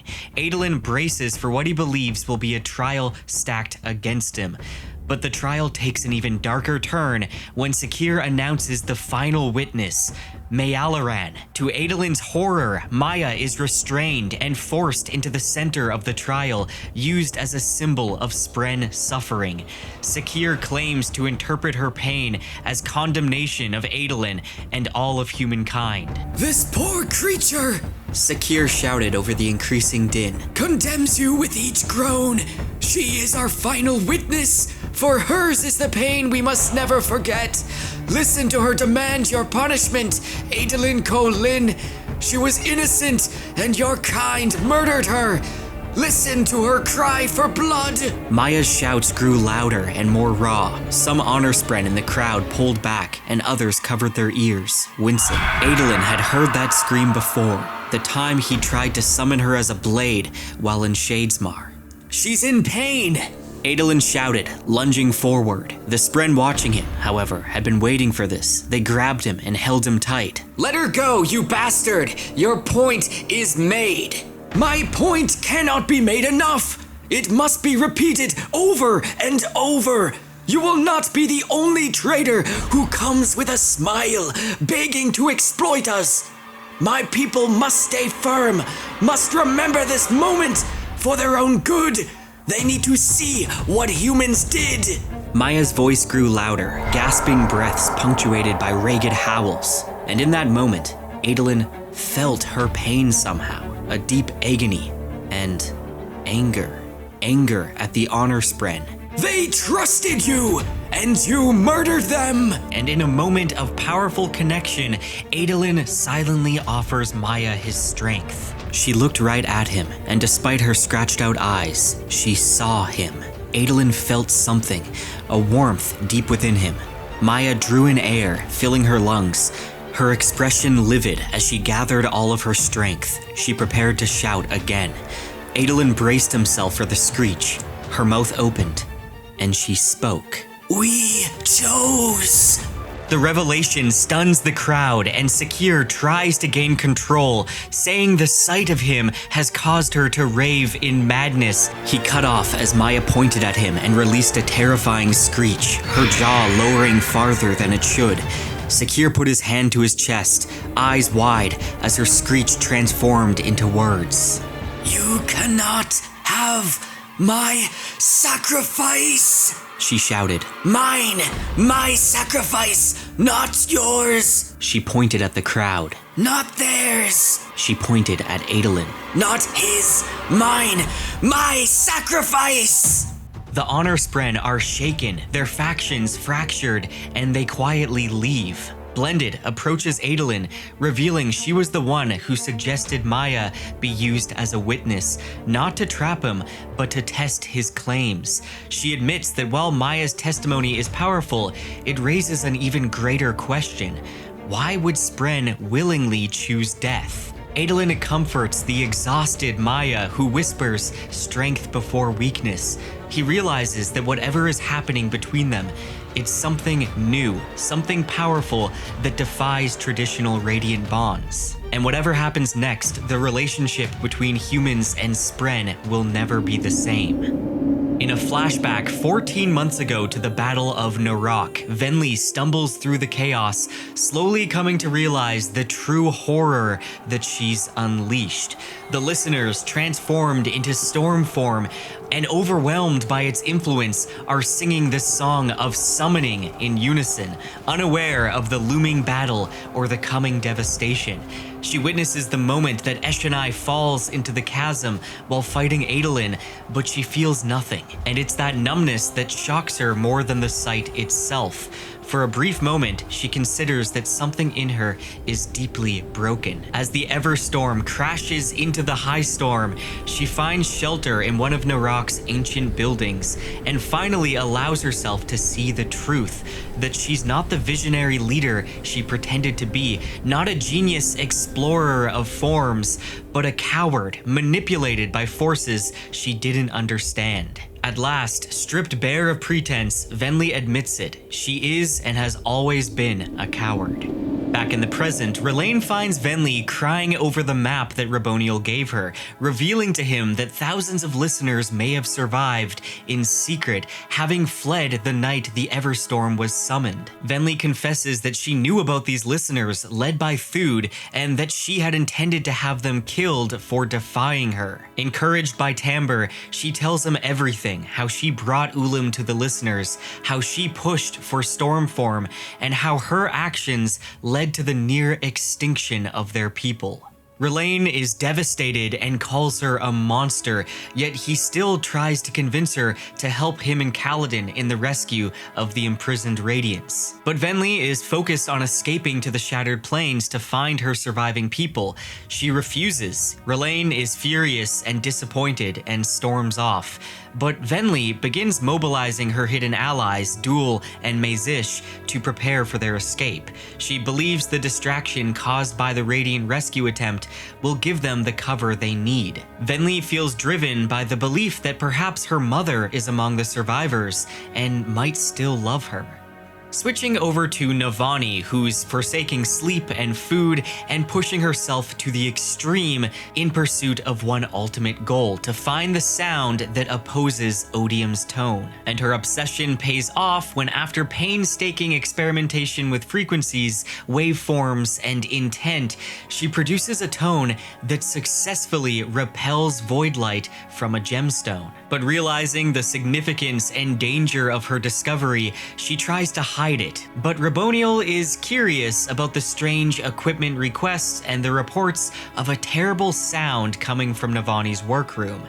Raboniel identifies the correct tuning plate, and playing the sound, feels her own void light react violently inside her gemstone, and she is shocked but also impressed. Navani opens up and demonstrates the true aim of her research, placing void light in a vacuum to prevent it from echoing any tone, then exposing it only to the anti-void light tone. When the light touches the new gemstone and hears only this inverse tone, it's transformed, becoming anti-void light. Raboniel touches this resulting gemstone and screams in agony, proving its power. Navani leaves the room as Raboniel tests the light in a destructive manner, and the explosion confirms that anti-void light violently reacts when in contact with normal void light. Raboniel survives the blast, and driven now by personal purpose, Raboniel has Navani repeat the process with a more carefully measured amount of anti-void light, and affixes the gemstone to the tip of a Racium dagger. She uses this weapon not against Odium, but against her own daughter, killing her permanently. With tearful sorrow, Raboniel admits that her daughter is now free of the endless torment of rebirth. And Navani realizes Raboniel's quest has never truly been about god killing, it was about mercy. Yet Raboniel then immediately returns to her larger agenda. She confiscates Navani's notebook and insists on replicating the experiment for Stormlight, hoping to create anti-Stormlight and use it to kill Radiant Spren, permanently ending their ability to bond humans. Raboniel declares that the war will end by ensuring Radiance can no longer rise. Navani is horrified. Her discovery, meant to bring hope, may instead usher in a terrible new weapon. In this chapter, we get another sketch from Navani's notebook, which shows us the Thalen vacuum tube, which is used in the experiments. And again, I'll leave the translated notes from both Navani and Raboniel that's written in the women's script. And these really emphasize the uneasy relationship between Raboniel and Navani. Raboniel had once thought it was impossible for humans to hear the rhythms, and after 7,000 years, she's realizing that she may have underestimated humanity. And she's deeply underestimated Navani. Now, we also hint at a callback to cymatics, which was described way back in The Way of Kings, and clearly there's more to learn about the ancient cities of Roshar and how they were created with vibration. Interlude 10, Hesina. In the Radiant Infirmary, Hesina presses Lirin to recognize the value in Kaladin's actions, insisting his ability to fight with compassion makes him exactly the kind of soldier they need. Lirin remains rigid, insisting that violence only begets more pain.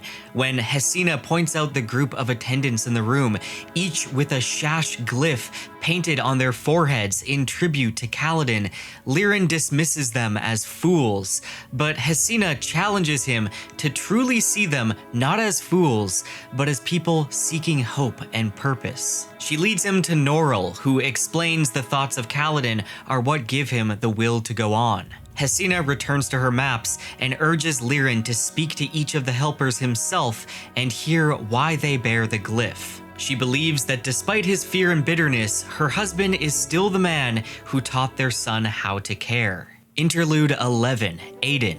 Aiden, a 13-year-old boy in the tower, dreams of becoming a windrunner. He glares at enemy soldiers behind their backs, hoping that Honorspren are watching, and as he follows his father to their pottery shop, he contemplates what bravery means. Though making pots feels trivial in a time of occupation, he realizes that quiet persistence may also be a form of resistance. When their shop closes early due to unrest, Aiden correctly guesses that his father is headed to the infirmary to support the Radiants, and convinces his father to let him come along. Aiden hopes that today will be the day that he proves his worth, and maybe even earns his spren.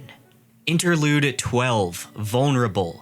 On one of his dullest days yet, Taravangian reflects on his deteriorating mind and body. Once brilliant, his intelligence is fading, but he clings to a final hope to defeat Odium. Despite betraying Dalinar and siding with the enemy to preserve Kharbranth, part of him still seeks a way to undo what's coming.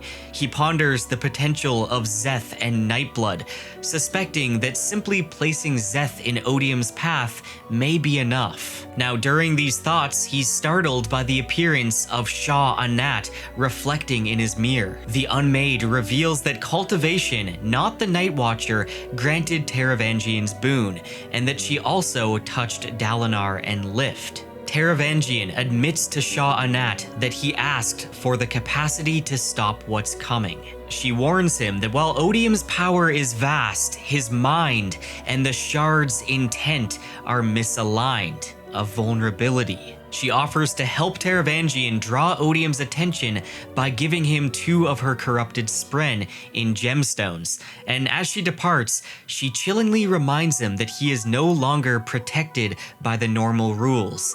He made deals that exempt him from divine protection.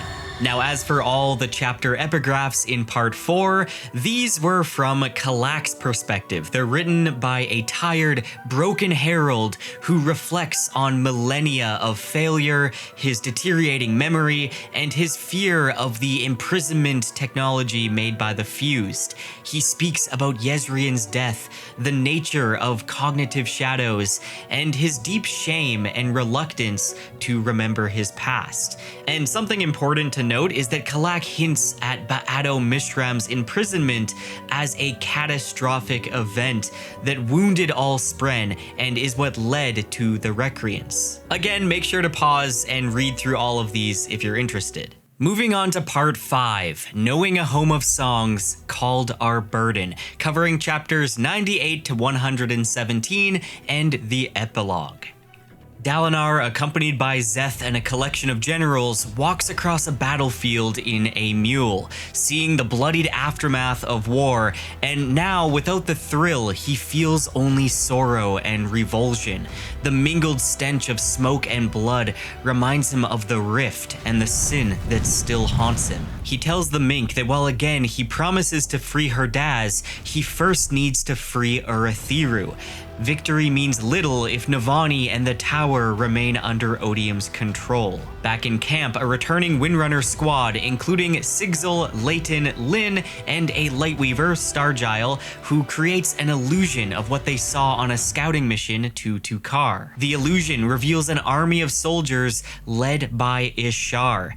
Ishar etches a glyph in frost, seemingly aimed at Dalinar. Determined to find answers, Dalinar resolves to pay a visit to this mad herald. But first he intends to consult Jasnah. He knows the days of the Blackthorn are behind him, and the time has come to more fully embrace his role as bondsmith, even if that means confronting a mad herald. In chapter 99, Jasnah is in her tent with Wit, having just received word of the Coalition's victory in A Mule. Her tent is protected by fabrial traps and layered with escape routes, even a Shadesmar boat stationed in the cognitive realm. She is, as Wit affectionately teases, always ready with a ploy. Yet beneath the scholar's calm lies deep anxiety. If Odium sees the future, how can anyone hope to outmaneuver him? Wit, who we've learned is now her lover, joins her and proposes a solution, a contract between Dalinar and Odium. His idea for the Contest of Champions is more than a battlefield duel,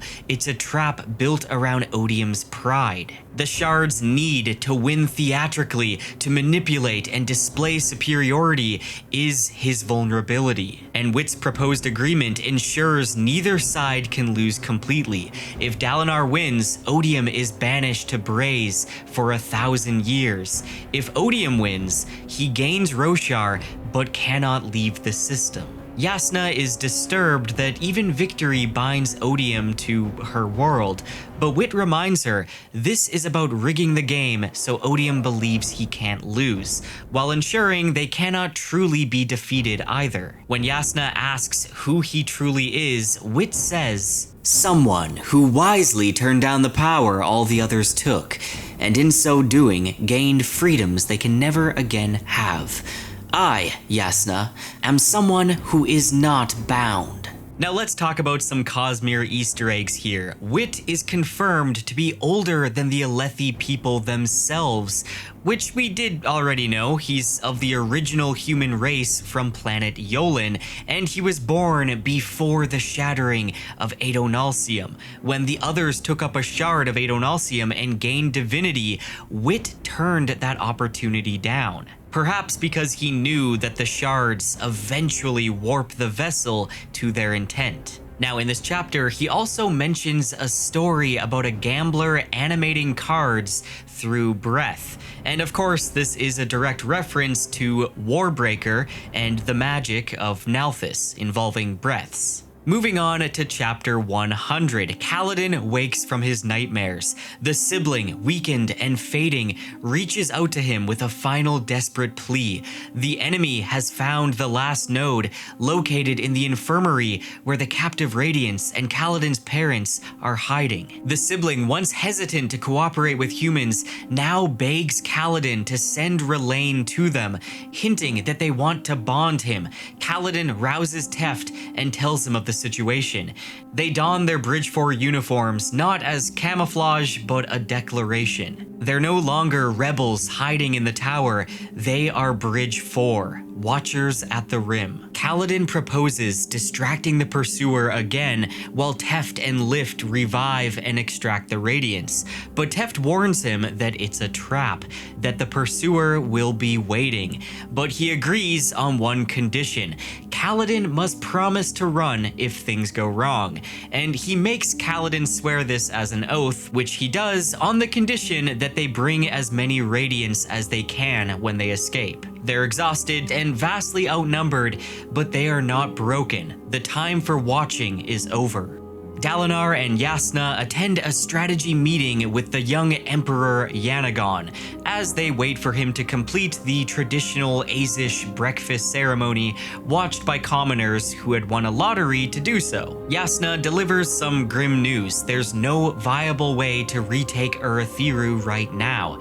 She lists a litany of obstacles, disabled fabrials, blocked caverns, impassable terrain, and the overwhelming power of the occupying fused, but Dalinar is unwilling to abandon the tower and the people within it. He counters Jasnah's realism with hope, arguing for a Shadesmar infiltration, and he insists on going himself to confront Ishar in Tukar, believing the Herald, who acts as the patron of the Order of Bondsmiths, may be able to help him unlock the deeper aspects of his abilities. And later, in private, Dalinar gives Jasnah the original manuscript of Oathbringer, his spiritual and philosophical memoir. He asks Jasnah to write the undertext, continuing the Vorin tradition of women offering intellectual commentary on religious texts. Now, Jasnah warns him that she's going to be rigorous and possibly undermining, but respectful, and Dalinar welcomes it, hoping that their honest disagreements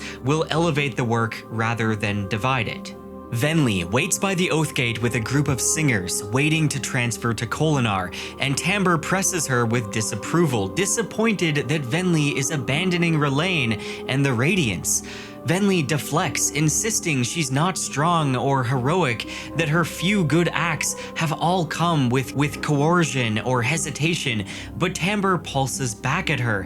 It's not the speed of progress that matters, it's the direction. However, at the Oathgate platform, she learns Moash, or Vyre, has disappeared with the only honor blade capable of activating the gate. With a high storm approaching, she convinces the group to return inside for safety, and feeling convicted, she then turns toward the infirmary to stop R'lain's desperate plan and to smuggle out Kaladin's family, choosing the harder road because for once, it feels like the right direction. And switching to Navani, who sits in despair. She's heard the tone. The singers have discovered anti-Stormlight. She paints glyphs of prayer to the Almighty, asking for divine direction, and burns them in a candle, unsure if anyone, God, Spren, or Storm, listens. And then Moash arrives, intending to kill her to demoralize Dalinar, but Raboniel delays him. She gives Moash a dagger filled with anti-Stormlight and a pouch of black sand, instructing him to destroy Kaladin's bond with Syl. Moash agrees, leaving Navani shaken but alive, and as her prayers smolder to ash, she notices something glimmering in the rubble, the dagger Raboniel used to kill her daughter, still faintly glowing with anti-void light. Navani, unsure if it was her prayer, has direction at last. After taking down a stormform guard, enduring searing blasts of lightning to do so, Teft and Lift slip into the Radiant Infirmary. As Lift begins reviving Radiance with her lifelight, they think they've succeeded, but then one of the bodies under a sheet moves. Vyre. He slices through Lift's thighs with his honor blade before she can react, rendering her legs useless. She crumples. Teft realizes too late that Kaladin's parents and brother are bound and gagged nearby. Vyre has already claimed the room. The black sand is his final preparation. Teft draws his knife alone. Meanwhile, Kaladin strides toward the atrium, determined to live up to the legend of Stormblessed, if only one last time. Humans and singers alike join behind him, watching in silence as he passes. Though weary and hopeless inside, he knows he must appear strong. Near the breakaway, he senses Syl, and at last, she returns to him, wobbly but real, and together they head into the atrium. The pursuer awaits, the final node behind him, Kaladin's family and the unconscious Radiance beyond. And though Kaladin knows it's a trap, he walks in anyway. Kaladin confronts the pursuer. He taunts Lezian, undermining his fearsome persona. Lezian's confidence cracks. Kaladin grabs the Fabrial from Tomar and activates it, which pulls him out of the pursuer's grasp. He draws a scalpel, a surgeon's precision, and waves it at the pursuer.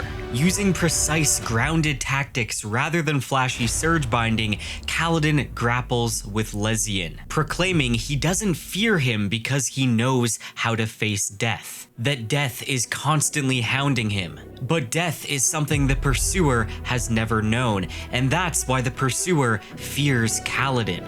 I am death itself, defeated one, and I finally caught up to you.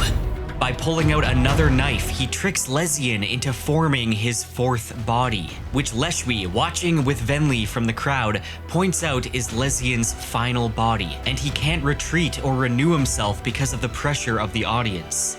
Moash, however, casually turned and slashed his shard blade through the face of a radiant beneath him. The unconscious woman's eyes burned. Armed only with a knife and stormlight, Teft tries to hold off the traitor long enough for Lift and the others to escape. Moash says there was always a part that resented Teft for how eager he was to follow Kaladin. He says that while he had planned on using Kaladin's father, someone that he loves, he's now satisfied to have found something better. Teft calls him a monster, and Moash says, I am no monster. I am merely silence, the quiet that eventually takes all men. Tell yourself that lie, Moash. Teft growled, gripping the hand that held him, his own hand claw-like from the horrible pain. But know this, you can kill me, but you can't have what I have. You can never have it, because I die knowing I'm loved. Moash uses his anti-stormlight dagger and black sand to locate Fendorana, Teft's spren, and brutally severs her.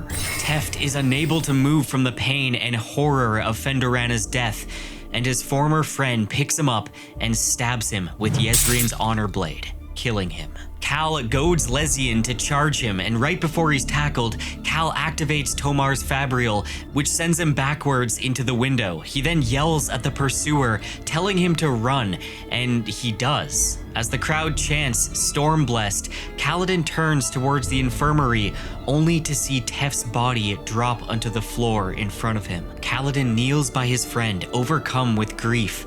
Moash watches Cal cradle Teft's body, trembling and sobbing like the day that King Elokar died. He then hands Lirin over to the pursuer and instructs him to kill the surgeon should Kaladin recover from Teft's loss. Moash says that Kaladin can either turn to Odium and give him his emotions, or he can end his own life. Those are the two options. Before leaving, he proclaims that he needs to go kill a queen. Now, when the last node is destroyed, Navani hears a commotion. Realizing the crystal pillar is now unguarded, she takes the dagger infused with anti-void light and stealthily moves toward Raboniel, activating a pain reel concealed among crates in the hallway. She offers Raboniel the dagger and then persuades her to follow her into the hallway, and Raboniel unknowingly steps directly into the pain reel trap.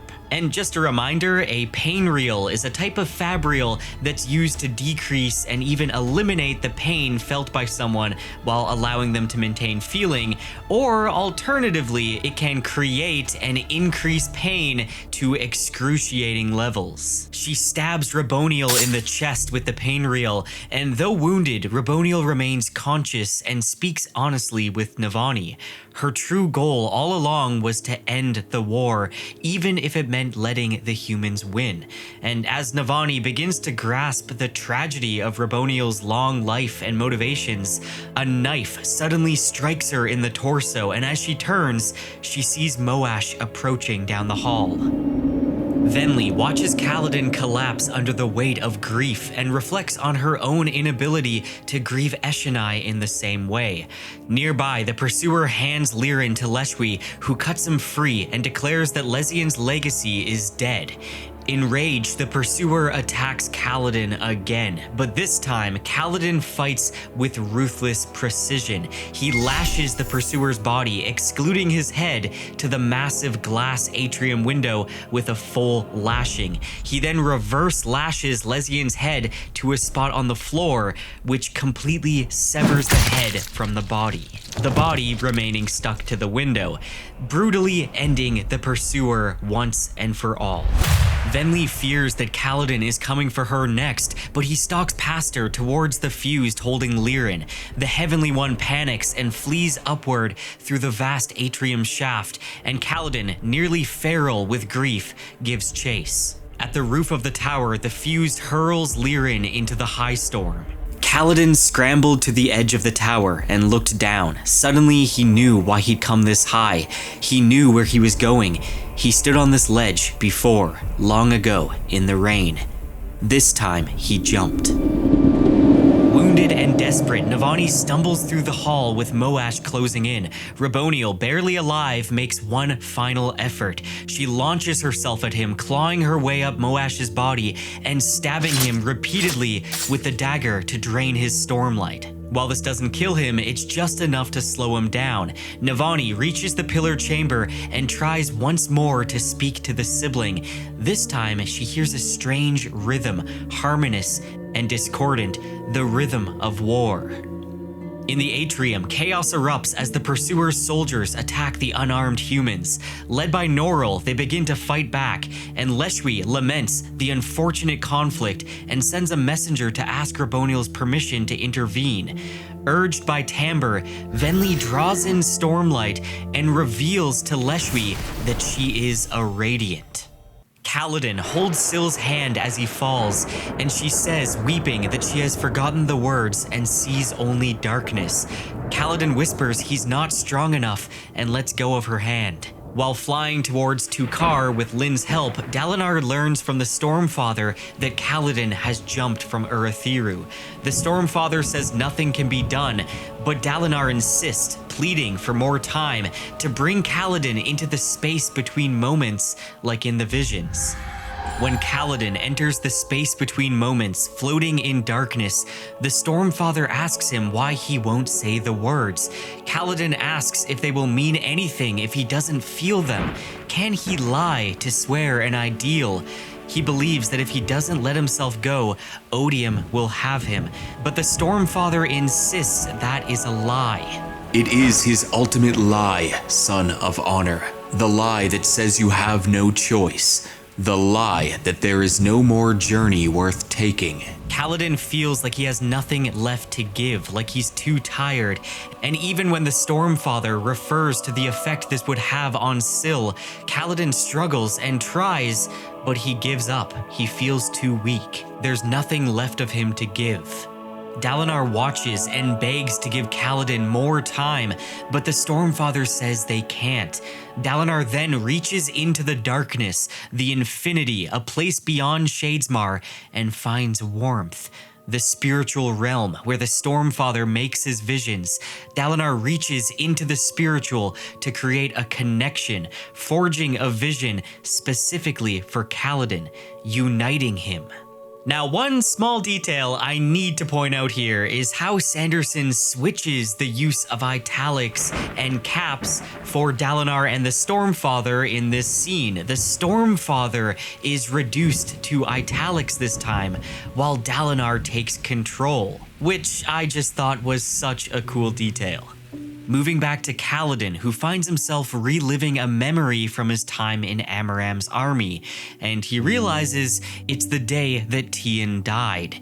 Tien volunteers to accompany them to the front lines, explaining to Cal that even though he was afraid, he needed to help the others feel brave. The vision fades, leaving Kaladin alone with a grown version of his brother Tien, who comforts him as he still grieves Tef's death. Kaladin questions the meaning of life if everyone keeps dying, and Tien reframes the truth. The value lies in the moments we spend helping each other. Tien then urges Cal not to see Tef's death as a failure, but instead to treasure the time that they had. He reminds Kaladin that he is strong and good enough, and that Odium hasn't succeeded in breaking him. If he kills us, Tien said, he simply dropped us off at a place we were going anyway. We shouldn't hasten it, and it is sad, but see, he can't take our moments, our connection, Kaladin. And those are things that really matter. Before the vision ends, Cal asks his younger brother if the vision is real, and Tien then gives him a carved wooden horse. As he emerges from the vision, he spots Syl among pinpricks of light and reaches for her hand. We couldn't save Teft, Syl. We couldn't save Tien, but we can save my father. He reassures her he's always known the words, and then speaking to the Stormfather, he finally says the fourth ideal of the Windrunners. I accept that there will be those I cannot protect. A different, more familiar voice accepts his oath as they re-enter the storm. Leshwi kneels before Venli, overwhelmed with joy that a radiant Spren has bonded with a singer once more. She asks Tamber if she knows an old honor Spren named Rhea, a Spren that Leshwi was friends with, but Tamber does not, and says she likely died during the Recreance. Venli confesses she has sworn the first ideal, and Leshwi, elated, immediately joins the battle against the pursuers' forces. Her troops, seeing her switch sides, follow without hesitation. While Navani, still bleeding, clings to the pillar while the sibling overlays her senses with a vision of the fighting in the atrium. The sibling says they hear the rhythm of war emanating from that place, and Navani identifies the melody as a sign of unity, humans and singers fighting together. Desperate and believing Rlain is too far to reach them in time, Navani offers to bond the sibling herself, but the sibling refuses, saying she is unworthy. Rlain and Dabid arrive at the atrium after the battle is ended. They grieve over Tef's body, singing the Song of the Fallen, and spotting tensions between humans and singers, Rlain channels Tef's leadership style to assert authority. He calms both groups and convinces them to trust him, organizing an escape to the Shattered Plains. When Venli admits that she doesn't have a living shard blade and can't operate the Oath Gates, Rlain reassures her and insists that they keep moving. Kaladin lashes himself downwards towards his father as Windspren coalesce around him to form glowing, living shard plate. He catches his father and admits that both he and Lirin were right in their own ways, and Lirin, visibly moved, apologizes for ever doubting Kaladin and remarks on the tower's faith in him. He also jokes about Cal cutting the rescue very, very close, and then Kaladin notices the painted Shash glyph on Lirin's forehead. In the end, Lirin chose to believe in his son. And at the same time, Lirin sees that Kaladin's own slave brands begin flaking off, leaving clean skin behind. Meanwhile, Navani, bleeding and weak, recalls Gavilar's demeaning words that she is not a scholar. She firmly rejects these internalized doubts, recognizing them as lies. As Moash approaches her, she pleads with the sibling to bond with her, even starting the first ideal, life before death, but the sibling still resists. Navani begins humming the pure tone of odium, but inverts it into anti-void light, which causes Moash visible pain and weakens the void light permeating the tower. She then hums the tone of honor, which combines with the sibling's tone of cultivation to create the rhythm of the tower, a new harmonic resonance. That is it, the sibling whispered to the rhythm of the tower. My song, our emulsifier, Navani whispered to the rhythm of the tower. The common ground between humans and Spren. That is why I was created so long ago. A rough hand grabbed Navani and spun her around, then pressed her against the pillar. Moash raised his blade. Navani, I accept your words. Navani explodes with stormlight as she declares the first ideal. Journey before destination, you bastard. Dalinar, along with Zeth, Sigzil, and several Windrunners, travels to Tukar. Ishar accuses Dalinar of being Odium's champion and attacks, and Szeth recognizes Ishar's weapon as the Bondsmith Honor Blade previously held by Szeth's father. Ishar effortlessly counters the Windrunners and uses Bondsmith powers to drain their Stormlight and bind them to the ground. Dalinar opens a perpendicularity, but Ishar tries to steal his bond with the Stormfather. Szeth intervenes using Nightblood to sever the connection and collapse the perpendicularity. Their swords clash and Nightblood chips the Honor Blade, which stuns Dalinar, who's never seen a Shard Blade, let alone an Honor Blade, be chipped. Ishar momentarily regains lucidity and asks Dalinar to find him in Shinovar. He then escapes into Shadesmar. R'Lain, leading the group through Urithiru, is attacked by Regals and fused. He turns to Venli and asks if other Reachers could bond singers, and Tamber reveals that R'Lain is already spoken for. A voice from a spren named Tumi, sent by Shah Anat at Renarin's request, reaches R'Lain and encourages him to speak the words, showing him a stained glass vision of Kaladin. Meanwhile, Navani and the sibling generate tower light and begin reactivating the tower. Navani excitedly studies the ancient fabrials while coordinating the light distribution. She uses a garnet vein to communicate with Kaladin, directing him to assist at the breakaway. We then switch over to the young boy from Interlude 11, Aiden. Afraid but still hoping to attract an honor spren, he arms himself with a spear and stands in defense alongside humans and singers. And when a Regal attacks, Kaladin's living shard plate forms itself around Aiden just in time to shield him from an attack. The armor then leaps to protect Dabid and Leshwi in succession before returning to Kaladin. As the sibling reactivates all fabrials, the Radiants awaken and the fused collapse.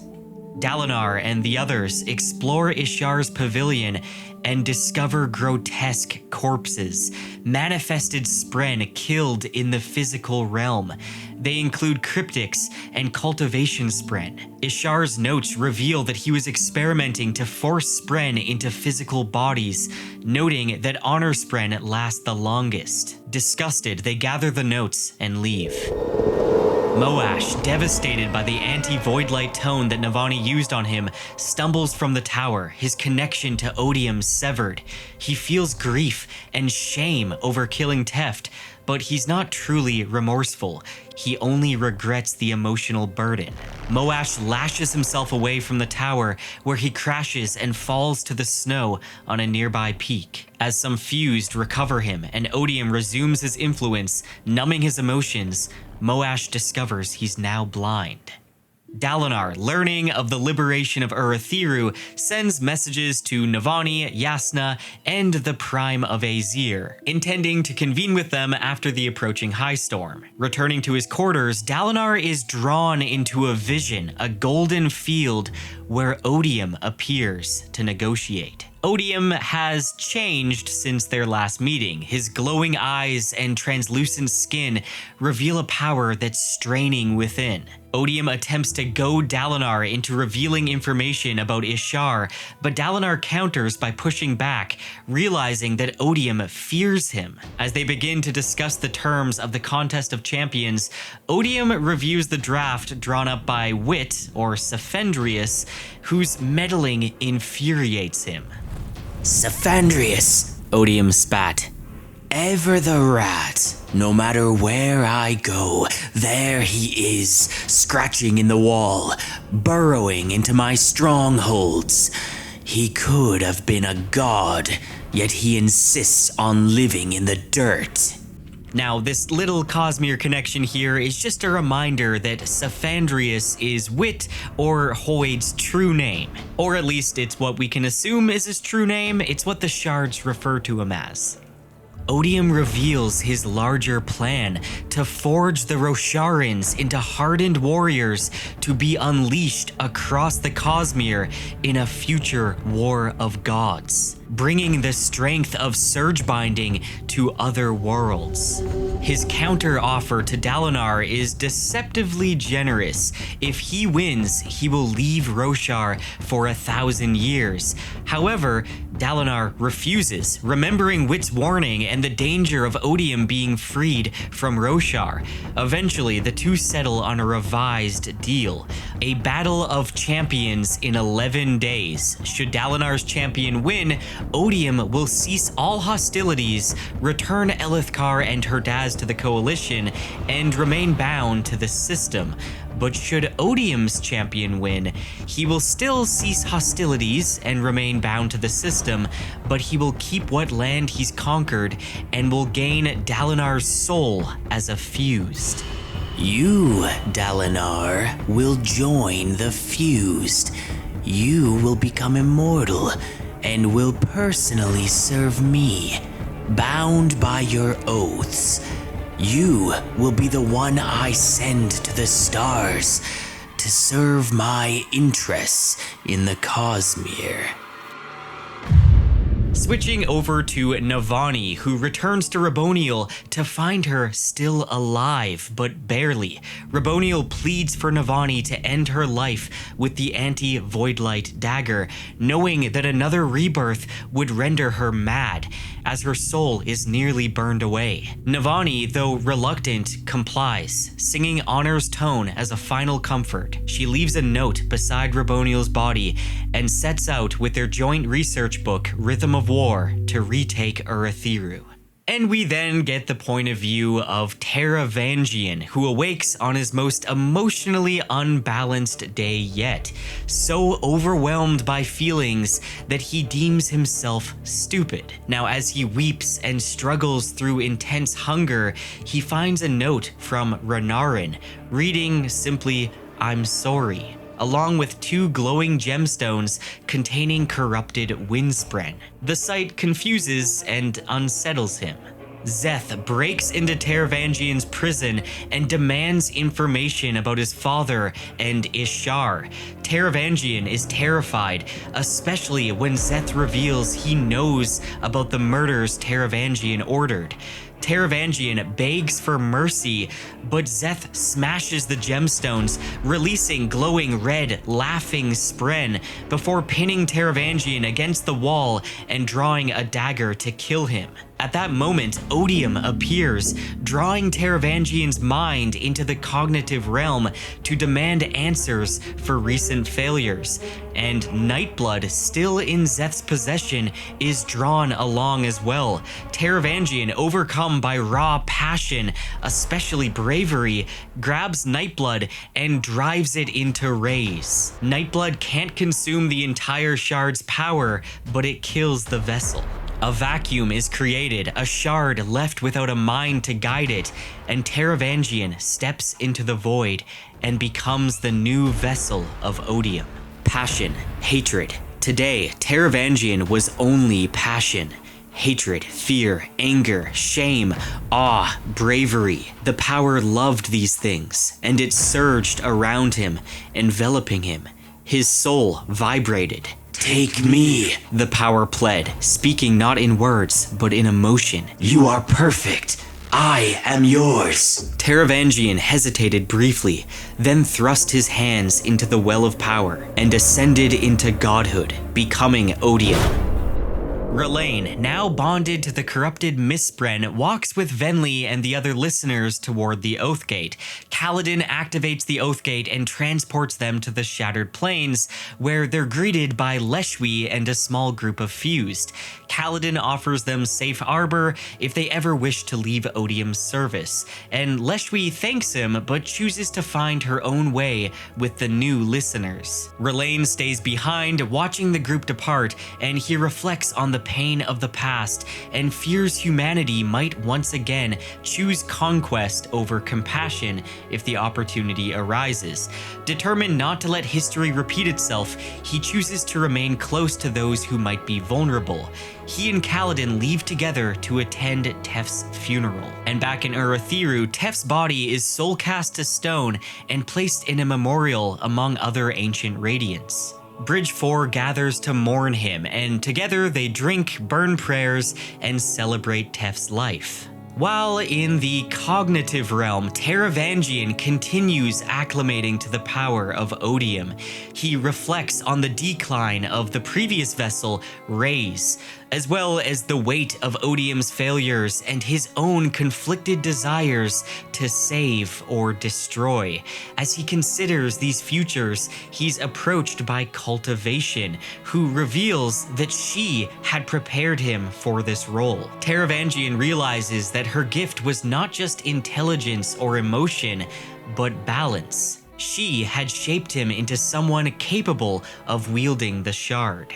He was finally free of the frailties of body and position that had always controlled and defined him. He finally had the freedom to do what he desired, and now Taravangian was going to save them all.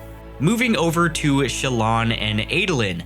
Now, Testament, the cryptic spren, appears a little healthier, likely thanks to Adolin's kindness. And Shallan has also reintegrated Veil and Radiant as separate aspects for now, until she's ready to fully heal. Using the cube communicator, Shallan contacts Mraize and declares her departure from the Ghostbloods. Mraize attempts to manipulate her with threats against her family and offers of knowledge, but Shallan stands firm. She promises to reach the gemstone holding Ba'ado Mishram before the Ghostbloods can, and asks what they're intending to do with it. What power do the Ghostbloods seek with a thing that can bind the minds of an entire people? This makes Mraize go silent, and then she warns him to vacate the Ghostbloods from Urithiru or she will hunt them down. However, Mraize says this will not end well for her, and he doubts her ability to handle their master, Thadakar, who he explains comes to them in avatar form only, as they are far beneath his level to be worthy of more. Shallan says that Wit calls Thadakar Lord of Scars, and she wants Mraize to deliver a message to this avatar from Wit. Deal with your own stupid planet, you idiot. Don't make me come over there and slap you around again. Mraize says that in doing this, she's now at war with the Ghostbloods. Shallan ends the call, then flips through her notebook with drawings using Kalak's descriptions. It shows a pattern of stars in the sky and lists the many worlds among them. Shallan had kept her head down too long. It was time to soar. Now, this is where I think it's safe to finally reveal a very big Cosmere Easter egg about Thadakar's identity. You might have already picked up on this if you've read Mistborn Era 1 or Mistborn Secret History, but if you haven't, you might want to skip ahead like 30 seconds or so.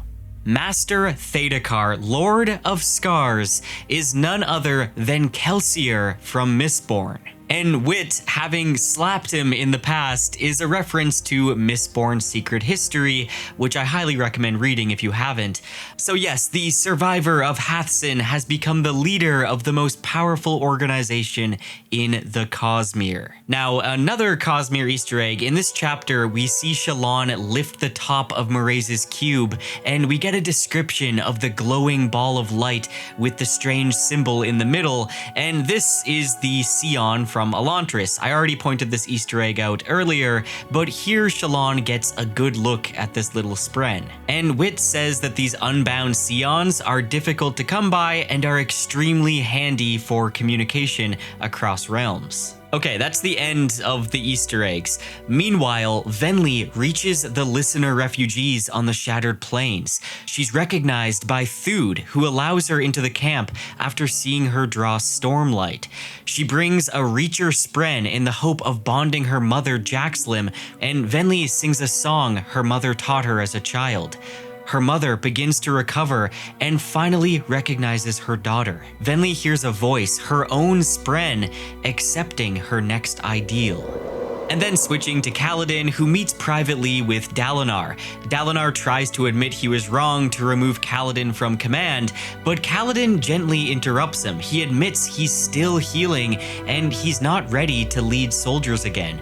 However, what he is ready for is to continue working on mental health care for soldiers like Dabid. And Dalinar grants him a critical new mission to travel to Shinovar and attempt to help Ishar, the maddened Grand Herald reclaim his sanity so that he might help teach Dalinar more about bondsmith powers. Dalinar then returns Wit's flute to Kaladin, explaining that Lift found it in a merchant's bin from the Shattered Plains, and he explains that Lift is healed and doing better, and that for some reason her and her spren are now carrying around a red chicken. Kaladin then sets off with Syl to search the same merchant's wares, and there he finds Tian's carved wooden horse.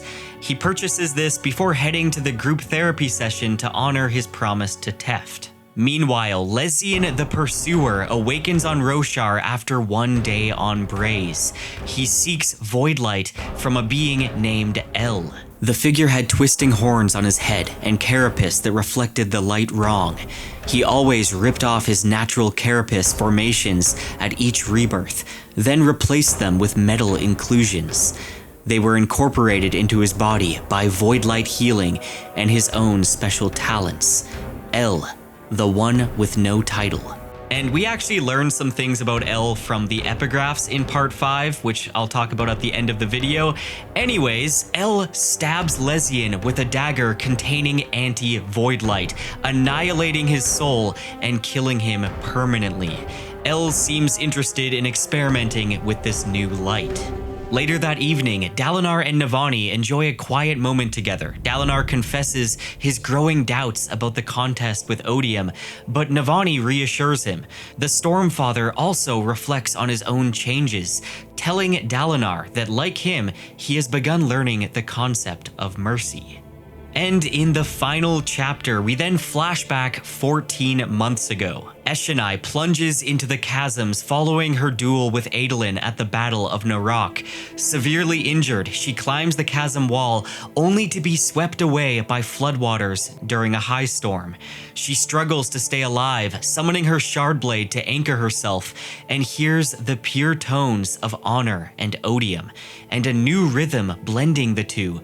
The rhythm of war. She attunes this rhythm and continues to battle death until the water slows. Tamber finds her at the bottom of the chasm, and Eshonai attunes to her childhood rhythms and the rhythm of victory, just as she dies. She's pulled into the cognitive realm, where the Stormfather reveals that her attempt to speak the first ideal when underwater was accepted, and because she was so heavily invested at death, she will persist for a short time. Now a cognitive shadow, she's granted a brief existence beyond death to fly with the high storm and see the world as she always dreamed. She rides with the storm across Roshar, rain, wind, and lightning her senses, before the Stormfather bids her farewell, and Eshonai passes into the beyond. We then get the epilogue, Dirty Tricks. Wit performs his sleight of hand tricks before an audience of corrupted Windspren and speaks about the deceptive nature of storytelling, how lies can reveal truths, and how misdirection is essential in both magic and narrative. He comments that Design, his cryptic spren, is unimpressed by the tricks, especially since Roshar doesn't use coins. After, Wit enters Elokar's sitting room where Odium, now Taravangian, confronts him. He shows rage at Wit's contract and oddly asks Wit what his choice of champion would be for the contest. Now, Wit initially believes he's interacting with Raze, but Taravangian's demeanor, strategic curiosity, and probing questions tip him off, and Wit begins to panic, but it's too late. Odium strikes. He doesn't violate the contract, but instead he targets Wit's memories, which are stored in breaths via awakening. Odium destroys or possibly absorbs the breaths holding Wit's most recent memories, and Wit forgets the encounter entirely. The scene then resets. Wit walks the hall again, feels something is wrong, but he can't quite place it. He finds himself back in Elokar's sitting room with Odium, who plays out a fake version of their previous conversation, pretending to be a brutish Raze. When Wit leaves, he's unsettled. His perfect pitch is gone. He's unable to whistle. His breaths are diminished. His knowledge of what occurred has been erased. And as you might have guessed, we have a lot of Cosmere Easter eggs in this epilogue, so I'm gonna cover those now. Wit's spidey senses going off has to do with how many breaths he holds, and this is related to the magic system from Warbreaker. At this moment, we know he's at least of the second heightening, which grants him perfect pitch, the ability to recognize unsuppressed breath auras, and judge about how much breath another Awakener has. And according to this scene, it likely means he can recognize any elevated investiture, which is how he was able to sense odium. Now, he mentions to Odium that the only sense he has is nonsense. Now, this is interesting because, very mild spoiler, but this is the thing that was taken from him in Tress of the Emerald Sea. He loses his sense. And then, of course, we need to address where Odium destroys Wit's breaths. This is the first time we're made aware that Hoid stores memories in breaths. But unfortunately, now his memories have been compromised by Odium. And now let's talk about the epigraphs from Part 5. All throughout Part 5, the epigraphs are from El, who we learn is a fused scholar who's both fascinated and awed by humanity. He reflects on human art, passion, and resilience, expressing admiration for their poetry, tenacity, and even their capacity for violence. And rather than hating them, El seeks to rule and uplift humans, believing them to be instruments of divine passion. The final lines suggest El's loyalty to the new Odium, Taravangian, whom he regards as both god and fellow mortal. And of course, the book ends with an end note. Just like all the other books in the Stormlight Archive, the titles of all 5 parts of the book form a Vorin Ketic poem. Now, this Ketic was written by El to commemorate the restoration of the sibling. And that summarizes the Rhythm of War. If you made it to the end of this video, congratulations. This was an incredibly long video. Comment below if you made it to the end, because I'm really curious to see how many people actually watched the entire thing. I hope you guys enjoyed the video. Again, you can support the channel on Ko-fi or Patreon or Super Chat or whatever. I really hope to make more summaries like this. Well, I am going to. I don't hope to. I'm going to. And I'm actually planning on summarizing the entire Cosmere, every book in the Cosmere. So that's gonna be a lot of work, but I know it's gonna be helpful for people as well to get all the Cosmere connections and everything, and it feels satisfying once I finally wrap up one of these massive videos. So I hope you guys enjoyed. That's it for this video. Make sure to subscribe if you haven't yet, and I'll see you soon.